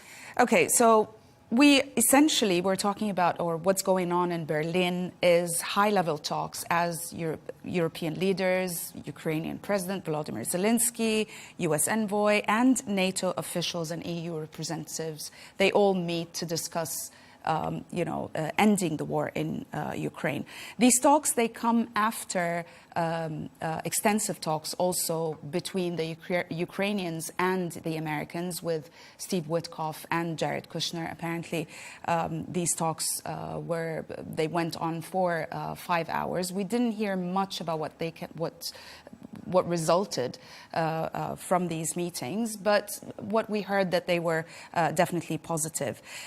Tonight there will be more meetings and a dinner hosted by the German Chancellor. And also there will be additional leaders joining during this dinner, like Keir Starmer, the French President, Emmanuel Macron. Germany apparently also announced a 10-point plan to deepen defense cooperation with Ukraine, which is, I think, is very important. So far, what we know about these talks, progress has been acknowledged, that there is progress. Everybody is talking that these talks were constructive, yet the sticky points remain the same. Territorial concessions, security disputes, they remain unresolved. But there is also a pivot in Ukraine's position that is very important to note, which is Volodymyr Zelensky, the president of Ukraine. He signaled that he is willing to give up his NATO ambitions if provided he gets security guarantees reaching almost up to the level of the Article 5 of the NATO Charter, that he will get such security guarantees from the Europeans and from the Americans. And I found that really interesting when I saw the NATO ambitions. He's willing to give those up for Western security guarantees, because I think once again, Ukraine is in the situation where they have to make concessions, Jono. Well, right now, we're looking at all sorts of different things when it comes to Ukraine funding. Can Europe afford to keep funding Ukraine? The US is clearly fed up with it in many respects, and Donald Trump's made that quite clear. And it's almost like, I think Ukraine are really coming to the table and negotiating hard to get the best they can right now. I think it's going to be a case of who's going to run out of money first, and it's not going to be Russia, regardless of the frozen assets. Well, they say money and people. Yeah. And Russia's got more people and money. Yes, manpower alone. But they are, as you said, and to take from what Rawi said, they are the sticking points that are there. Money, security guarantees are the two things that this is going to come down to as well. The EU is divided. That's what we're hearing from inside the ranks, saying that they don't know what to do with the frozen assets in order to fund Ukraine. Germany is saying that this simply sets a legal precedence. If we are going to take the funds that are frozen out of Russia and use them, we set a legal precedence for what happens going forward. Can we then do that to any country that we are falling out of favour with and take their assets? The money is, for the majority of it, held. I think 191 billion of the US dollars of the 360 billion that's been held is being held in Belgium. So Belgium said, no, we're not okay with you taking the money either. So there's now this kind of a back and forth where they've said that's not likely to happen. And now it comes down to the NATO agreement, which, and to give credit to Vladimir Putin, he doesn't want a NATO member state on his doorstep. That is a recipe for disaster. NATO have said, this is defensive. Then Russia are saying, well, actually, that's encirclement. What you're doing there is just basically cutting us off and surrounding us with NATO states. Ukraine says this is survival. We absolutely need NATO membership, which is debatable. And the West says, well, that's deterrence. If we can have NATO there, you're now deterred against getting involved. But then you get into a whole argument about, well, what happens if something does go wrong? You've now got Ukraine on the very, very front line with Russia. So you've got all of these things coming into play. NATO membership is not something that Vladimir Putin will ever put his name and sign on the dotted line that Ukraine can be a member of. Now we're hearing echoes of an EU membership for Ukraine, which I think is possible, but you have to financially look at how prepared the EU actually is to take on board one more member state. And the answer is probably not at all. And it takes a long time to become part of the European Union. You know, there's many countries still waiting to enter the European Union. It takes 10 to 15 years of negotiation. It isn't just, oh, you can be a member and it's fast-tracked. Everyone has to vote on it. There has to be a currency that's put into place, which is the euro. You know, things really do change around when you look at the European Union. True. Actually, if I may add something to what you said, Jono, the Ukrainian pivot, giving up the Ukrainian NATO ambitions, actually, is a very, very smart move because, as you said, Putin definitely will never allow NATO to be in his backyard, basically. And therefore, it is a good bargaining chip, and it's very smart of Volodymyr Zelensky to signal that he is willing to do that and use it as a bargaining chip to at least probably decrease the area of, or the land area that he is asked to concede. But regarding the funding and the frozen Russian assets, Europe is talking about it, the United States, we are talking, the media is talking about it. Nobody is saying what Russia is going to do. It's as if the moment Belgium decides or says, yeah, it's okay, because Belgium is saying that, where we cannot do that because there will be legal implications for us. Yeah. But the Russians are not going to stand for that. They are going to fight it in court, and that's what they said. Well, that's interesting, because Euroclear is the bank in Belgium where most of these frozen Russian assets have been kept, and Russia have already put a lawsuit on Euroclear about them releasing these funds. So they acted on that on Friday. So Russia really have their chips in place to say if anything has to come to these funds, but they definitely won't want that to happen, of course. But I just find the whole thing absolutely fascinating, because Friedrich Merz, the Chancellor of Germany, was speaking today, and he said the chance of a real peace process around the Ukraine war is now closer than at any time since Russia's full-scale invasion begun in 2022. And then, obviously, tonight we see the dinner happening, and the US envoys Steve Witkoff and Jared Kushner have stayed on in Europe. They're joining all the other European leaders coming. And we also heard from Zelensky today saying there has been sufficient dialogue on territory. And I think that, frankly speaking, we still have different positions, but I believe that my colleagues have heard my personal position. The mood music is positive. Yes. But is Russia going to accept it? Well, we haven't heard from them. So we have no idea if Russia could just say, well, actually, we're not okay with this at all. We really don't know. You would hope those conversations are going on at a higher level, that somebody's communicating it through to Russia to say, hey, before we go to the press and put this out there and say this is what's happening, are you okay with this? There must be. Logically, I mean, there has to be. You would hope. There must be back-channel diplomacy happening, right, with Russia. But once again, they don't speak much. They haven't changed their position. They've said the same thing since the beginning. So it's going to be really interesting, even though we're seeing all these moving parts and everyone hustling.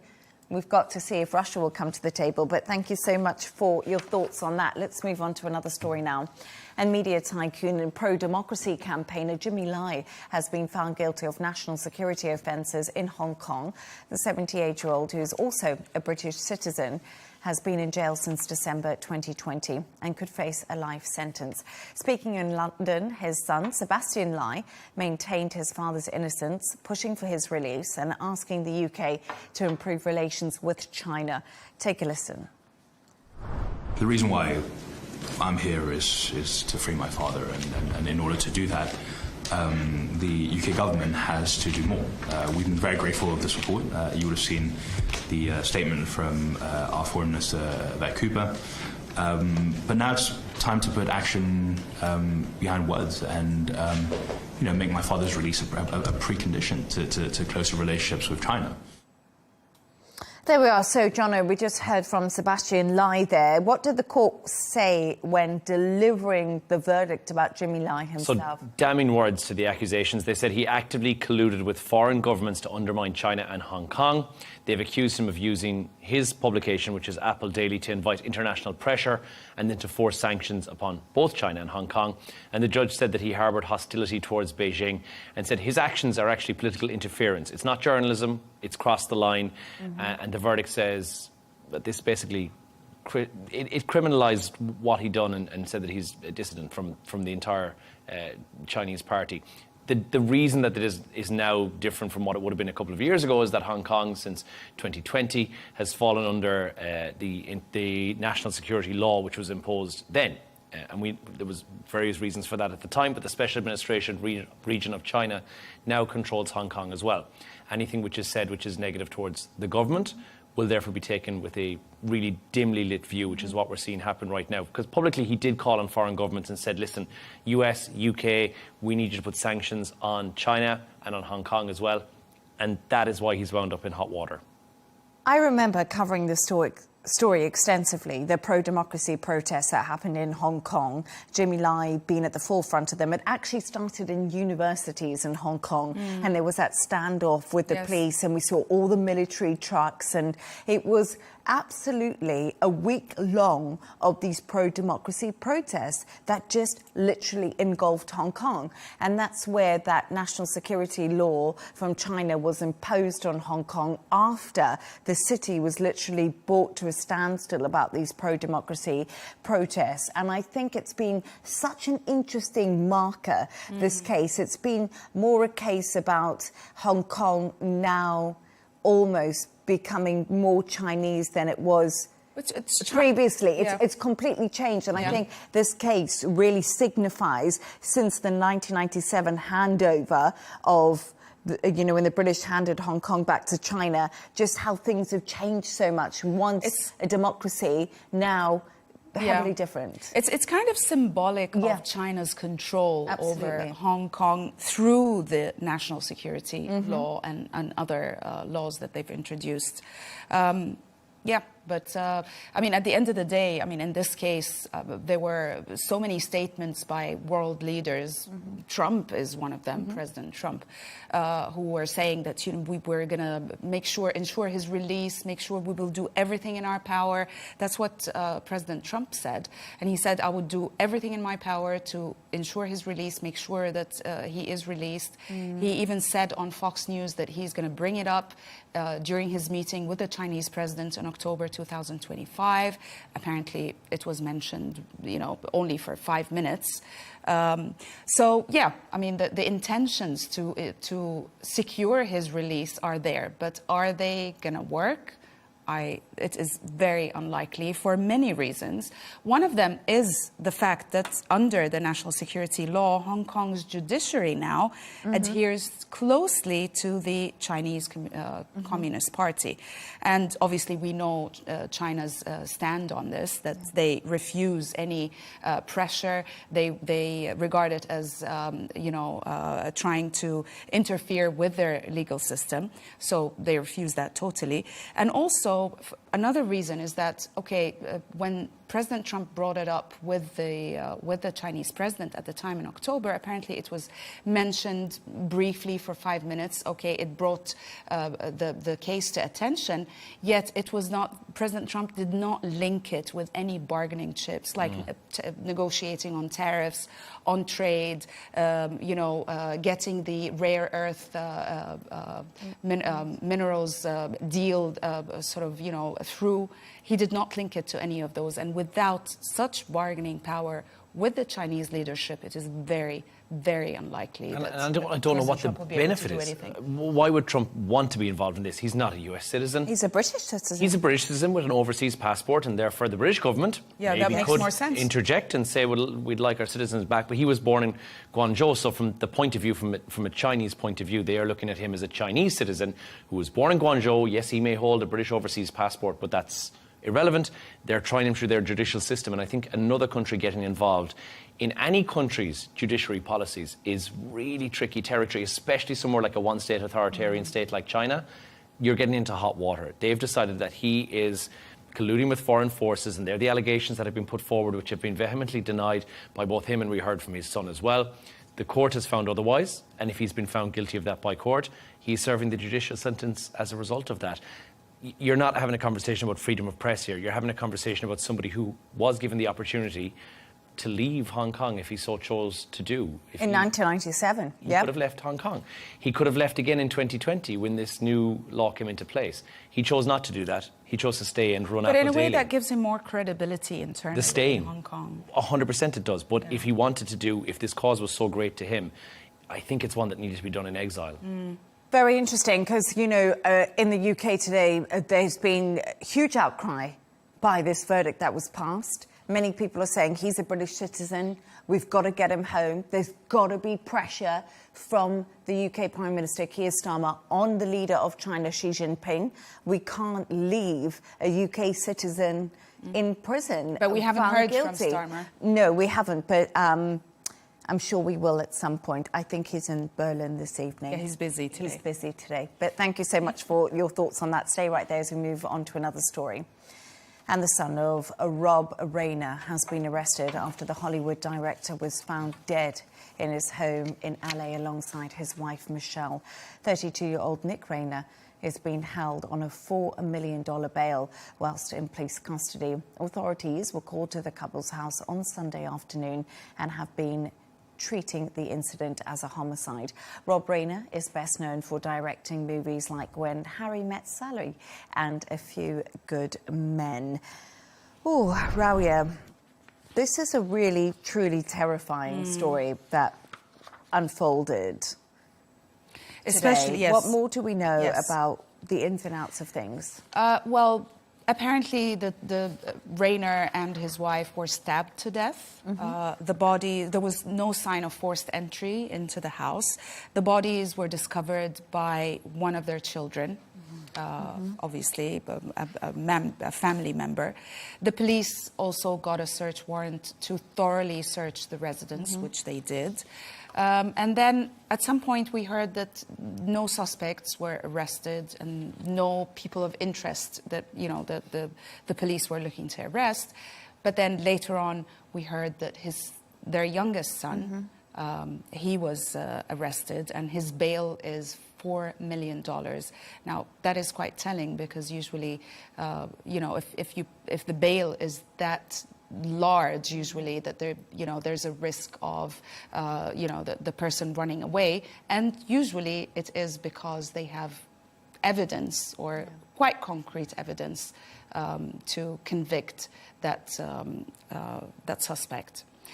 So we don't know. We're yet to, of course, hear the results of these investigations. But we know that their youngest child, son, he is 32 years old. Apparently, he had moved back to the house the night before. Yes. He's had history of drug abuse and violence and all that. So we are yet to hear if he's the one who did it or not. But as you said, it's very tragic. And every time we hear about such crimes that have been committed by family members, it's just heartbreaking, quite honestly. Yeah, absolutely. Like you say, it's just truly heartbreaking. It's something that lots of people can't even imagine happening in a family. So it's the wider implications that it also has on the brothers and the sisters. But as you did mention, Nick, the son, who has now been held and taken into custody as a suspect, had previously spoken about his struggles with drugs and addiction. He first went to rehab on his 15th birthday. He was also a director, which was really interesting because him and his father actually directed a semi-autobiographical movie being Charlie, which was about Nick's life and struggle with drugs. So they thought that the father and him had really come together and it was all water under the bridge, and he had obviously just moved back with the family. So it's really tragic circumstances.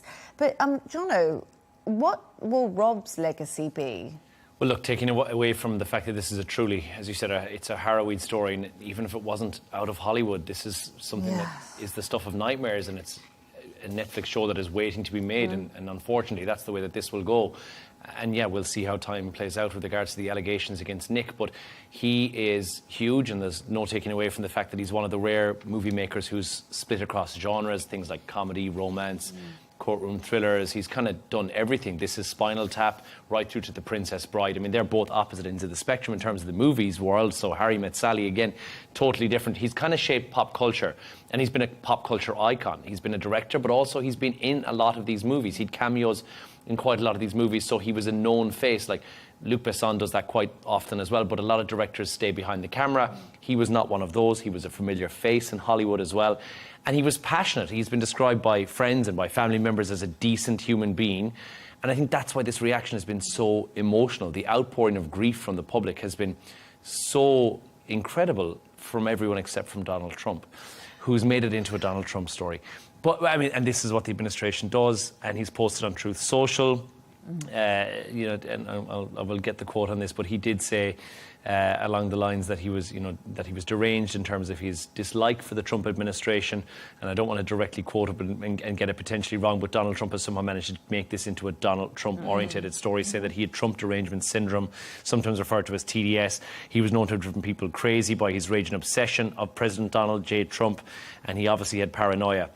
This story is way too fresh for something like that to be shared, but again, politics and murder should not really be linked together, especially as the details and the trauma that people will be feeling after this, his friends, the wider community. And not just that, I mean, for President Trump, and that's an interesting fact, by the way, or an interesting piece of information, that his wife, Michelle Reiner, was the one who took the photo of President Trump that appeared on his 1987 book, The Art of the Deal, which is like an iconic picture. The book is extremely circulated. Everybody has seen that picture.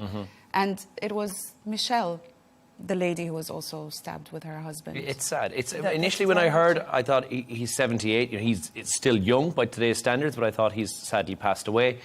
Then the story just gained legs and traction. You didn't know what was happening. You find out his 68-year-old wife has passed away. Then you find out it's stab wounds, and then the latest allegations with his son brought into the mix of things as well. It's a tragic, tragic story. It really is. It's absolutely horrendous story, and I'm sure more tributes will be coming in over the next week. So thank you for your thoughts on that.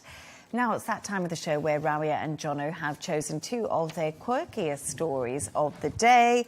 Jono, and yours is actually about an AI law firm winning a legal battle for a woman in the UK. This is amazing. Let's save you some cash. If you need a lawyer in the future, don't. ChatGPT is $20 a month. That is money well spent. A UK healthcare worker couldn't afford a lawyer, couldn't afford a solicitor, so she used an AI-run law firm and basically jumped online, put in all the details in there for her performance-related dispute with her employer, and won £30,000 as a payout. There was no tribunal. There was no human lawyer involved in this whatsoever. The entire thing was handled by AI. So that really levels the playing field in terms of your average Joe going to court without any legal backing whatsoever aside from AI has managed to price out the legal system and won, which is the big success story. So it raises a big question about rules and regulations and also accountability, because human lawyers, for certain things, may not actually be part of the equation in the future.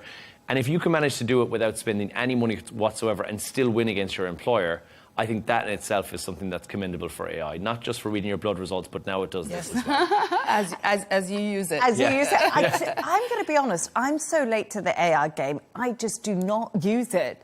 I do not use ChatGPT. I do not use AI. And when I heard you saying all the things you use it for, it's absolutely fascinating. And like this case is kind of groundbreaking, because what does it mean for law going forward? Do we need all the paralegals in place? You know, do we need is it just divorce lawyers we're all going to still need to see? This is just law. We're talking about just law, but I mean, think of all the other jobs that are going to be lost for humans or to humans, to AI in the future.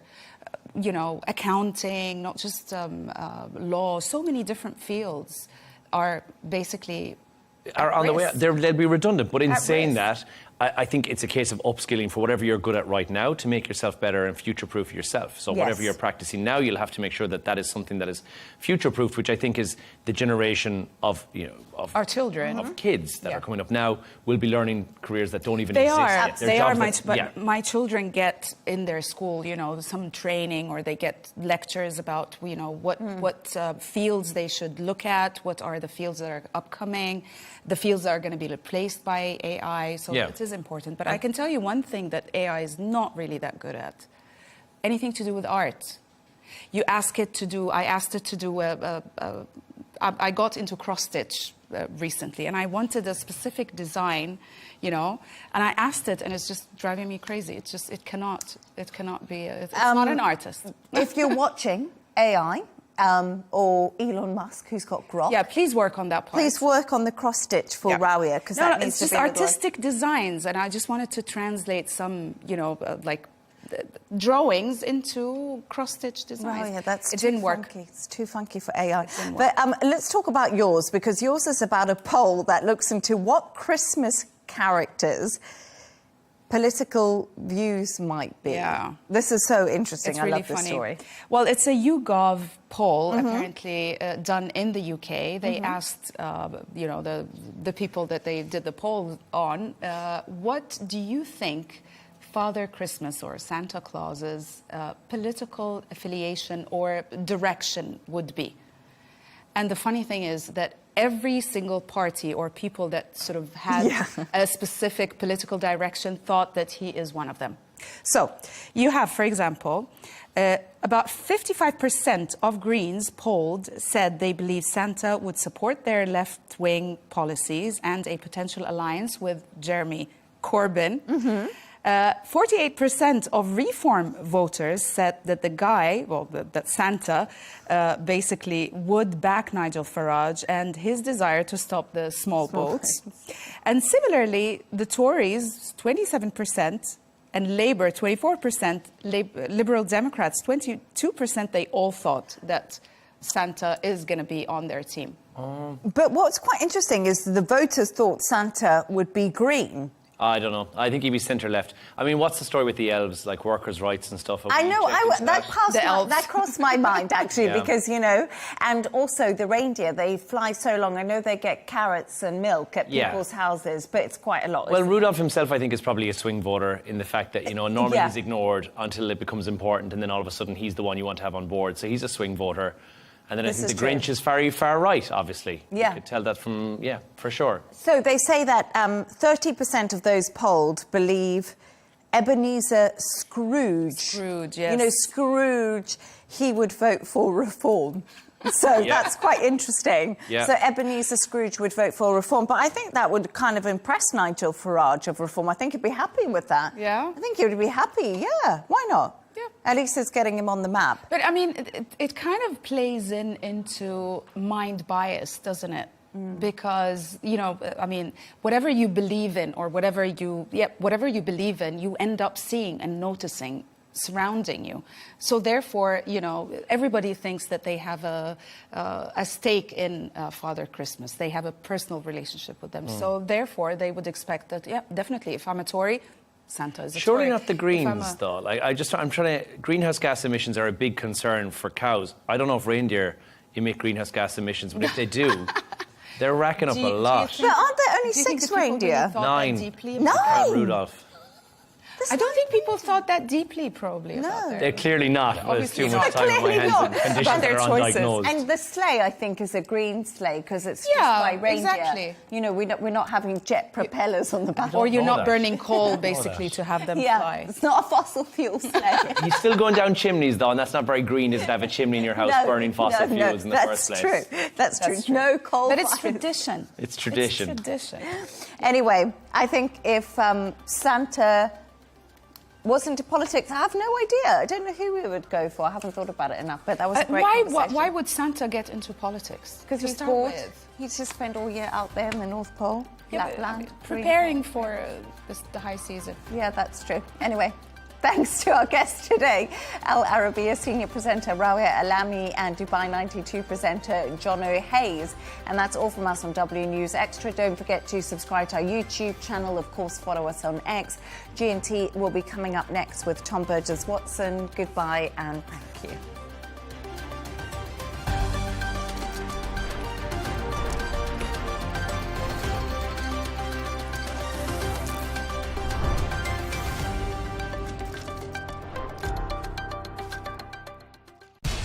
We have to take care of our people, and we're going to take care of our people first.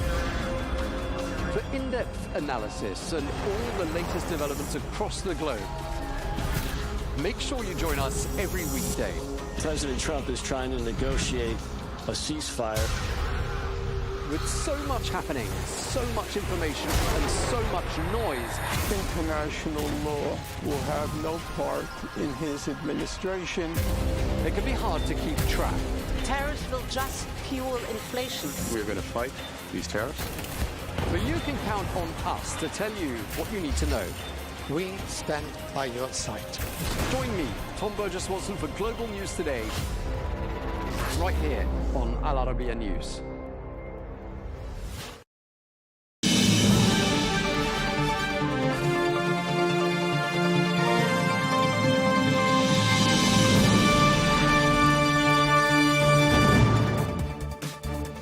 Hello and welcome to Global News Today, bringing you exclusive interviews with leading experts every weekday here on Al Arabiya English. I'm Tom Burges Watson. Coming up on the programme, Australia in mourning, following on from the worst mass shooting in almost 30 years, in which police accuse a father and son duo of killing 15 people at a Jewish celebration on the beachfront in Sydney. We'll be speaking to a witness who watched the events unfolding. Plus, we'll be examining the growing chorus of warnings about the threat posed by Russia.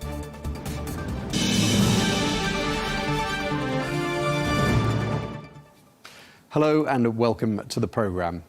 We begin with the latest on Sunday's mass shooting at Sydney's Bondi Beach. Well, the police there in Australia declared that attack, which targeted a Jewish celebration, to be a terrorist incident. Well, in addition to the 16 fatalities, one of whom was the gunman, a further 40 people were injured during the incident. Well, one of the two suspected shooters, as I said, is amongst the dead. The second, his son, was injured. Well, the Australian Prime Minister Anthony Albanese called the attack, quote, an act of evil anti-Semitism. Well, let's get more now. We can speak to Grace Matthew, who is an eyewitness and a resident of the Bondi area. She joins us now from Sydney. Grace, thank you very much indeed for taking the time to speak to us. I mean, you've had an extremely traumatic, I gathered, 24 hours. I mean, first of all, how are you doing and how have you processed all of this? It's been beyond belief, but sadly not surprising. And that's the sentiment that I've heard from a lot of my Jewish friends in particular. Deeply, deeply disturbing scenes in our beautiful home, a place that is just so representative of freedom and fun and family and community. And it was just so unexpected for us to have such a beautiful day interrupted by the scenes that we saw yesterday.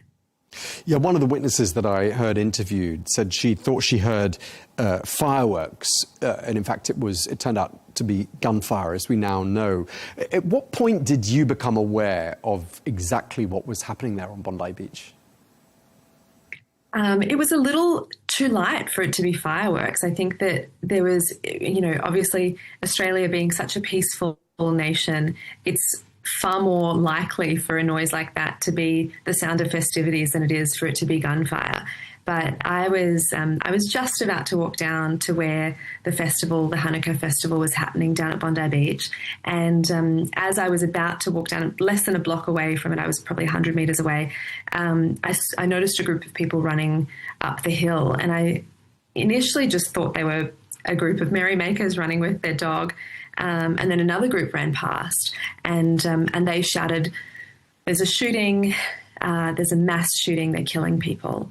And I was just passing by a nearby church and the pastor pulled a group of us inside and locked the doors, moved us into an area where we could be safe. And a group of us just stayed there and prayed for peace and prayed for a miracle to save the people who were just so close by and yet who were facing a very different fate.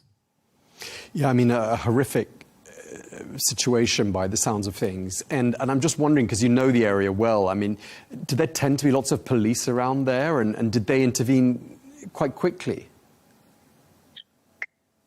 On a day like this past Sunday, which was a stunning day, the beach was packed with people from all areas of Sydney and tourists who'd come from around the world.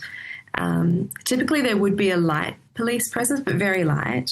The thing, though, that surprised me, because this was a major Jewish festival, and in the last 2.5 years, particularly following the attacks on October 7th, that have led to just so much sort of politicization and anti-Semitism, most public Jewish events have required a large amount of security and a solid police presence.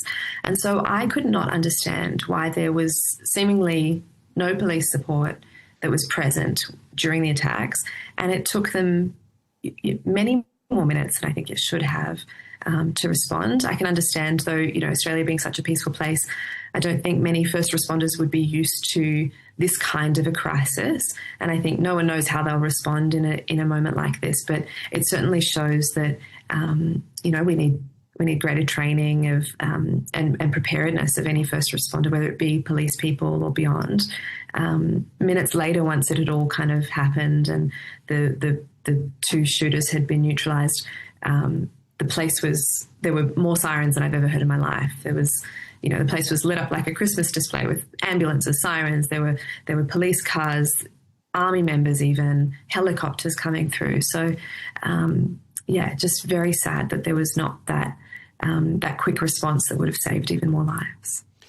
And Grace, as you've implied and as we've been reporting, that was by no means an isolated attack on Jewish people or Jewish institutions in Australia. Do you feel safe in Australia? Do you feel like Sydney is a safe place for you to be right now? For the most part, yes. Australia, I've lived here the vast majority of my life. I was born here, and I've never... there would be very, very few moments that I would have ever felt unsafe. So it was a surreal thing to wake up the next morning and think, gosh, could there be a car bomb in a vehicle? Or are there more planned terror attacks? And how does one move through one's home area with that in mind?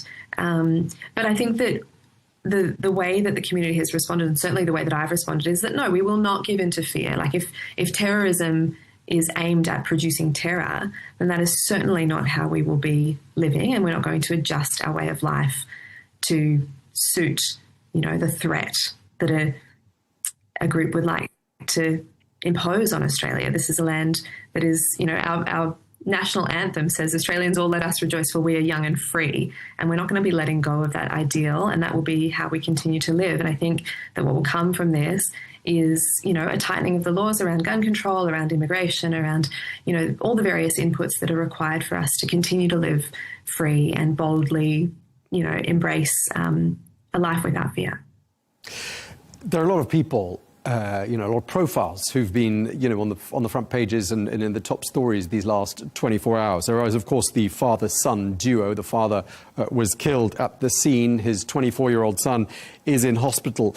But there's this other person, the 43-year-old Sydney fruit shop owner, Ahmed Al-Ahmed, who tackled and disarmed the 24-year-old gunman.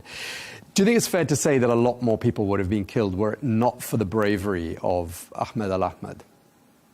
Absolutely. I think that he is just the epitome of an Australian working class hero, as we like to call them. And it's been so heartwarming to see the outpouring of love and appreciation for this incredible man from the community. I think there's already been over $500,000 raised just from people wanting to contribute to say thank you and to honour his sacrifice and his bravery and courage in the face of such an incredible threat. I also think, though, that it really should cause each of us to think into ourselves, like, how can we, in moments of threat, not just run for our own safety, but lean into serving our neighbour and in some cases even walking into the line of fire if that means that we can be of service to others, and not for the sake of being heroes, but because I think our society really requires a level of unity and courage that has not been required of us in the last few decades. So I really hope that he inspires a lot of us to think very differently about how we're leading our everyday lives. And there were lots of other heroes as well, weren't there? Not just the ones that made the front pages, but of course those in the emergency services. And then there were the standers-by who carried out CPR and first aid on people before the first responders got to them. I mean, I wonder if you saw any of that firsthand, and are there any unsung heroes that you think, need to be singled out here? I could tell you countless stories. I've had friends of mine who were at the scene, again, just enjoying the sunset, and then who were forced to go and help children or elderly people. I had a friend of mine who initially, when he heard the gunfire, ran away and then realised what was happening and ran back to help elderly people escape. I know of one gentleman who did a CPR course that day. He did a first aid course that day and then went down to the beach, and literally I was told that he prayed and said, you know, dear God, please let me never have to use this knowledge that I now have, and found himself on the scene at the festival helping to revive someone who'd been shot. And he just happened to speak Russian, and the person who was with them spoke Russian. Like, just so many stories of people who, and you know, another person whose child sort of went missing amongst the melee of everything that was happening, and they then found that a lady had covered, like, basically sheltered that child under her own body and put herself into the line of fire as a result. So just so many stories of people kind of going the extra mile, and really, you know, really there was so much courage that was shown. And I think it really is a testament to Australian society and the fact that we will band together. But it's just, I think we're still processing how incredibly disturbing the scenes were, and the fact that they were all caught on camera. You know, we just live in a very different world. And so I think there's a lot to come to terms with in terms of how this changes how we move forward. Sure. And just lastly, Grace, I know you live really near, as you were telling us earlier, really near where all of this happened on Bondi Beach. And there is a makeshift memorial that's been set up there today. And I just wondered whether you feel like you have the strength and the will, really, to go and pay tribute at that memorial, or is that something you're going to leave for later? I've spent most of the day at the memorial. You know, I shed a number of tears at moments. It's been a very, very difficult to come to terms with moment. But at the same time, you know, we heard from one of the local rabbis this afternoon, Rabbi Wolf, who lit candles for Hanukkah and shared a message that, you know, we are all called to be a light in the darkness, and that we're all called to bring a new level of unity, and that the strength of what we will come through this with is resilience that comes from us banding together as a society and really stamping out hate and saying no to fear and resisting in that manner.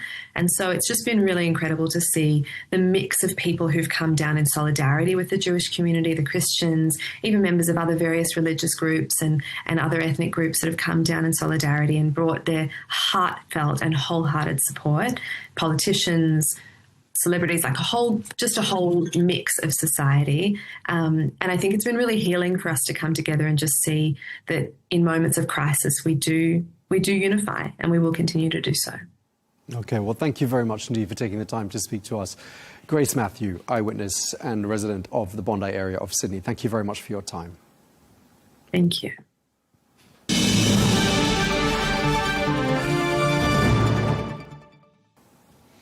Well, let's get more analysis now. We can speak to Major General Chip Chapman, who's a security expert and the former head of counter-terrorism at the Ministry of Defence in the UK. Thank you very much indeed for taking the time to speak to us. I mean, according to reports, there's been a string of perceived or interpreted as anti-Semitic attacks in Australia, which have targeted buildings and individuals there since the 7th of October. And I'm wondering whether, in your mind, the warning signs were there ahead of Sunday's attack. Well, what we've seen since 7/7 is a rise in both extremism and in hate crime.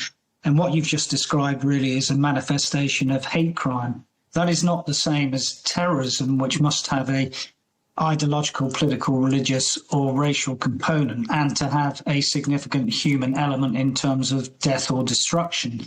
That's the difference. There's not also necessarily a linear pathway between what you've described in terms of extremism and hate crimes and terrorism. That said, it seems that the Australian authorities have tolerated the intolerable, and that can be one of the definitions of extremism. And it can be that there are pathways between extremism and terrorism, but they're not necessarily linked. Yeah, I mean, earlier on this year, the Australian government accused Iran of orchestrating a wave of anti-Semitic attacks, and that resulted in the ambassador of Iran being expelled from Australia. This happened 4 months ago. I mean, does that perhaps suggest there could have been an element of coordination or some sort of an organizational element to this attack on Sunday that perhaps hasn't been considered up until this point? Well, no, not at all. At the moment, they're saying that there is no organizational link to IS, and they've certainly found Islamic State paraphernalia. So at the moment, you would probably say that this is inspired by, but not controlled from IS. Neither do I think it was plotted from IS. But some of the other questions you asked, because you said about the Iranian link, and of course, the Iranians are generally Shia, not Sunni, is there a foreign link? That's one of the fundamental questions you ask after a terrorist attack, and that will be one of the avenues that the Australian authorities will be exploring, along with the two predominant questions which you ask after that, which is there another attack coming, and is there a network? Some of the other things we also ask are also in train. So, for example, what mistakes did government officials make? And of course, one of the antagonists, the one who's been killed, seemed to have a legal license for 6 guns. How was that allowed to happen in a country where gun laws after the 1996 massacre in Tasmania were heavily caveated? And lastly, what new authorities, laws or changes are needed? And it's always the case at the moment, they seem to go for the low-hanging fruit. That is, what changes do we need to gun laws, which are already very draconian, rather than looking at the first question you asked, Tom, which is, have they tolerated things which have led to a regression from hate crime and extremism into terrorism?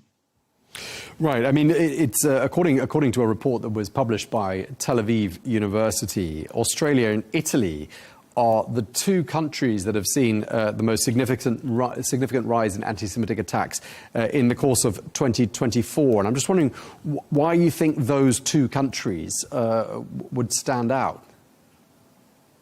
Well, they don't. So if you look at the TSAT report for 2025, which is the Terrorism Situation and Trend Report, none of those would mention terrorism in those countries. Indeed, in Italy, the greatest terrorist threat or manifestation in terms of those which are terrorist, either completed, failed or foiled, are left-wing or anarchist attacks. So again, you have to separate this the extremism and hate crime from terrorism. They can be different things, as I've said, and there is very little evidence of terrorist attacks against Jewish targets. That's not to say there hasn't been an exponential rise both in anti-Semitism, which there has in Europe, and in terms of anti-Islam, which again there also been. And so a lot of these threats that you've mentioned in these countries have been shaped by developments beyond both the EU border and the Australian border. And of course, the most predominant one is what has been going on in Gaza and how that has shaped the violent extremism narrative. Right, and we've heard, in fact, in the last 24 hours, the Israeli Prime Minister Benjamin Netanyahu accusing the Australian government of, quote, pouring oil on the fire of anti-Semitism. And there he's referring to Canberra's decision to recognise Palestinian statehood. That happened back in August. What's the logic here? Do you think that Prime Minister Netanyahu is getting at? I think the logic he's getting at is that the recognising the Palestinian state seems to have been premature. So, for example, if you take a view which is different than that, for example, the Singaporean authorities, that they will only recognise a Palestinian state when 3 things pertain. Firstly, when there's an effective government. Secondly, when they accept the right of Israel to exist. And thirdly, they renounce violence. Now, in this case, at a very tactical level of the attack in Sydney, the protagonists didn't accept the right of Jewish people to exist, and neither, of course, did they go on a pathway of renouncing terrorism, because this was absolutely a terrorist act. So the Singaporean model seems to me to be what most countries should have gone to, rather than ploughing in before we've got something durable. And we're not even into phase 2 of the Gaza ceasefire yet. We're still in phase 1. We hope that phase 2 might happen in early 2026. But it's not a done deal that we'll get to phase 3 by any means, in the same way that we didn't get past phase 1 in the same time last year at the end of 2024. The Prime Minister of Australia, Albanese, has said, we will do whatever is necessary to stamp out anti-Semitism. And I'm just wondering, I mean, what can a government realistically do to stamp out anti-Semitism?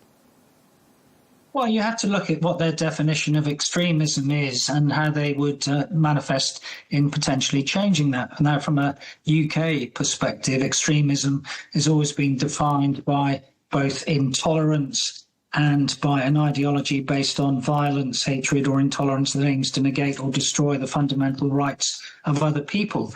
If you have, or a country has allowed an atmosphere of sort of righteous impunity, is the way that some commentators have described it in Australia, then this can have its own pervasiveness, which allows anti-Semitism to rise. So, for example, one of the things which, I was over in Australia last year, my son lives there, the Palestinians in Sydney celebrated the 7th of October massacre at Sydney Opera House. They tolerated weekly street protests in Sydney, which are overtly anti-Semitic. So in terms of where are the limits of free speech and what things will you tolerate on the street, that is absolutely something that people can look at, because there's this notion in the West that free speech means that you can say anything, and that is patently not the case. Free speech should be there as a means, not an end in itself, and the means is to have an educated public which can debate things sensibly without going to a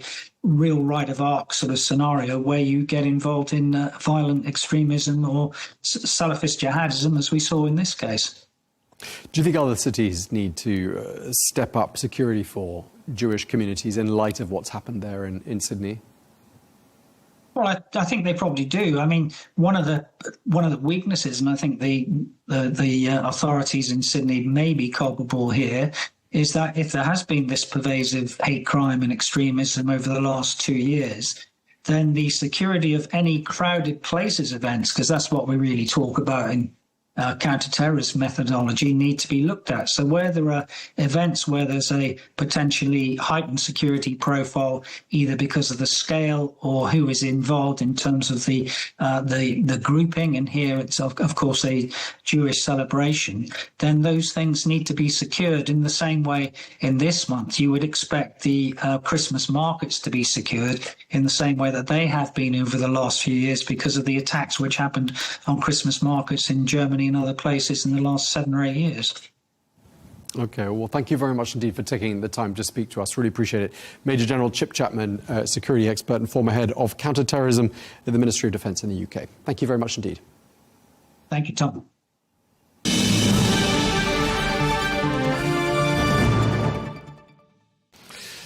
Now to the latest on the situation in Ukraine. And on the diplomatic front, talks between the Ukrainian President Volodymyr Zelensky and the US envoys Steve Witkoff and Jared Kushner continued for a second day today in Berlin. Well, Ukraine's NATO ambitions, territory and elections are all reported to have been discussed. Well, for now, Kyiv appears to be pushing back against Washington's demands that it pull troops from the Donbass and cede territory. Well, these talks come as the NATO Secretary-General Mark Rutte issued a chilling warning. He said that Russia could attack a NATO member state within the next 5 years. Meanwhile, the new head of Britain's foreign spy service, MI6, has also issued a warning, saying that Russia poses an acute threat, and she accused Moscow of, quote, exporting chaos. Well, let's get more now. We can speak to Lieutenant General David Leakey, who is a former British Army general. Thank you very much indeed for taking the time to speak to us. Let's start by talking about the diplomatic efforts. These talks continuing in Berlin, Washington saying that a lot of progress has been made towards ending the conflict in Ukraine. Are you seeing signs of that progress too? I'm not sure. The big issue here, and I think people tend to lose sight of it, although it's come much more clearly into focus in the last days and weeks in the news reporting, the big issue here is territory, and not just territory, but sovereignty as well. So President Putin's strategic aim was to subjugate Ukraine and bring it back into the Russian sphere of influence, not just sphere of influence, but under its Russian Federation control. It considers Ukraine as part of Russia, the same religion, the same ethnicities, and for Russia, Ukraine is part of what they used to call the near abroad. In other words, the buffer that protects Russia both militarily but also economically. And President Putin has never, ever conceded that he's never conceded that he will adjust his strategic objective here. So if he is going to agree to a peace, he has got to go back to the Russian people with some success out of the enormous loss of blood and treasure, Russian blood and treasure. So for Putin, he has to have a substantial take of Ukrainian territory. On the other hand, for Zelensky, he has to show, and the Ukrainian people have to get credit for defending their territory, and to give up any more would be for them tantamount to defeat. And it would set up a precedent, both sort of internationally, politically, not in law, but a precedent internationally, that if you go and bite off bits of someone else's country, the international community is going to agree to that. And that sets a terrible precedent for stability globally, never mind just in Europe. And if we're talking about Europe, and then speaking back to your comments of the head of MI6 and Mark Rutte, the Secretary General of NATO, both promoting the idea that Russia presents a genuine threat to Europe. And there's plenty of evidence for it. And both Mark Rutte and the head of MI6 has come out with a great list of things that Russia has done, or is alleged, reportedly has done, as part of its struggle with Europe. And Putin would never say, at the moment at least, that he is at war with Europe. But what I think in Russian, they have a different word for war and struggle, just as we do. And what Putin is doing with Ukraine is he's having a war with Ukraine as part of the struggle with Europe. And the struggle with Europe is that he does not want Europe influence or intervention in or near the Russian Federation. And so he is going to continually make a nuisance of himself to the Europeans in order to keep the Europeans out. Okay. So that's where we are. And so far as the peace talks are going, I think the big issue is who's going to get what territory. Right. That's the first big issue. There are lots of underlying things, security guarantees and what sanctions can be put on Russia if we fail to get an agreement. Okay, we'll come back to the warnings that have come from NATO, MI6, and Britain's military air chief as well. We'll come back to those in just a moment. But it sounds to me as though you might agree with what the EU foreign policy chief, Kaja Kallas, has been saying. She said that the Donbass region, that's one of the regions that Ukraine is under pressure to give up, will not be President Putin's end game, she thinks. Would you agree with that, therefore, that if he's given that territory, he might then perhaps eye up some more territory? Yes, I think if he's given the Donbass, this is my interpretation of it. If Putin is given the Donbass and that's agreed, I would say this is not a peace outcome; it's a ceasefire outcome. It's go back to 2014 when the Russians took Crimea, which was a disgraceful act of piracy, of international piracy, of a land grab by one country grabbing somebody else's sovereign territory. Go back to 2014. The international community just said to Russia, well, I'm afraid, that's the way it is. And to Ukraine, that's the way it is. And Russia said, well, good, we've got away with it this time, we'll do it again. And they have. And now they've taken what they hope they'll take, the Donbass. And so that will just be another step in the very, very long-term thinking, which is what the Russians have. Their strategic strategies go out 20, 30, 50 years. And some of them are published and are written about in open publications. And it's very clear that they want Ukraine, and that will remain a strategic objective, to bring Ukraine into the Russian near abroad sphere of influence, subjugation, whatever they can get. And that is their strategic aim. So getting the Donbass, getting a ceasefire agreement now, getting a withdrawal of troops, stop the fighting, stop the killing, that's fine. Okay. What needs to be behind that to make it a peace rather than a ceasefire are security guarantees on the side of the Ukrainians, and on the other side, the penalties which Russia would suffer if they didn't stick with that peace agreement.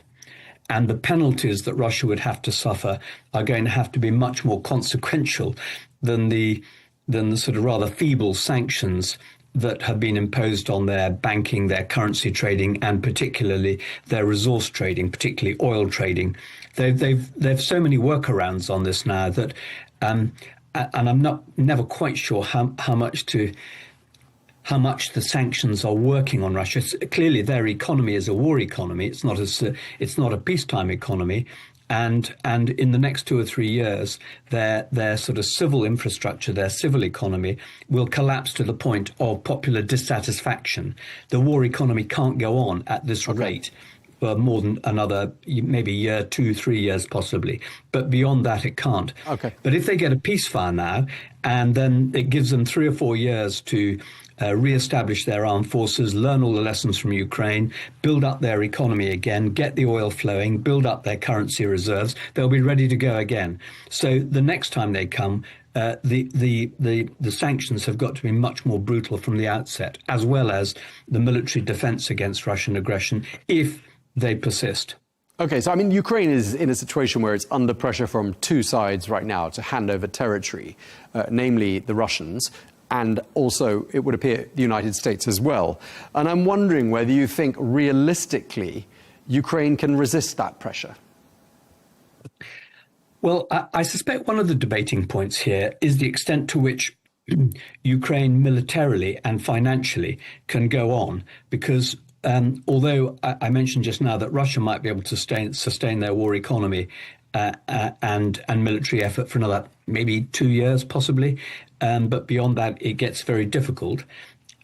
Ukraine, I think, is in greater difficulty on 3 fronts. One, financially, economically, and their economy is in trouble. And they've got limited military resources. What will put that right, to a certain extent, is liberating the $150 or so billion of Russian assets that are frozen in Europe and loaning those to Ukraine. That would be a big boost to Ukraine. It would allow them to sustain the present effort war economy for a while longer. But ideally, that money should be being paid into the rebuilding of the Ukrainian infrastructure. The problem with Ukraine at the moment is that they are suffering huge infrastructure damage. Millions of hours of electricity, of electrical power being denied to the population. And Russia knows very well that the Ukrainian population, the will of the Ukrainian population will, well, I don't know. The question is, how long is the elastic before it breaks, before the will of the people breaks? And I think that Europe knows that on the Ukrainian side is probably slightly will take less time, I think, than breaking the will of the Russian people. Okay, let's just quickly, while we've got 2 minutes left, talk about those warnings that have been issued by the head of NATO, the head of MI6, and the British military Air Chief Marshal.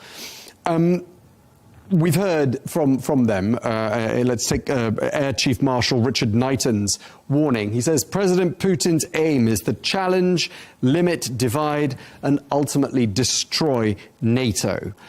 Similarly, chilling messages from Mark Rutte and the head of MI6. Who do you think is the intended audience of those warnings? I think there are 3 audiences for those warnings. One is Putin. And for Putin to be told, we know what his game is, And we're going to resist that. So that's one message. I think one message is for President Trump and the Americans, and that is to say, if you don't recognize what Putin is trying to do, this is what he's trying to do. So please understand that. And Ukraine is part of that story. And secondly, to President Trump, we understand that. And we understand your message, President Trump, and the Europeans are going to have to be stronger and spend more in combating the Russian aggression. And the third message, or the third audience rather for the message, is the citizenry, if I can put it that way, of the European nations. We have to realize that we are under threat. I mean, I can't go through the list now, but there is an enormous list of, at the last time I saw it, I think it was over 130 acts of sabotage, flight incursions, gas pipeline cuttings, fiber optic cables and so on being dug up from the seabed, all of these things attributed to the Russians, and interference internally in our countries. There have been arson attacks and so on. All of these things are just pricking away at the Europeans. But if you ask most European citizens, I've just been traveling in Germany recently, and I talked to my German counterparts there, and they're very busy with their lives, running businesses, running family lives. The threat from Russia does not signify. The citizenry of Europe is, I think, insensitive to the threat that Russia poses. It's not to them real. And therefore, when ministers start saying we're going to have to up defence spending by 1%, 2% or 3% more than we have in the past, citizens will say, but why? They haven't got that message through. And by and large in Europe, ministers aren't willing to give that message because it's unwelcome news. And the exception to that is, of course, in the countries that are closest to the Russian Federation. So the countries on the eastern boundary of the European Union, the Baltic states, Poland, and so on. And they feel the heat, much more so. And the increase in defence spending, or the level of defence spending in those countries, is much more accepted by the citizenry there than it is elsewhere in Europe. And the further you go west in Europe, then the less will there is amongst the population to recognise the problem or spend money on it. And if you go to Portugal, Spain, Italy, there is a declining interest in knowledge of or willingness to spend on anti-Russian threats and the deterrence that goes with that. OK, I'm afraid we're going to have to leave it there. We're out of time. Thank you very much indeed, Lieutenant General David Leakey. Thank you very much indeed for your time, sir. Thank you, Tom.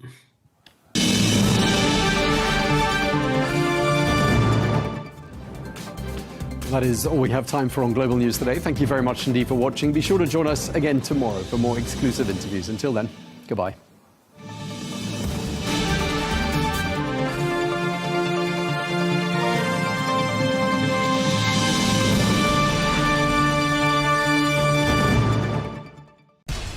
We have to take care of our people, and we're going to take care of our people first.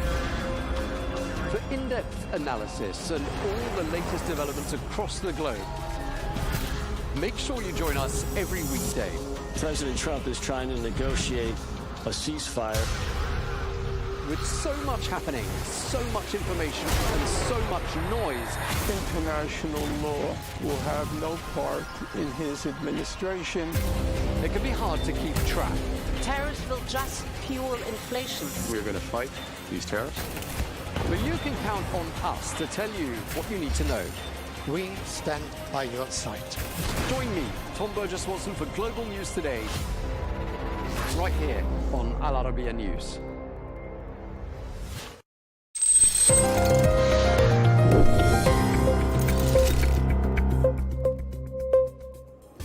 Hello, I'm Catalina Marchand-Abreu, and you're watching Al Arabiya English. 1 year after Bashar al-Assad's fall, a shocking twist. Two of his former closest allies are reportedly plotting a comeback from exile in Moscow. We're talking about Hamad Hassan, his former military intelligence chief, and his once powerful cousin, Rami Makhlouf. According to the Reuters investigation, both men are reportedly spending millions of dollars to recruit and fund tens of thousands of fighters, primarily from the country's minority Alawite community. Their goal? To reestablish influence over Syria's coastal Alawite majority regions, areas that once served as the core base of the Assad regime.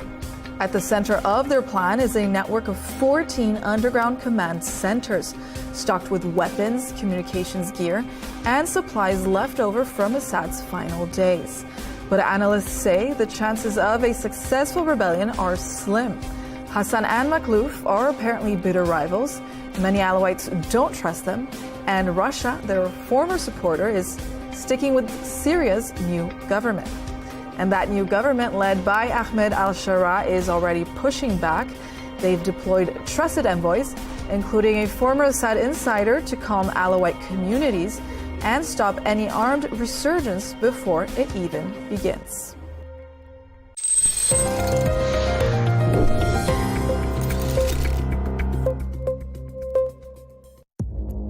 Our allies, in many cases, are worse than our enemies. Stay informed and connected with the latest international headlines. There obviously is a risk. From breaking news to in-depth analysis, it would appear that this war is coming to an end. Who buys this stuff? Investors, pension funds.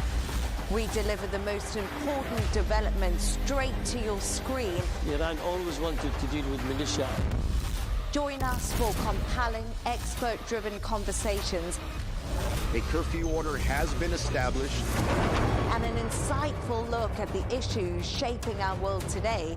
There are a lot of proposals about European architecture for security. I'm Leigh Ann Gerrans, and this is W News. We dealt with this when I was Chief of Staff in the first term. Where you don't just hear the headlines, you get the full story.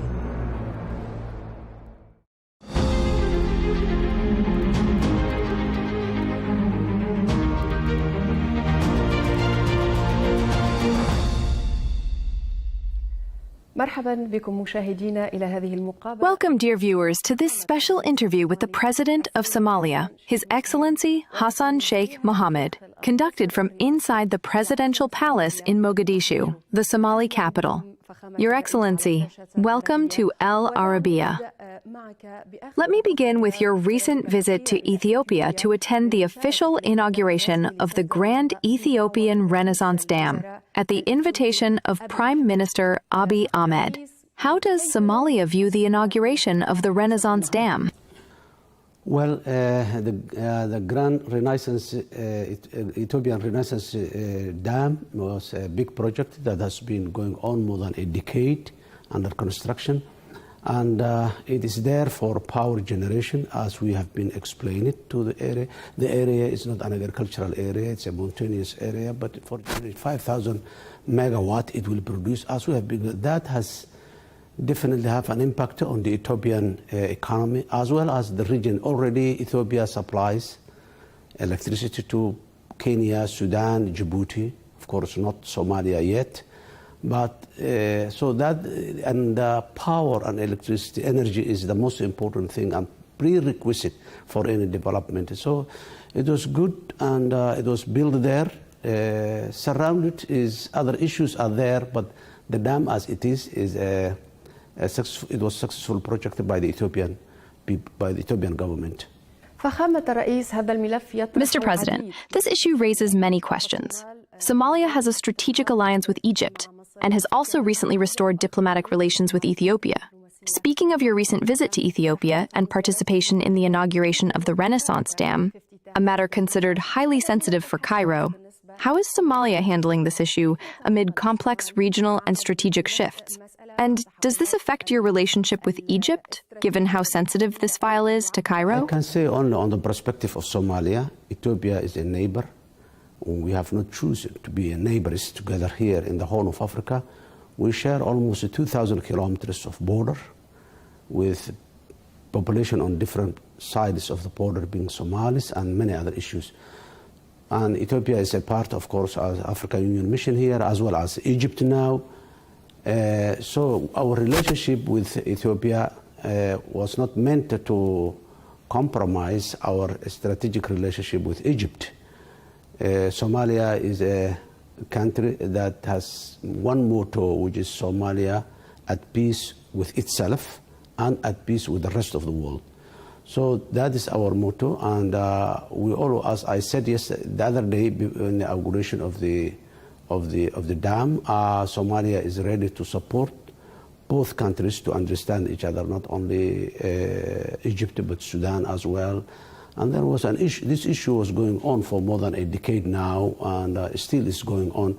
And I think it will have a positive solution will come. And the issue we raised it with the Prime Minister of Ethiopia as well, and he promised that he will be sitting with everybody who has a concern about the dam and its water. Mr. President, in your view, what could be the path toward a solution or de-escalation between the two sides on this issue? And who could help restore balance and calm between them? As I said in the inauguration, I said this dam, for some people it is for energy, and for others it is for water and food security. And both has to be mutually satisfied on their issues, and that can only take place through a peaceful solution and peaceful dialogue. And as far as I know, both Egypt and Ethiopia has always been willing to dialogue the subject. And I hope it will be soluble. There are international bodies who, and this is not the first time, the negotiations has been going on between Ethiopia, Egypt, Sudan, and other countries that have concerns on the Nile Delta, or Nile Basin. And this dialogue reached somewhere, and one of the times there was a signed agreement, another time discussions going on. And I think it will go on, and it will come up. The solution will come at the end. A few days ago, an Egyptian military delegation arrived in Mogadishu in preparation for the deployment of Egyptian troops under the African Union mission to support stability in Somalia. How do you, Mr. President, view this step? And what will be the role of the Egyptian forces in Somalia? Somalia and Egypt has a very, very long historic relationship, and a very strategic partner as well recently. We have that strategic partner with Egypt, even Somalia, before we become independent. In the 1950s, when Jamal Abdel Nasser was there, and when the Canal Suez was attacked, Somalia was not an independent, but the Somali people by that time, they stood up and they stand with the Egyptians. Since then, and our relationship is 1,000 years old, since Hatshepsut visited Somalia in those years, 5,000 years ago. So Somalia and Egypt has that type of bond together. In that line, Egypt now is participating in the peace mission, the African Union mission here in Somalia. This is the first time that Egypt is being part of the mission. You know, always there are delays here and there from the African Union, from the UN, from many places, but the Egyptians, they make the last assessment when the officers come here, they assess the ground, they assess the area that they are going to operate. So what we are waiting only is the arrival, the first contingent of the Egyptian to arrive in Somalia soon, and work in the umbrella of the African Union. But as well as Egypt has been supporting Somalia, Somali security forces, Somali defense forces, all of them by training, providing certain equipment. So the relationship between Somalia and Egypt is very, very strong. There has been some Ethiopian discontent, or let's say concern, regarding the arrival of this Egyptian military delegation in Mogadishu. The Ethiopian ambassador to Somalia even expressed such concerns publicly. Did Addis Ababa communicate with you or raise this issue directly? No. They've never been raised with my level or even with the ministerial level. I heard that the Ethiopian ambassador, but that was not right. But here one thing is Somalia is independent and sovereign state, and our decisions are sovereign as well. So we choose Egypt to come here, and definitely they will.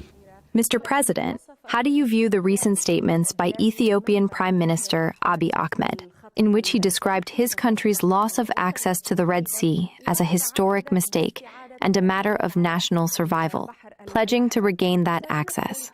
Do you consider this a threat, even indirectly, to Somali interests or to the overall security of the Horn of Africa, including Somalia, Ethiopia, Djibouti, and Eritrea?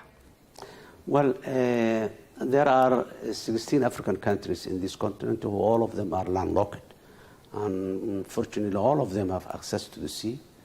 And Red Sea is one of the seas that surrounds Africa. So if Ethiopia wants to reach the Red Sea, they can, but there are always standards, ways to reach. And I hope that they will follow that universally accepted standards to reach there. And I haven't seen any now war or contentious issues standing. I have been hearing rumors that Ethiopia and Eritrea are going to fight on the Red Sea and all this, but I've never officially heard it from it. But Somalia will never stand and support for any violence or any violation of sovereignty of any country in the world.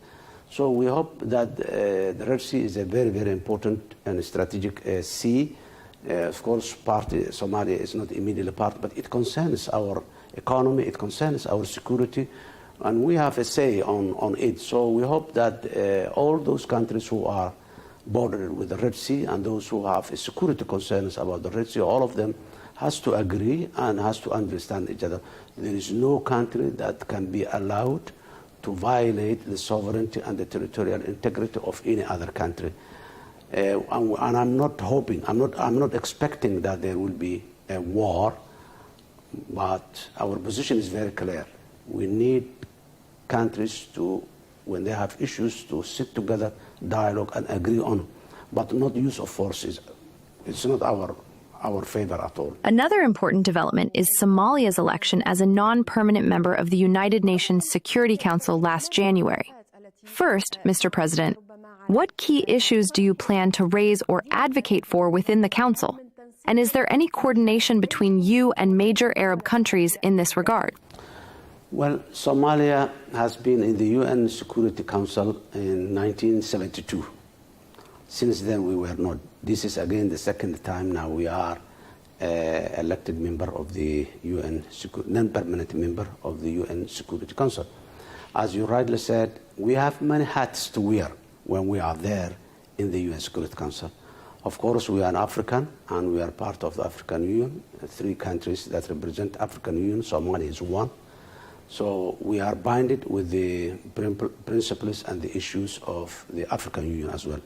On the other hand, we are member of the Arab League, and we represent there for the interests of the Arab world, wherever there is an issue concerning the Arab world. Right now, Palestine is an issue, and our position has always been very clear and will remain that clear position. On the third time, we are also a member of the OIC, and we represent the Islamic world there as well.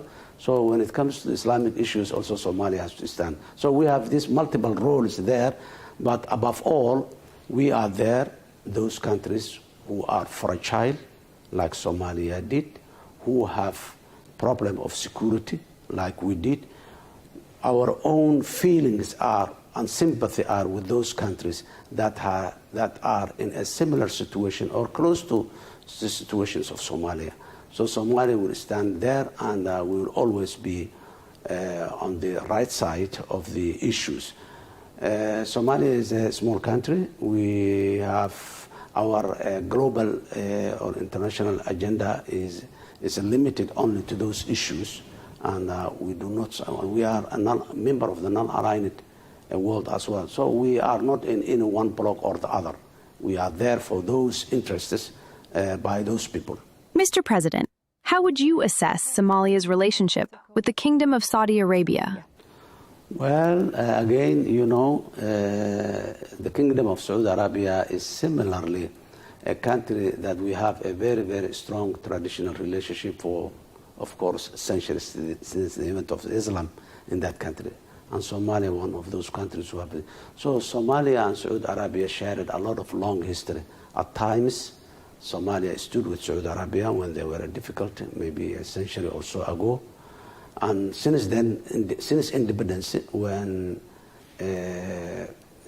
His Majesty King Faisal was there in the 1960s. Saudi Arabia has always been with Somalia, supporting Somalia at difficult times. And since today, they are still with us, and they are supporting Somalia, of course, diplomatically. And in the past, it was humanitarian, that was the needs of Somalia. But today, it's again development and investment in Somalia's interest now at this right moment. And Saudi Arabia and Somalia, there are a lot of discussions going on for development and investment projects in the near future. To what extent do you see coordination between Mogadishu and Riyadh developing on issues of mutual concern, such as counterterrorism and regional stability? Well, as I said, there are many files that are right now going on for discussion, and some of them are just close to end soon, maybe in a very short period of time. But so far, what we have prominently already achieved is the collaboration between us on the war against terror. Saudi Arabia trains our security forces, part of our security forces at senior level, leadership level even, and Saudi Arabia also contributes sharing information about the terrorists on both sides of that. So that file is already moving forward, but there are other files that are in the process of discussion right now. Mr. President, Somalia remains at war with terrorist groups, but it also suffers from challenges such as unemployment and underdevelopment. What is your vision for addressing these issues, and how can Somalia take advantage of global competition, Western, Chinese, American, and even Russian, to promote development in the country? Well, first of all, as you rightly said, Somalia is in a terrorist war for almost close to 2 decades now. But we have been gaining experience on that. Usually, traditionally, Somalia was fighting with the terrorists on the military front only. And now we develop a new strategy that concerns about the ideological war against the terrorists and the financial war against terrorists. I was curbing the financing terror as well. So multiple fronts are now Somalia fighting against these terrorists. Now, the issue now we have is, as I said earlier, we don't have a big agenda, global agenda. Our agenda is national or regional at the moment, at the best. So the competition between the West and the East and all this also, it affects the whole world. Because, as you rightly said, when 2 elephants are fighting, the grass is the suffers. So the developing world suffers when the big powers are fighting each other. We have our own concerns on some of the issues, but the world is changing, and we hope that the United Nations, the international order, the international financing architecture, so many things are under constant review. We hope that it will go on the right direction. But for us, we are a friend to everybody, unless that everybody proves that they are not our friend. Mr. President, allow me to pause at this critical point. Combating al-Shabaab and other terrorist organizations. How do you assess the current threat posed by al-Shabaab? And how effective are the ongoing military operations against it in Somalia? Well, Somalia is fighting not only al-Shabaab, but we are also fighting Daesh in the northern part of Somalia, the mountainous part in the northern Somalia, northeastern Somalia, particularly Puntland area. A success has been reached there by the Somali security forces there, as well as we are doing the same here in al-Shabaab. Shabaab, we are fighting for, as I said, almost close to 2 decades now, very experienced, have a very strong network within the society, particularly the rural Somalia, where they have been there. Those kids that were born when al-Shabaab took over in the 2007, 2008 in the country are now, 28 years, 27 years old. They are the ones who are fighting. People that has been in rural area, never exposed to any other part or any other world, never have a free media to listen to, follow up. So they have been indoctrinated for more than a decade is the one. So this is not an easy task. Somalia is facing that task. Yes, we are getting very, very good support from the international partners, but not enough. Not enough yet. Most of the burden is facing Somalia with its own limited resources, but the people of Somalia, because of the mobilization of the government by the people, to the people, now the people is really the ones that are leading the fighting, not only our formal security forces. Yes, we are, on one hand, we are building our security forces, and on the other hand, we are fighting, you can understand. And building a security forces is not a very short term, it's a long term and a long process. So there is a lot of challenges going on, but so far we've succeeded to push Al-Shabaab in many parts of Somalia. But you know, Somalia is a big country, and more than 60% of the population are living in the rural area. So still the threat of Al-Shabaab is still imminent in Somalia, and it's a threat, real threat, but it's not as it was before. Mogadishu has never been a secure place, and for the last 3.5 years, I have been attacked 5 times by Al-Shabaab when I was touring the country and standing in front lines with explosive vehicles driving on, as they did recently even here in Mogadishu. But you know, now their capability of using those techniques and all this are weak, and they are many places very far away. Mr. President, last March you personally survived an assassination attempt, thankfully unharmed. What can you tell us about this security breach? What vulnerabilities did the terrorists exploit to target you personally, and, through you, the symbolic representation of the state? One thing that Al-Shabaab has convinced themselves is that this war going on, there is only one switch. If you make it off, the whole war will stop, and that is the assassination of Hassan Sheikh. So they have tried. And not only this time, even from 2012, they have been trying to assassinate me, to kill me, but they never succeeded, and inshallah they will not succeed. Now, in the recent attack here, they built a bomb inside a house on the side of the road map. The house itself, a huge bomb. It was not something outside. When my convoy was passing there, they exploded, and one of my cars were seriously damaged. Fortunately, none of our people, my close protection people, died there. They destroyed the car. And so since then, the interagency task force has been assigned to follow up what has happened and how and who did it with Shabab. Since then, they were making follow-up, and I think 3 days back, the man who has engineered this has been eliminated. He has been neutralized, and his team, 10 of his team, and he himself has been neutralized very far away from Mogadishu. So the risk is always there. They try. They have been trying all the time here in Mogadishu, but they didn't succeed by bringing a car into Mogadishu or going and taking over hotels and public places, ministries. They were using to go and fight for 2-3 days there until they are complete of them eliminated. That thing has not happened in the last 8-9 months here in Mogadishu. So, and then there is a very clear strategy built on, which will be going on, expanding from Mogadishu, pushing back until we reach it to the borders of Somalia. During my visit this week to displacement camps in Mogadishu and to the town of Barire in southwestern Somalia, recently liberated from Al-Shabaab by the army, I met many Somalis who expressed hope to return to their homes. Mr. President, when will these people be able to return safely to their towns?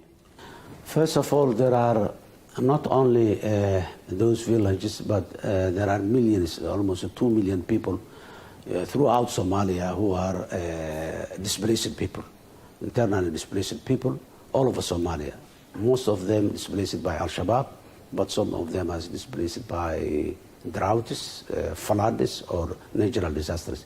So it's true that cities, when you know Al-Shabaab, what they do, they dug tunnels below the city and they fight there, and the city was destroyed. So the Somali government will be working on bringing those people back. There is one more place that's remaining for that front, which is Barire, which we are going to take over in the coming days and weeks. So the government will work on the rehabilitation of those. So this is agricultural, it's a basket food basket of Somalia. It's the territory that produces most of the food in Somalia. So the government of Somalia will work with the people and help the people to rehabilitate their houses and their life back again.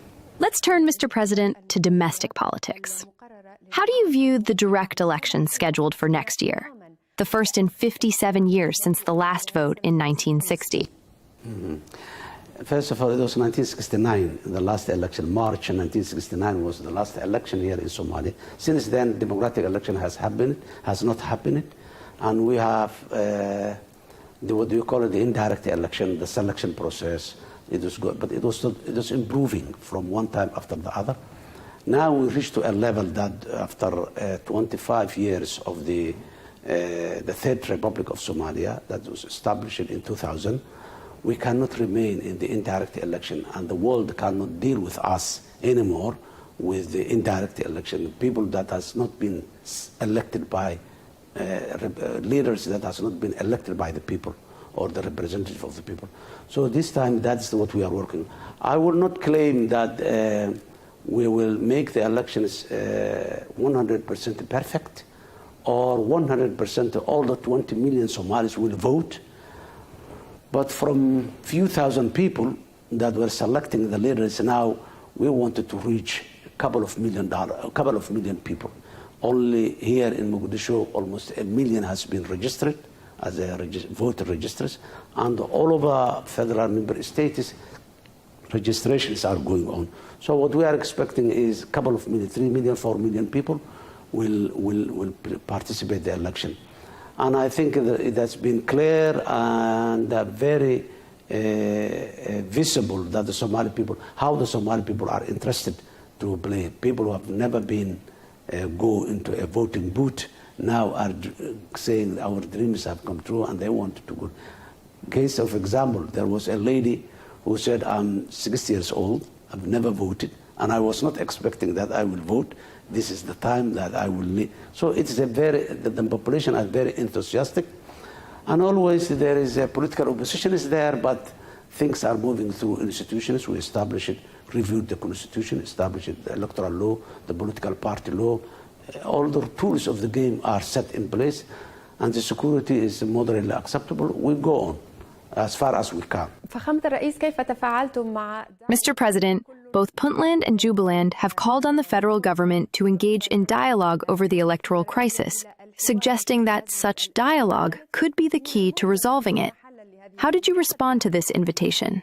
Elections are two levels. One is local election, local municipalities, federal member states, and one is the national election selected by the parliament of both chambers and, of course, the leadership. So far what we are focusing now is the local elections, which is going to be soon. Puntland is not included because they did the local elections already. They make one man, one vote local elections.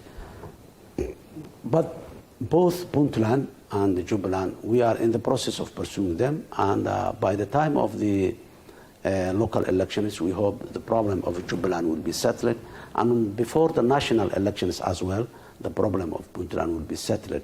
So the channels of communication are already open, and we are continuing with a dialogue with them.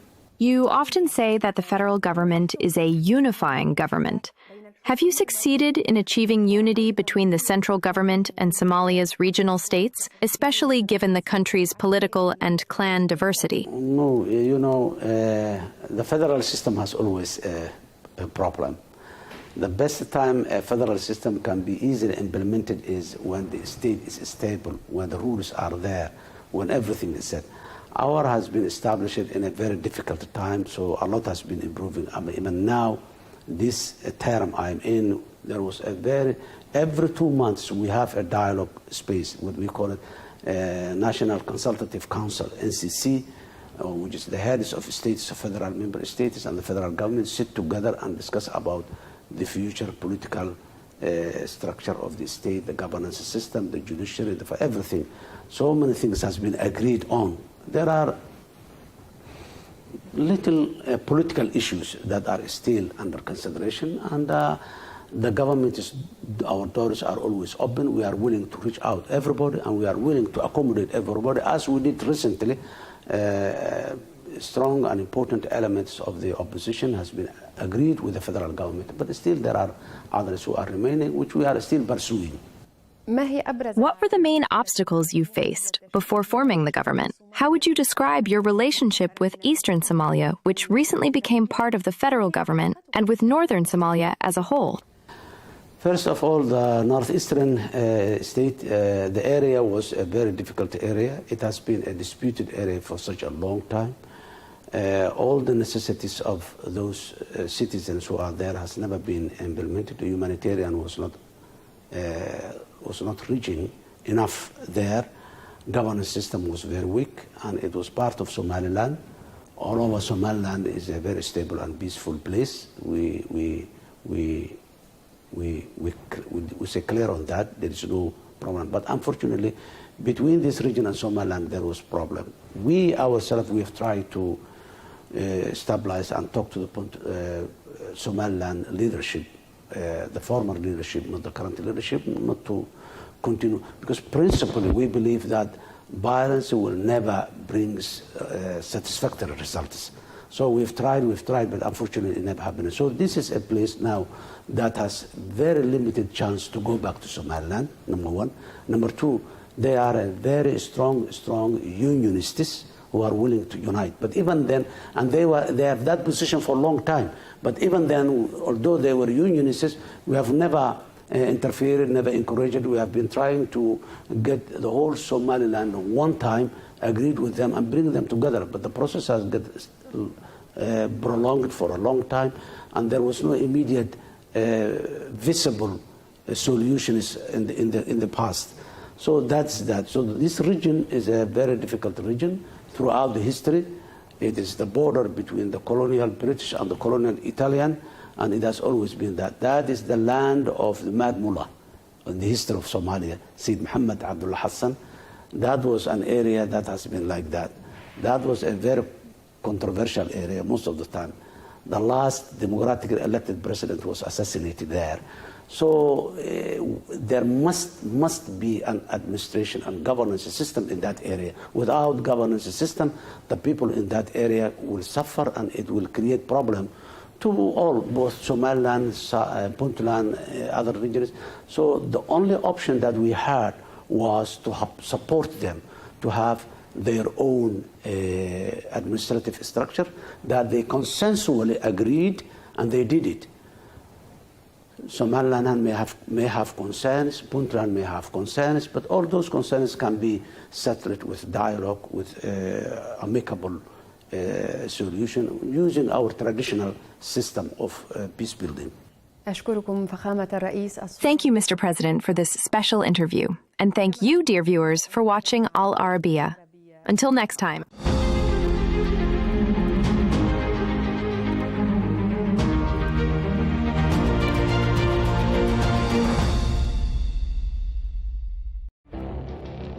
It feels like decades are passing by in a matter of weeks. Seismic shifts in the world order. Never, ever will be part of America. With so much happening and so much noise. Whether it's political upheaval, Canada has been ripping us off for years. economic shifts, or social movements, And no one wins from tariffs. I think America can be more friendly to the rest of the world. For in-depth analysis and all the latest developments across the globe. To have an inclusive policy together. The meetings with Hamas gave me some hope. We're in another nuclear arms race.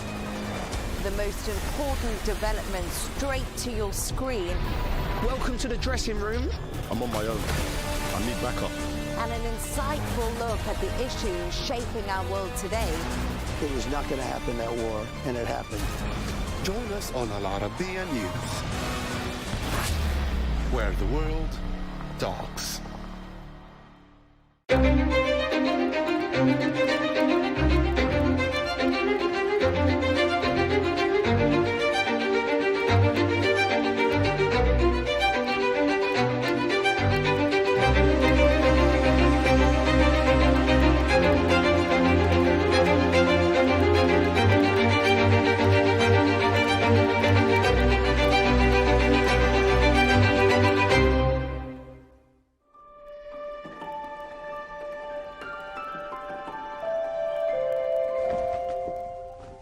If you are watching this report on TV or on your mobile phone, you are committing a sin.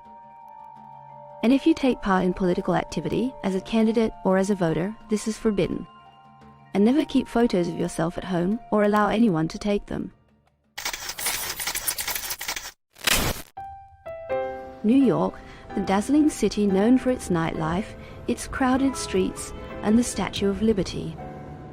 In all its modern lifestyle, its urban sophistication, its fast pace of life, architecture, and advanced technology, and yet only about 300 kilometers away from New York lies the state of Pennsylvania, which is home to the largest Amish community in the world, a religious group that has voluntarily given up modern freedoms and abandoned contemporary technology in order to preserve their traditional way of living.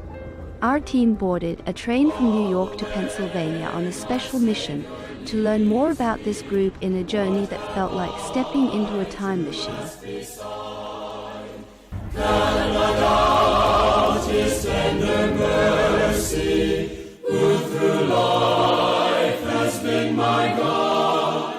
This Christian community stands as a clear example of people who willingly hold on to their old beliefs, choosing freely to remain committed to a way of life built on traditional farming and handcrafted work. They continue to follow these long-standing practices with intention and devotion, quietly setting aside the modern developments and technological changes that surround them in the world today.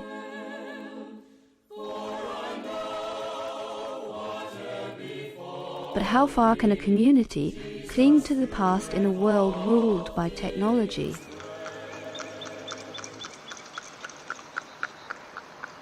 Pastor Gregory welcomes us into his church to share his experience living among the Amish and how their beliefs differ from the Protestant Christianity followed by most Americans. They're just people that are living like in another time frame. Most people, we go with the flow. When cars came along, we gave up our horses. When cell phones came along, we gave up our landlines. We just go with all the technology, but they have held back on that on purpose. I think because they want to have a slower lifestyle, a more thoughtful lifestyle, more contemplative, and not be influenced by the things that go with these advances. It's a mixed bag. There's blessings in the technology, but there's also some dangers as well, and they try to stay away from that. The Amish believe that good deeds in this life lead to salvation in the next. Unlike most Christian churches, baptism is not done at birth, but at the age of 18. At that age, one chooses whether to remain with the Amish community and be baptized, or leave it with no ties.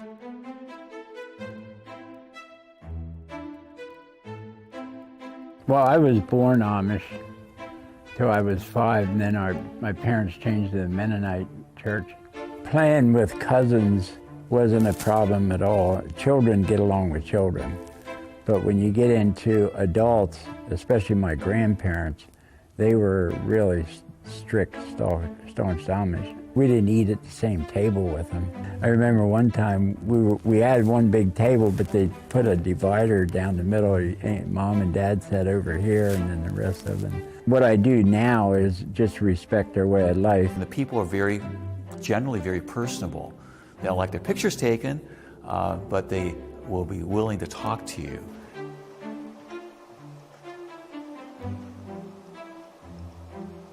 A man named Sam Stoltzfus. He lives here in Gordonville, Lancaster County, next to the church where I pastor. But this man is a resident historian for Gordonville. He's written Lancaster County Amish History is one of them. And he recently, well, I think it was 2016, he said, he took a trip to Germany. And he has pictures, and it's like a travel log of his experience in going to Germany. So things don't get collected. People give me notes, and I write notes, and I put the envelopes in. Pastor Gregory arranged for us to meet his Amish friend, the historian Samuel, who agreed to speak only if his face was not shown, as photography conflicts with Amish beliefs against portraying humans. We don't believe in having our photographs taken because of the graven image Ten Commandments, second commandment. We have 350,000 Amish people in North America.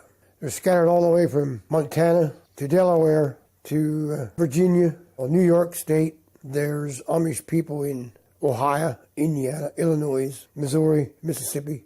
Then there's also Beachy Amish. They don't drive cars, but they have tractors. Almost 40,000 Amish people in Lancaster County. The Amish are known for their distinct appearance. Men grow beards but shave the mustache, and women cover their hair and dress modestly. We always wear plain clothes, plain suits, plain shirts. Now, we don't always make our own clothing. We buy some. You can buy some tailor-made. And dresses, the girls wear white before they're married. Organdy, we call it. Then when they get married, then they wear colored dresses. The white dress, when you get married, is laid back, and that's their funeral garb. Oh, when a lady gets to be 35 and not married, then she'll switch over to colored dress. The Amish trace their origins to the 17th century, when a Swiss spiritual leader named Jacob Ammon founded the movement, aiming to return the church to its original teachings and old religious traditions, believing the Mennonite church had strayed from them. Ammon also wanted a simple, humble lifestyle aligned with the teachings of the Bible. The Amish people came here in the 1700s to Pennsylvania, Lancaster County, at the same time that many other people were coming, Christians who were experiencing persecution in Europe. William Penn and others had purchased land here and made land available for them to come, where they would have religious freedom, freedom to teach their children, have their own schools, and live like that. Many of them were farmers and stayed to be farmers throughout most of their life and throughout the history of Lancaster County.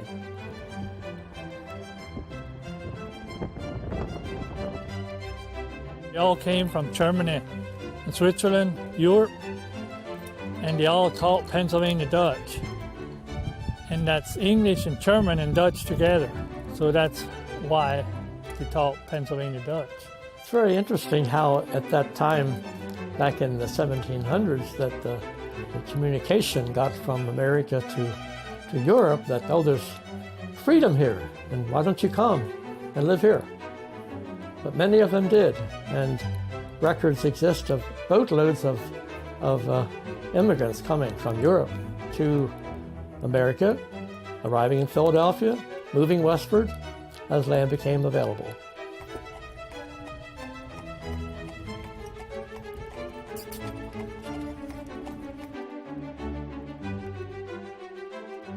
We've been keeping that pretty well. Our church services are in Pennsylvania Dutch and German. Always in Pennsylvania Dutch. 50% German. Our scriptures are in German. Our communion services are in German. So it's just something we've always kept. The Amish prefer to have their children schooled in their own private schools, and that is permitted here in Pennsylvania. Usually their students go to about the 8th grade, do not go to further higher education. Some of them might continue into high school. We've seen this from day one. We started our own schools in 1928 because the sports were taking over and they wanted the Amish to go to high schools, and we didn't feel that was very necessary. Well, we have to go to school till we're 15. In 1956, that was a big issue. Finally, they got together on how they were going to do this, and now they have a 14-year-old school. After you're through the 8th grade, you go to 1 year to that till you're 15. And then they teach German, farm economics, and things like that. The ladies will learn cooking, housekeeping, which they have anyway. They knew it anyway.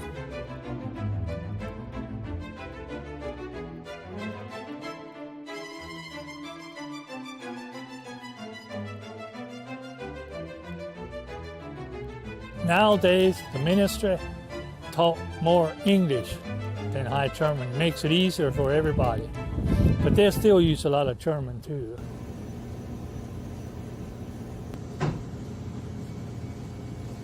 Amish girl will go to Amish school, And when she gets out of school, she can be a helper when she's 15 or 16. If she's a helper for a year or two, she has the groundwork to be a teacher. They don't all make it, but 90% of them do. They do a good job. Their schools are usually taught by a younger single lady, and they do have a training, although it's very short, a training program for their teachers.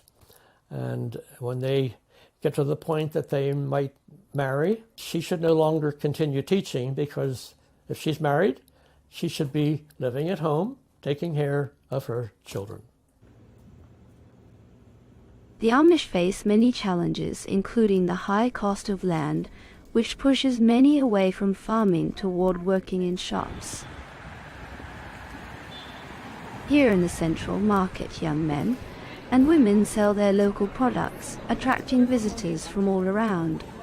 I grew up in Lancaster. I think the market's such a great part of our history. It's actually the oldest, largest, continuously operating market in the country. So that's like a really cool thing. The Amish today work with other people. They participate in community activities, especially with local fire companies. All of our fire companies are volunteer. The Amish have lovely farms, and they have farm buildings, barns, and they need protection, and so they cooperate with other people in the community as well.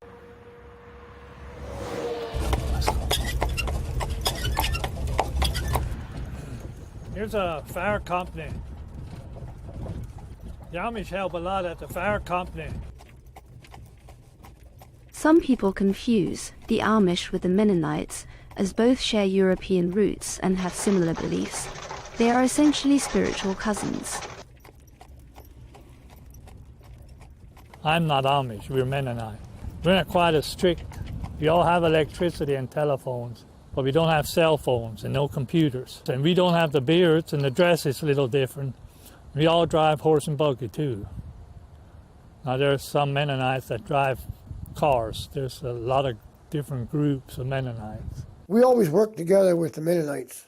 So if it goes to the worst, it comes to bat. Sometimes those people will step up for us, which gives you a good feeling.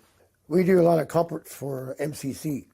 It's sort of a quick put together blanket, quilt, Ukraine, Jerusalem. They send a lot of stuff over to those cities. People don't have enough to eat or have enough to wear. The Amish maintain strong social and economic ties, especially with the Mennonites. The Amish refer to anyone outside their community as outsiders, regardless of background. It's a mix. They'll use our services as English people. They will use our technology, our transportation when they need to, but they rely upon themselves mainly for their day-to-day living in their home life. Some of them actually have vehicles, but not for their own purpose. They use it for business purposes. I worked for a hardscape company up in New Holland where the owner had 3 big diesel trucks. He had cell phones, he had office computer equipment and so forth, but he himself would have to be transported by a driver to get to the job locations to give the estimates and then to check up on the work.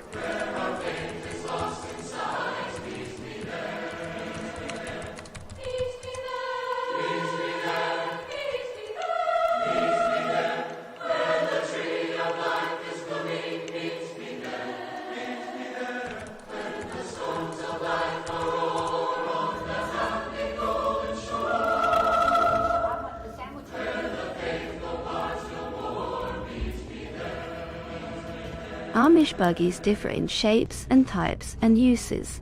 There are summer buggies, winter buggies, family wagons, cargo wagons, and more. Paul accompanies US to show us some of his personal buggies.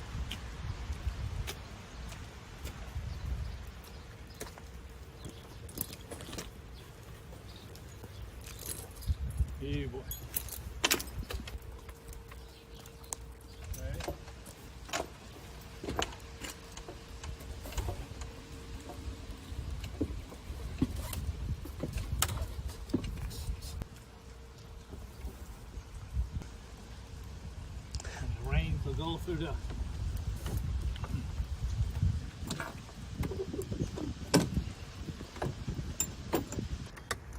blinking lights, it's the headlights.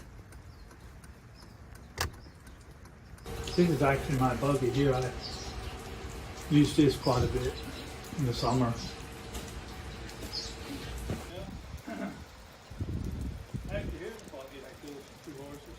They are head and base. Helps a little for the rain too. You look around more and gives you a good ride. We believe in using horses and on the road and in the field, because if we would start buying cars and buying tractors, we would go way too fast. Our young folks, when they get 16, we get them a horse and a buggy, and that's the way they travel.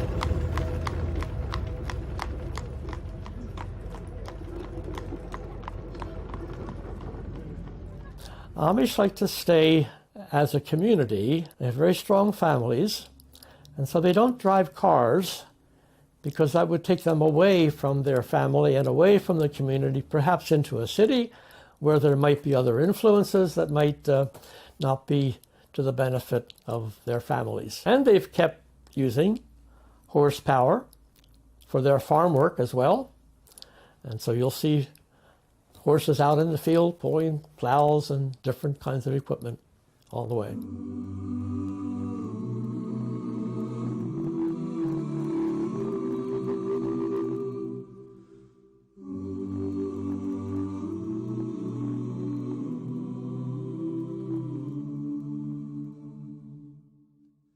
Packing up the dreams God planted in the fertile soil of you. Can't believe it can add up to the price of a car when you have a horse and buggy together. They have different upholstery. He said they can have seating, front row seat, you have a back row seat. So the single guys, he was just going to have a front row seat. He didn't need a back row because he wasn't married. But we'll keep you close as always.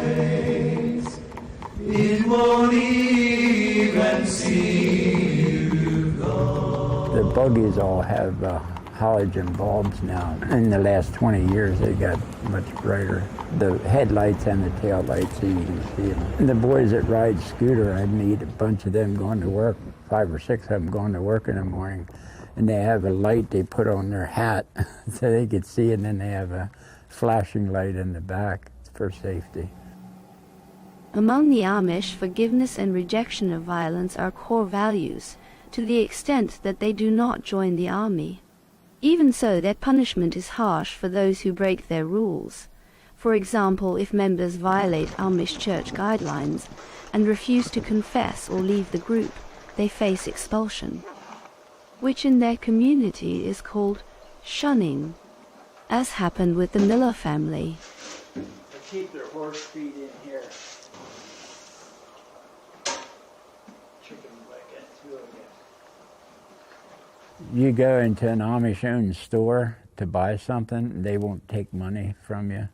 You have to lay it on the counter, and they'll pick it up. They won't take it out of your hands. They'll ride in a car with ex-Amish, but you're not allowed to drive. They can't. I have to drive because I was never baptized in the church like my parents were. So it gets a little touchy, I guess. 'Cause our hearts in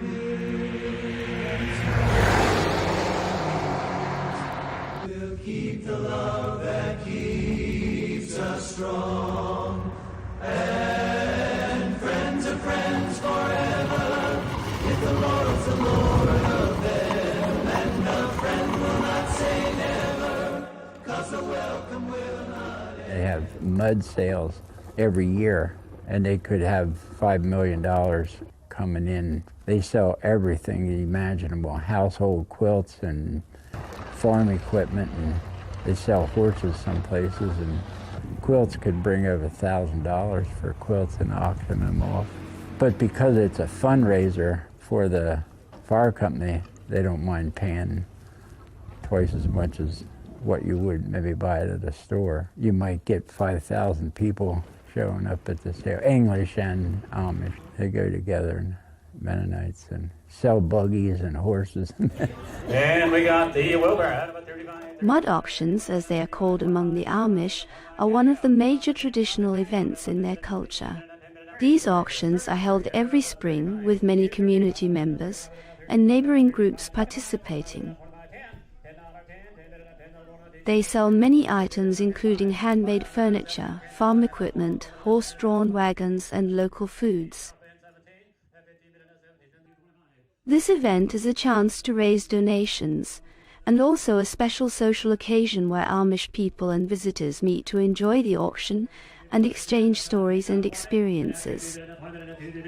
A harder life, riding a bicycle, pushing a scooter, which would use one foot on the platform, and the other foot they use to push. I mean, it's a lot harder. It's slower. It's a slower life.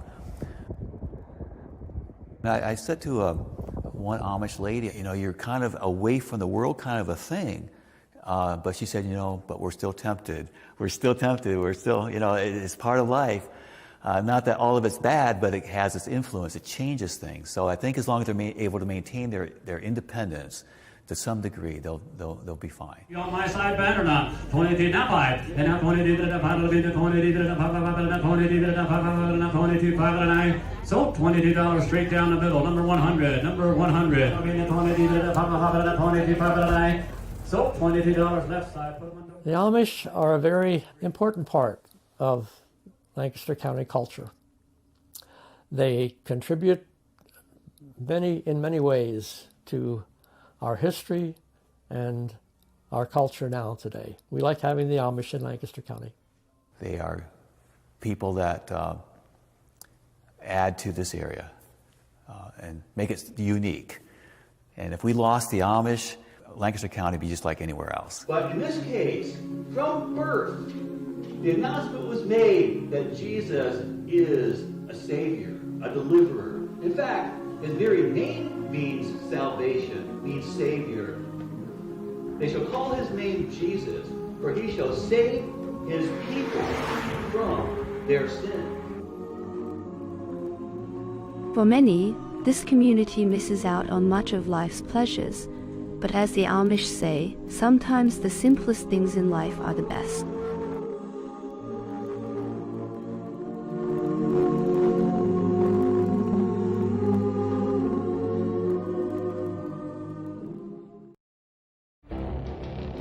It feels like decades are passing by in a matter of weeks. Seismic shifts in the world order. Never, ever will be part of America. With so much happening and so much noise. Whether it's political upheaval, Canada has been ripping us off for years. economic shifts or social movements, And no one wins from tariffs. I think America can be more friendly to the rest of the world. For in-depth analysis and all the latest developments across the globe. To have an inclusive policy together. The meetings with Hamas gave me some hope. We're in another nuclear arms race. the most important development straight to your screen. Welcome to the dressing room. I'm on my own. I need backup. And an insightful look at the issues shaping our world today.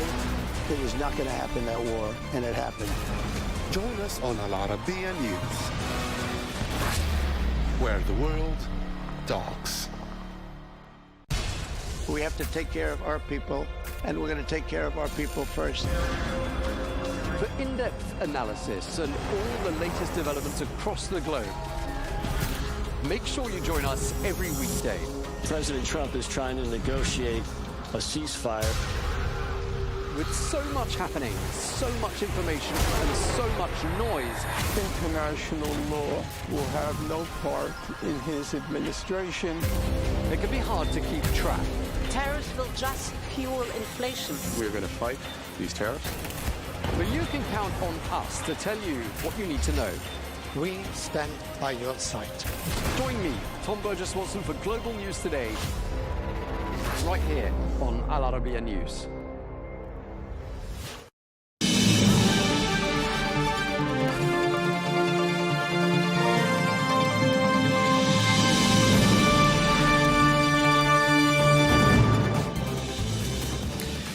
and welcome to Global News Today, bringing you exclusive interviews with leading experts every weekday here on Arabiya English. I'm Tom Burges Watson. Coming up in our Thursday US special, we get the latest on escalating tensions between Washington and Caracas. This as the US seizes an oil tanker off the coast of Venezuela. We ask, where are things heading? We also reflect on US policy towards Ukraine. And we look at President Trump's plan for a golden visa for wealthy individuals. Plus, we'll be turning our eye to the Rafah border crossing that connects Gaza to Egypt. We ask, when will it fully reopen? And just how important is it?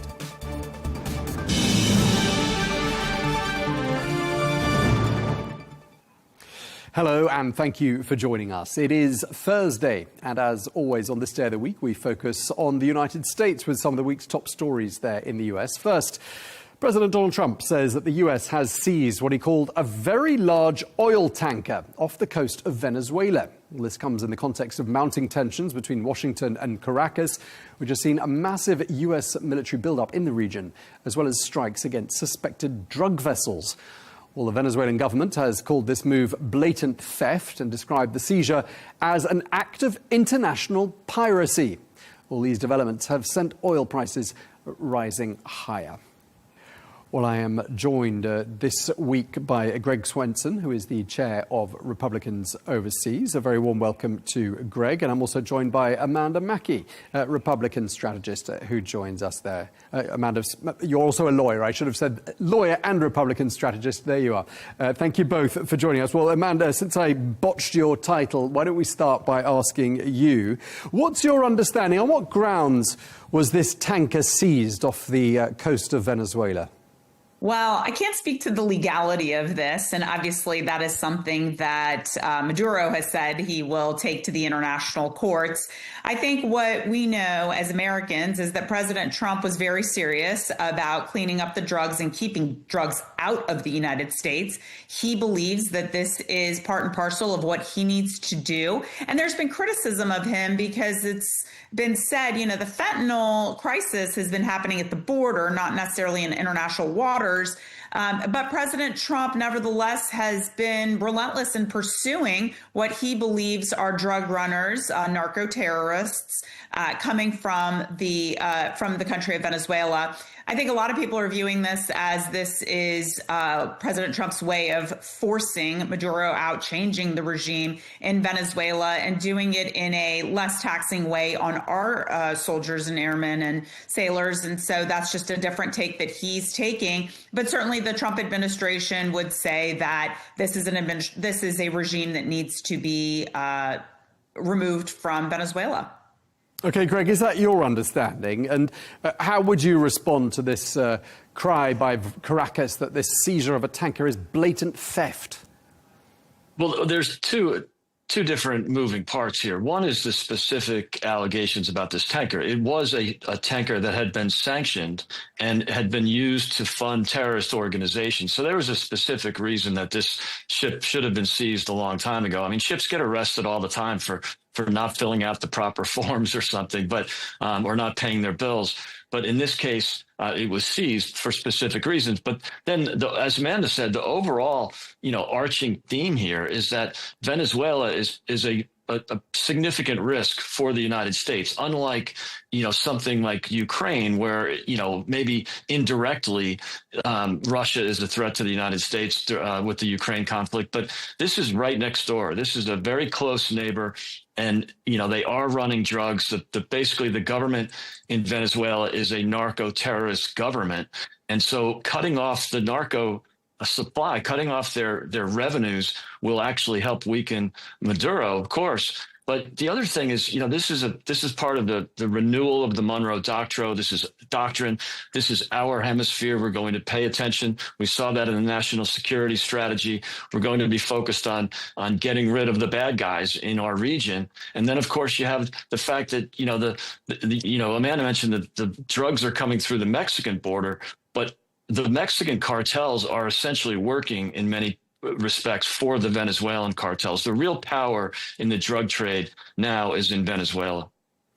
Okay, Amanda, I mean, there's been this massive military buildup in the region for a few weeks now. I just want to ask you where you see things heading to from here.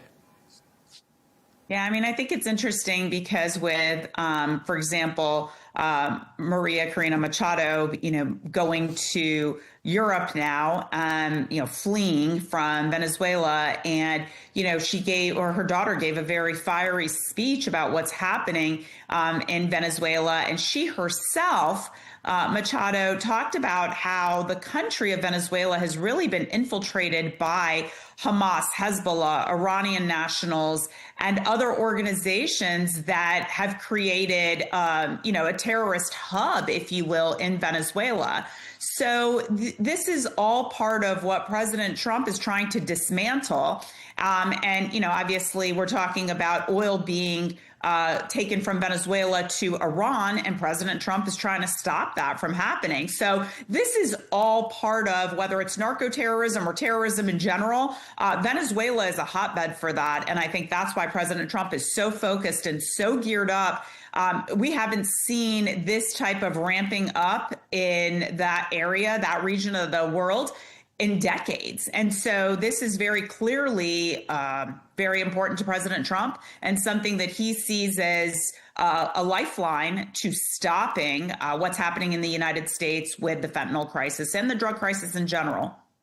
Yeah, it's really interesting, Amanda, because what you're saying sort of goes some way towards explaining why the Iranian embassy in Caracas, of all the embassies, should have spoken out about this. And they've described the seizure of that tanker as, quote, a grave violation of international laws and norms. So clearly some ties there, as you correctly identify, between Iran and Venezuela.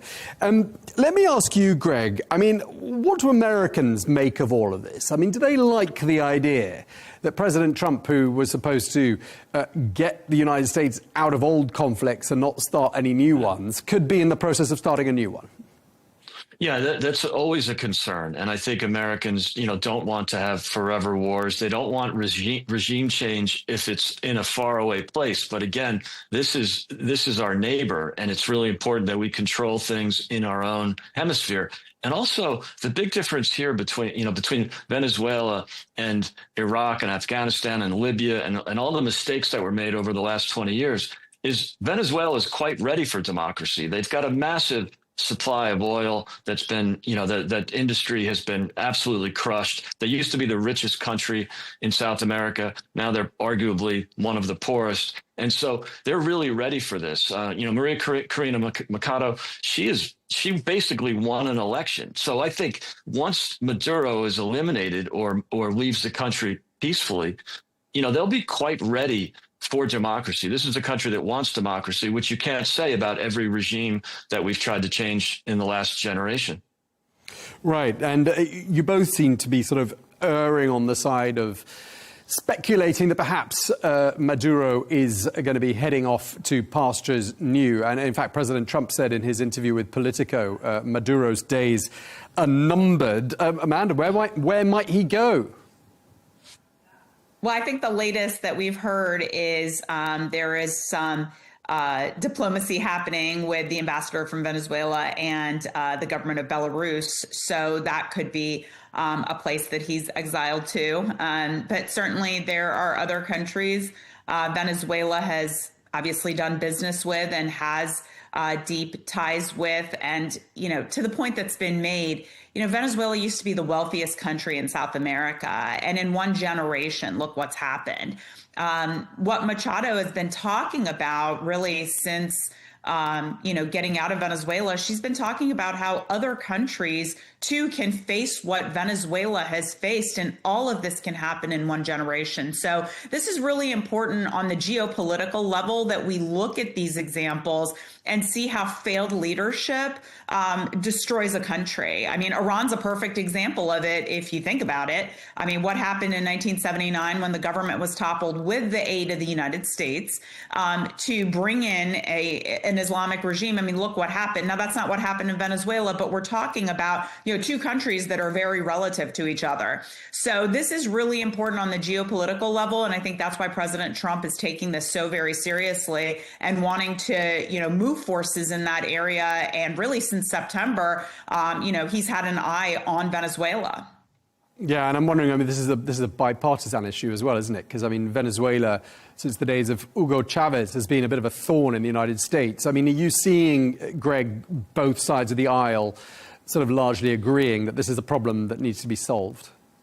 I'm not quite sure of that, Tom, because the Democrats at this point will just argue against anything that President Trump does. This is a common sense issue, and they've had a habit of supporting issues or policies that poll at 20%. I think most Americans understand that fentanyl killing 80,000 Americans every year, it's more than we lost in Vietnam, in the whole war. It's outrageous, and I think the voters, the people, are quite supportive. But the Democrats will probably not support anything that the president does, and that's a shame. Okay, let's move on to our next topic, Ukraine, because President Trump has stepped up pressure on the Ukrainian president to accept his peace plan and hold presidential elections. Well, President Zelensky says he's prepared to go ahead with a vote. He's currently restricted under martial law. He says that a vote would only be possible if the US and Europe ensure security. Meanwhile, Kyiv and its European allies have pushed back on the US-backed plan on the grounds they view it as being too favourable to Moscow. Well, last Friday, President Trump released a new national security strategy, which appears to point to a retreat from bolstering European security and which presents a more conciliatory stance towards Russia. Let's start by talking about peace and Ukraine. Amanda, does it look to you like we're getting close to a deal? It's really hard to say. We have such conflicting messages. You have the president who has been saying, and we've talked about it on the show previously, that the president has said, look, you've lost land. You have to cede that you are not winning. He said it directly to Zelensky back in February in that debacle of a meeting at the White House. So I think President Trump is, look, he said it many times, there are winners and there are losers, and you are losing Ukraine. You need to give up something and cede something. And that's what he's been pushing Zelensky in the direction of. Now, look at that as compared to what Congress did, where they passed an $800 billion package for Ukraine. And so, I'm sorry, 800 million. And so that was, something that I think a lot of Republicans are thinking, why are we still sending money to Ukraine when we can't even get close to some kind of a deal here because Zelensky's so far off? And so now President Trump is pushing on, you're not a legitimate president anymore because you won't hold elections. So I don't see this tapering off anytime soon. I don't see a resolution anytime soon. I think things might actually be getting worse than getting better. Greg, what are your thoughts? Because Washington wants a deal by the end of the year, and I'm wondering to myself whether a good and lasting deal can be struck that quickly.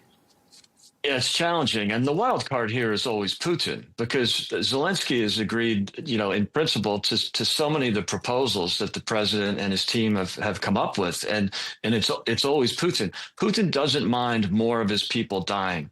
So what President Trump is trying to do is stop the killing, end the body bags. I'm quite sure the Ukrainians would love to do that too. And I think any argument that we can't cede anything, there's certain things that we can't give up. Well, yeah, but who's going to continue to fight this war?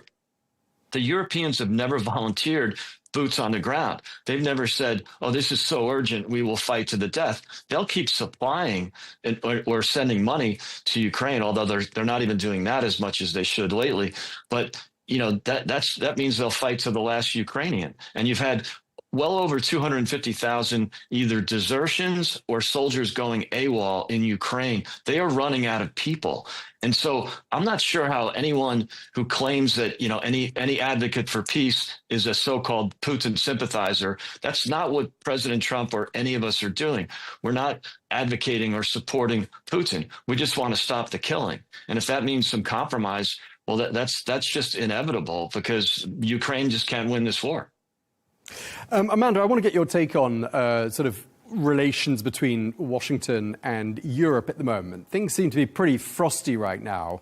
And Russia seems pretty pleased about that because we've heard the Russian Foreign Minister Sergei Lavrov saying today all misunderstandings with the United States over Ukraine have been resolved, he says. I mean, the Europeans are pretty alarmed by all of this. Do you think they're right to be alarmed? Well, look, Europe, the European nations are much closer in proximity regionally to the conflict. So I think they have a different standard than where we are. And President Trump has said as such. The Europeans have done what they can, but to Greg's point, they haven't put boots on the ground. Yes, they've done what they can to fund. We've certainly done a lot more. We've certainly given a lot more blank checks under the Biden administration to Ukraine. And part of the reason why Trump won, let's not forget, is he said he was going to stop this. Of course, he was going to do this peacefully, but he did not believe in continuing to support this war. This was not our war to fight. And you have Republicans that are coming up for re-election in less than a year, and they're going to be hammered on this question. Why are you supporting funding to Ukraine? This is really important. Regardless of what the administration is saying, Republican members of Congress who are running next November are going to have an answer to that. This is really important for a lot of constituents who are struggling to put food on the table, a roof over our heads. Our economy is not the strongest it's ever been. And so for the American people to see $800 million go out the door to Ukraine, that's very hard to swallow. OK, we're going to move on to another story now, because the Trump administration has officially launched a new visa program called the Trump Gold Card Visa. Well, the idea is to offer a pathway to non-US citizens to get expedited permission to live in the United States. Well, the upfront application fee is $15,000 and then, after background checks and vetting, applicants must then make a contribution of $1 million to get the visa. Well, President Trump says, quote, "It's basically a green card, but much better, much more powerful, and a much stronger path." Greg, I want to ask you, what's been the uptake? Have there been lots of applications? I don't know if there's been applications yet. I think these things take a while to execute. They've been talking about the golden visa for, since the campaign last year. And so I think around this time they were expecting it to actually launch, but it'll take a few months to figure it out. But this is something that's used in other countries. I immigrated to the United Kingdom 10 years ago, and there were plenty of schemes like that where you got a different level of visa based on how much money you invested into the country. I think it's quite sensible. Italy's doing it right now, where there's a massive capital flight out of the United Kingdom, including me. Italy has a proposal. Well, it's not a proposal. They're doing it. And it's been quite successful. You pay 200,000 euros in income tax, and that's it. So whether you make 500,000 or 5 million, you pay a flat tax of 200,000 euros. And Milan is booming right now. You have, very, very successful entrepreneurs and business leaders leaving the UK and going to Italy. So these things do work. It's consistent with President Trump's supply side economics philosophy. Lower taxes, deregulate, and incent people to invest in the country and in business. It's quite sensible. Amanda, is this going to be a good earner, do you think, for the US Treasury? I mean, Greg really raised so many great points. All I can say is that, look, we want people who come here and contribute. We don't want them to take from the system. We don't want them to not assimilate. And when you have people who are entrepreneurial, successful in their own right, they understand this and they come to the United States to make it better. That's what we want. That's our goal. And so the struggle has been not just the United States, but countries in Europe. I mean, we're seeing it in Sweden, how much Sweden has changed and the criminal levels of activity. They're now having to pay people $35,000, these migrants who came there, they're paying them $35,000 to leave. So we don't want to find ourselves in that situation. We want people to come make America better. We want to be a country of entrepreneurs. And I think that's what President Trump's goal is, seeing the success, as Greg mentioned, he knows this issue much better, of, what's happening in Milan, Italy, and other places where they've allowed for these types of things to happen.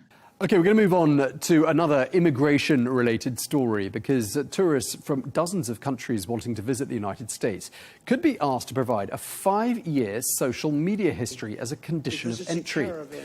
Well, the new condition would affect people from countries that are currently eligible to visit the US for 90 days without a visa, as long as they've filled out an ESTA form. Well, privacy advocates and travel industry groups have criticized the initiative, but President Trump has defended it, saying that it's all about safety and security. Greg, let me ask you, I mean, is this likely to become law, do you think?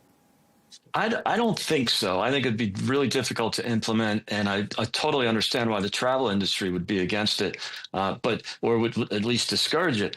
But I do think there has to be some, whether it's an algorithm or facial recognition, something to make sure that we're not waving terrorists into the country. We've got the 250th birthday of the country coming up. More importantly, the World Cup is being played in the U.S. So you are going to have a lot of visitors to this country.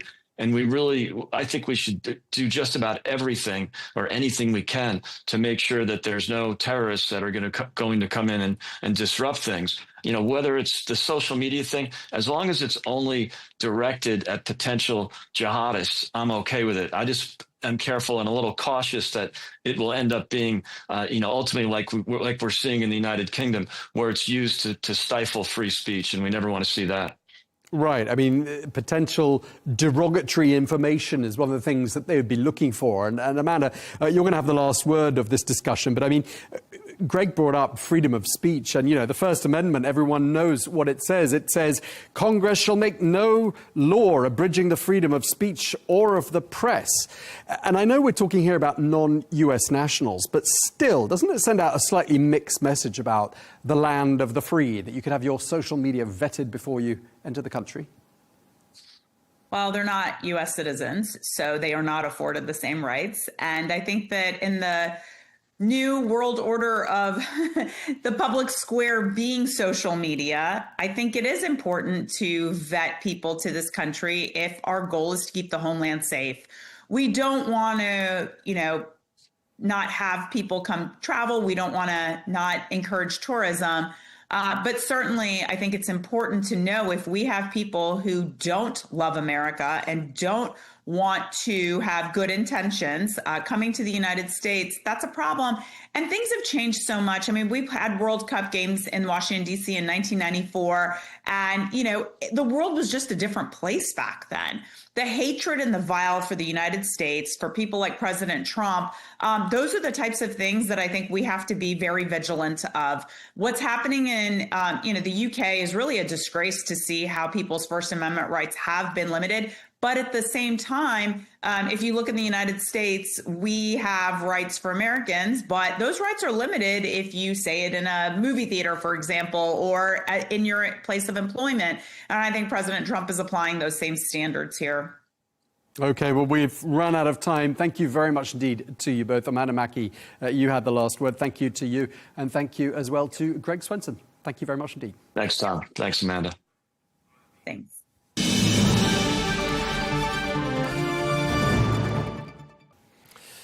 Now, in other news, in recent days, Israel has said that it will allow for the reopening of the Rafah border crossing, which connects Gaza to Egypt. Well, this move would allow thousands of Palestinians in need of medical care to leave the enclave via Egypt.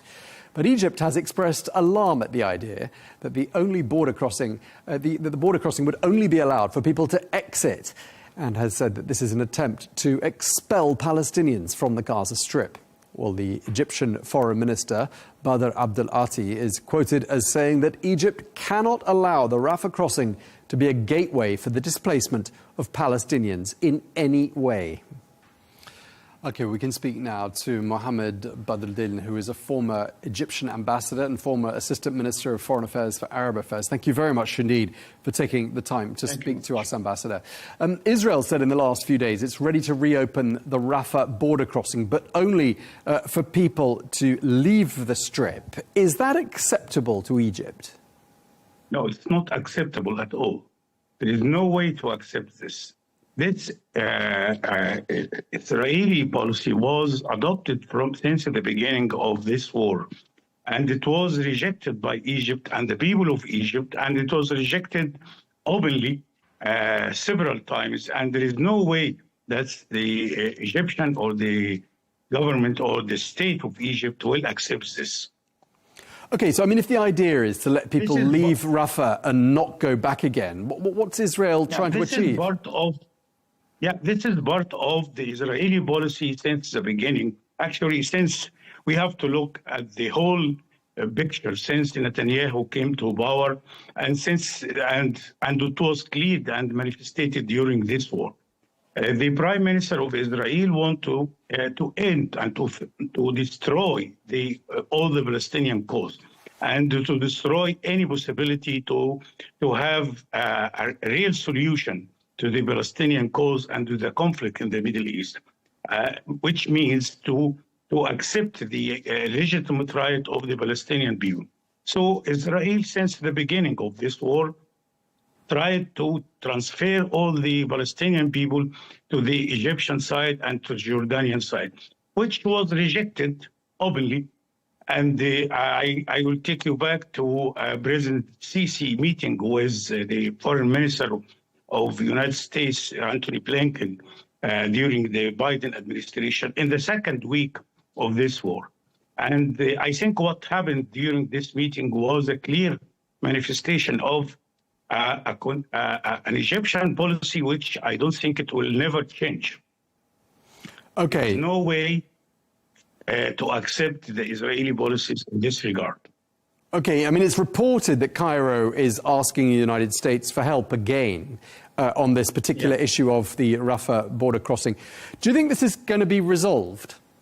I think so. Since the Trump plan or to end this conflict, I describe this issue as President Trump wanted to save Israel from itself, from its destructive way, and from the erosion in the image of Israel across the world.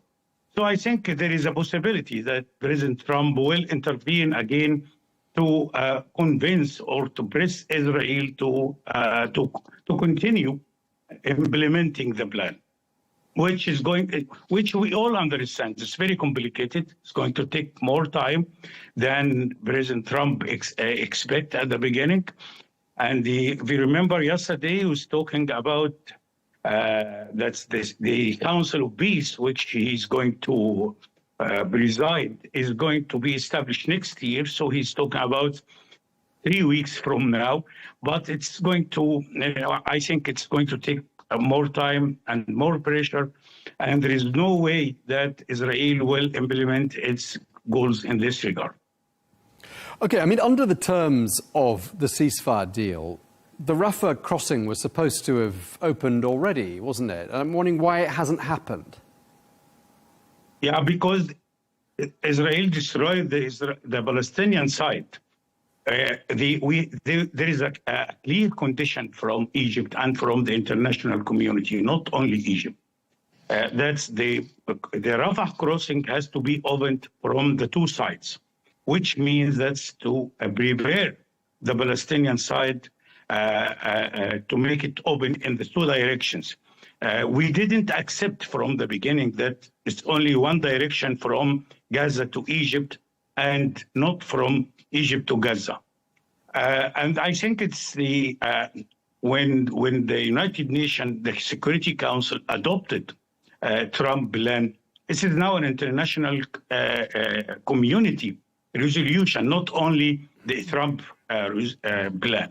So Israel has to accept that their goals of finishing or ending the Palestinian cause is not going to happen. Simply at that.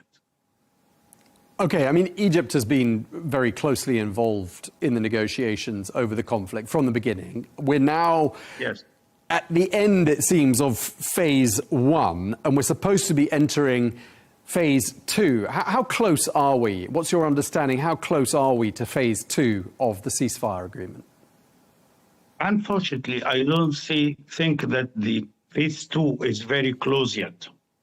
We will need more pressure on the Israeli side to start. It was supposed to start more than 3 weeks or 4 weeks ago, the second phase. It didn't start yet because Israel wanted to have all the hostage back, which happened, and all they seemed also to have been. But this is still one case. It's going to take some time, but I think we still in the middle of the difficult negotiations which goes on now between which Egypt is trying to mediate with the United States and Israel, and we have to expect some more time. Can Egypt help with finding that deceased captive? Yes, we are trying to help.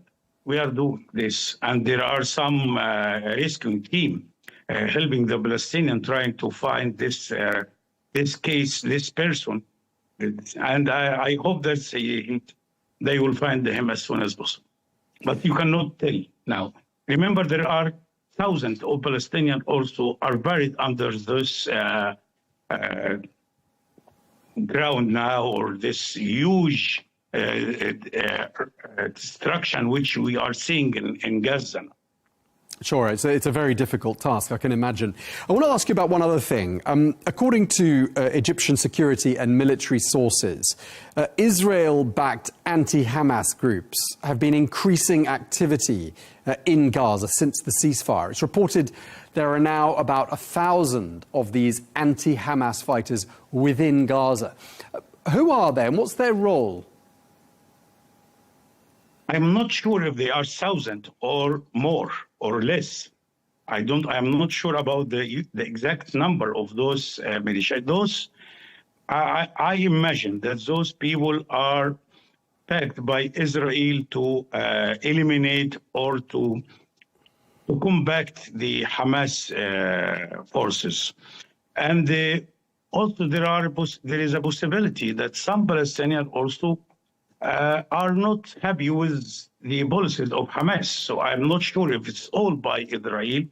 And we don't have, as you know, nobody can estimate exactly how many of those people are in Gaza now, and after the clashes and the fighting that we saw during the last months between Hamas and those groups, we are not sure now about if they are still strong forces, or enough forces, or what exactly. You know, there are information about what's going on in Gaza is very limited due to the Israeli policies itself. Sure, no, very difficult to speculate on what's happening there. Just lastly, I wanted to ask you about the future prospects of a Palestinian state, because from what we've heard from the Israeli Prime Minister Benjamin Netanyahu in recent days, he's not moving 1 inch with regards to his objection to a Palestinian state. And I'm wondering what the reaction is to that in Egypt. As I said in the beginning, Mr. Netanyahu didn't change his position at all since he assumed power during the 90s in the last century. And he did a lot to destroy the Oslo plan and the Oslo process, as we all know.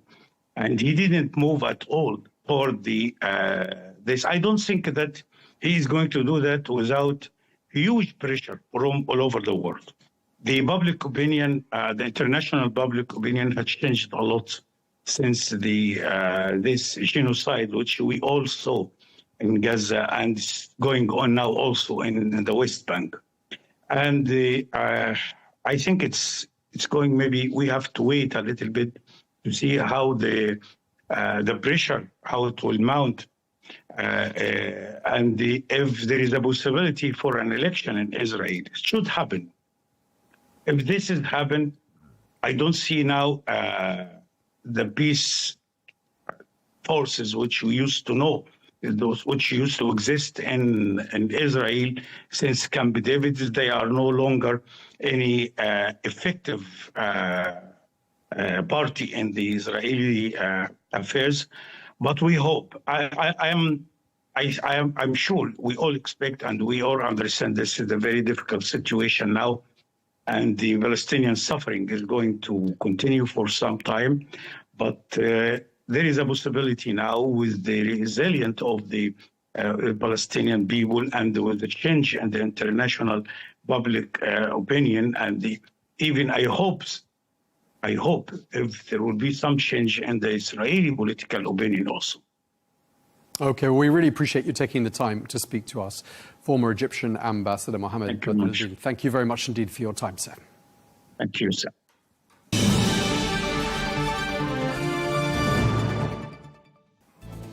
That is all we have time for on Global News today. Thank you very much indeed for watching. Be sure to join us tomorrow when we take a look back at some of the best interviews of the week. Until then, goodbye.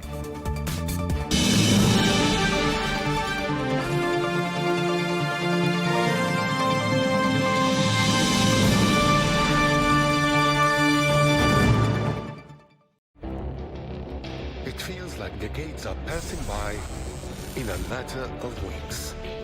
Seismic shifts in the world order. Never, ever will be part of America. With so much happening and so much noise. Whether it's political upheaval, Canada has been ripping us off for years. economic shifts, or social movements, And no one wins from tariffs. I think America can be more friendly to the rest of the world. For in-depth analysis and all the latest developments across the globe. To have an inclusive policy together. The meetings with Hamas gave me some hope.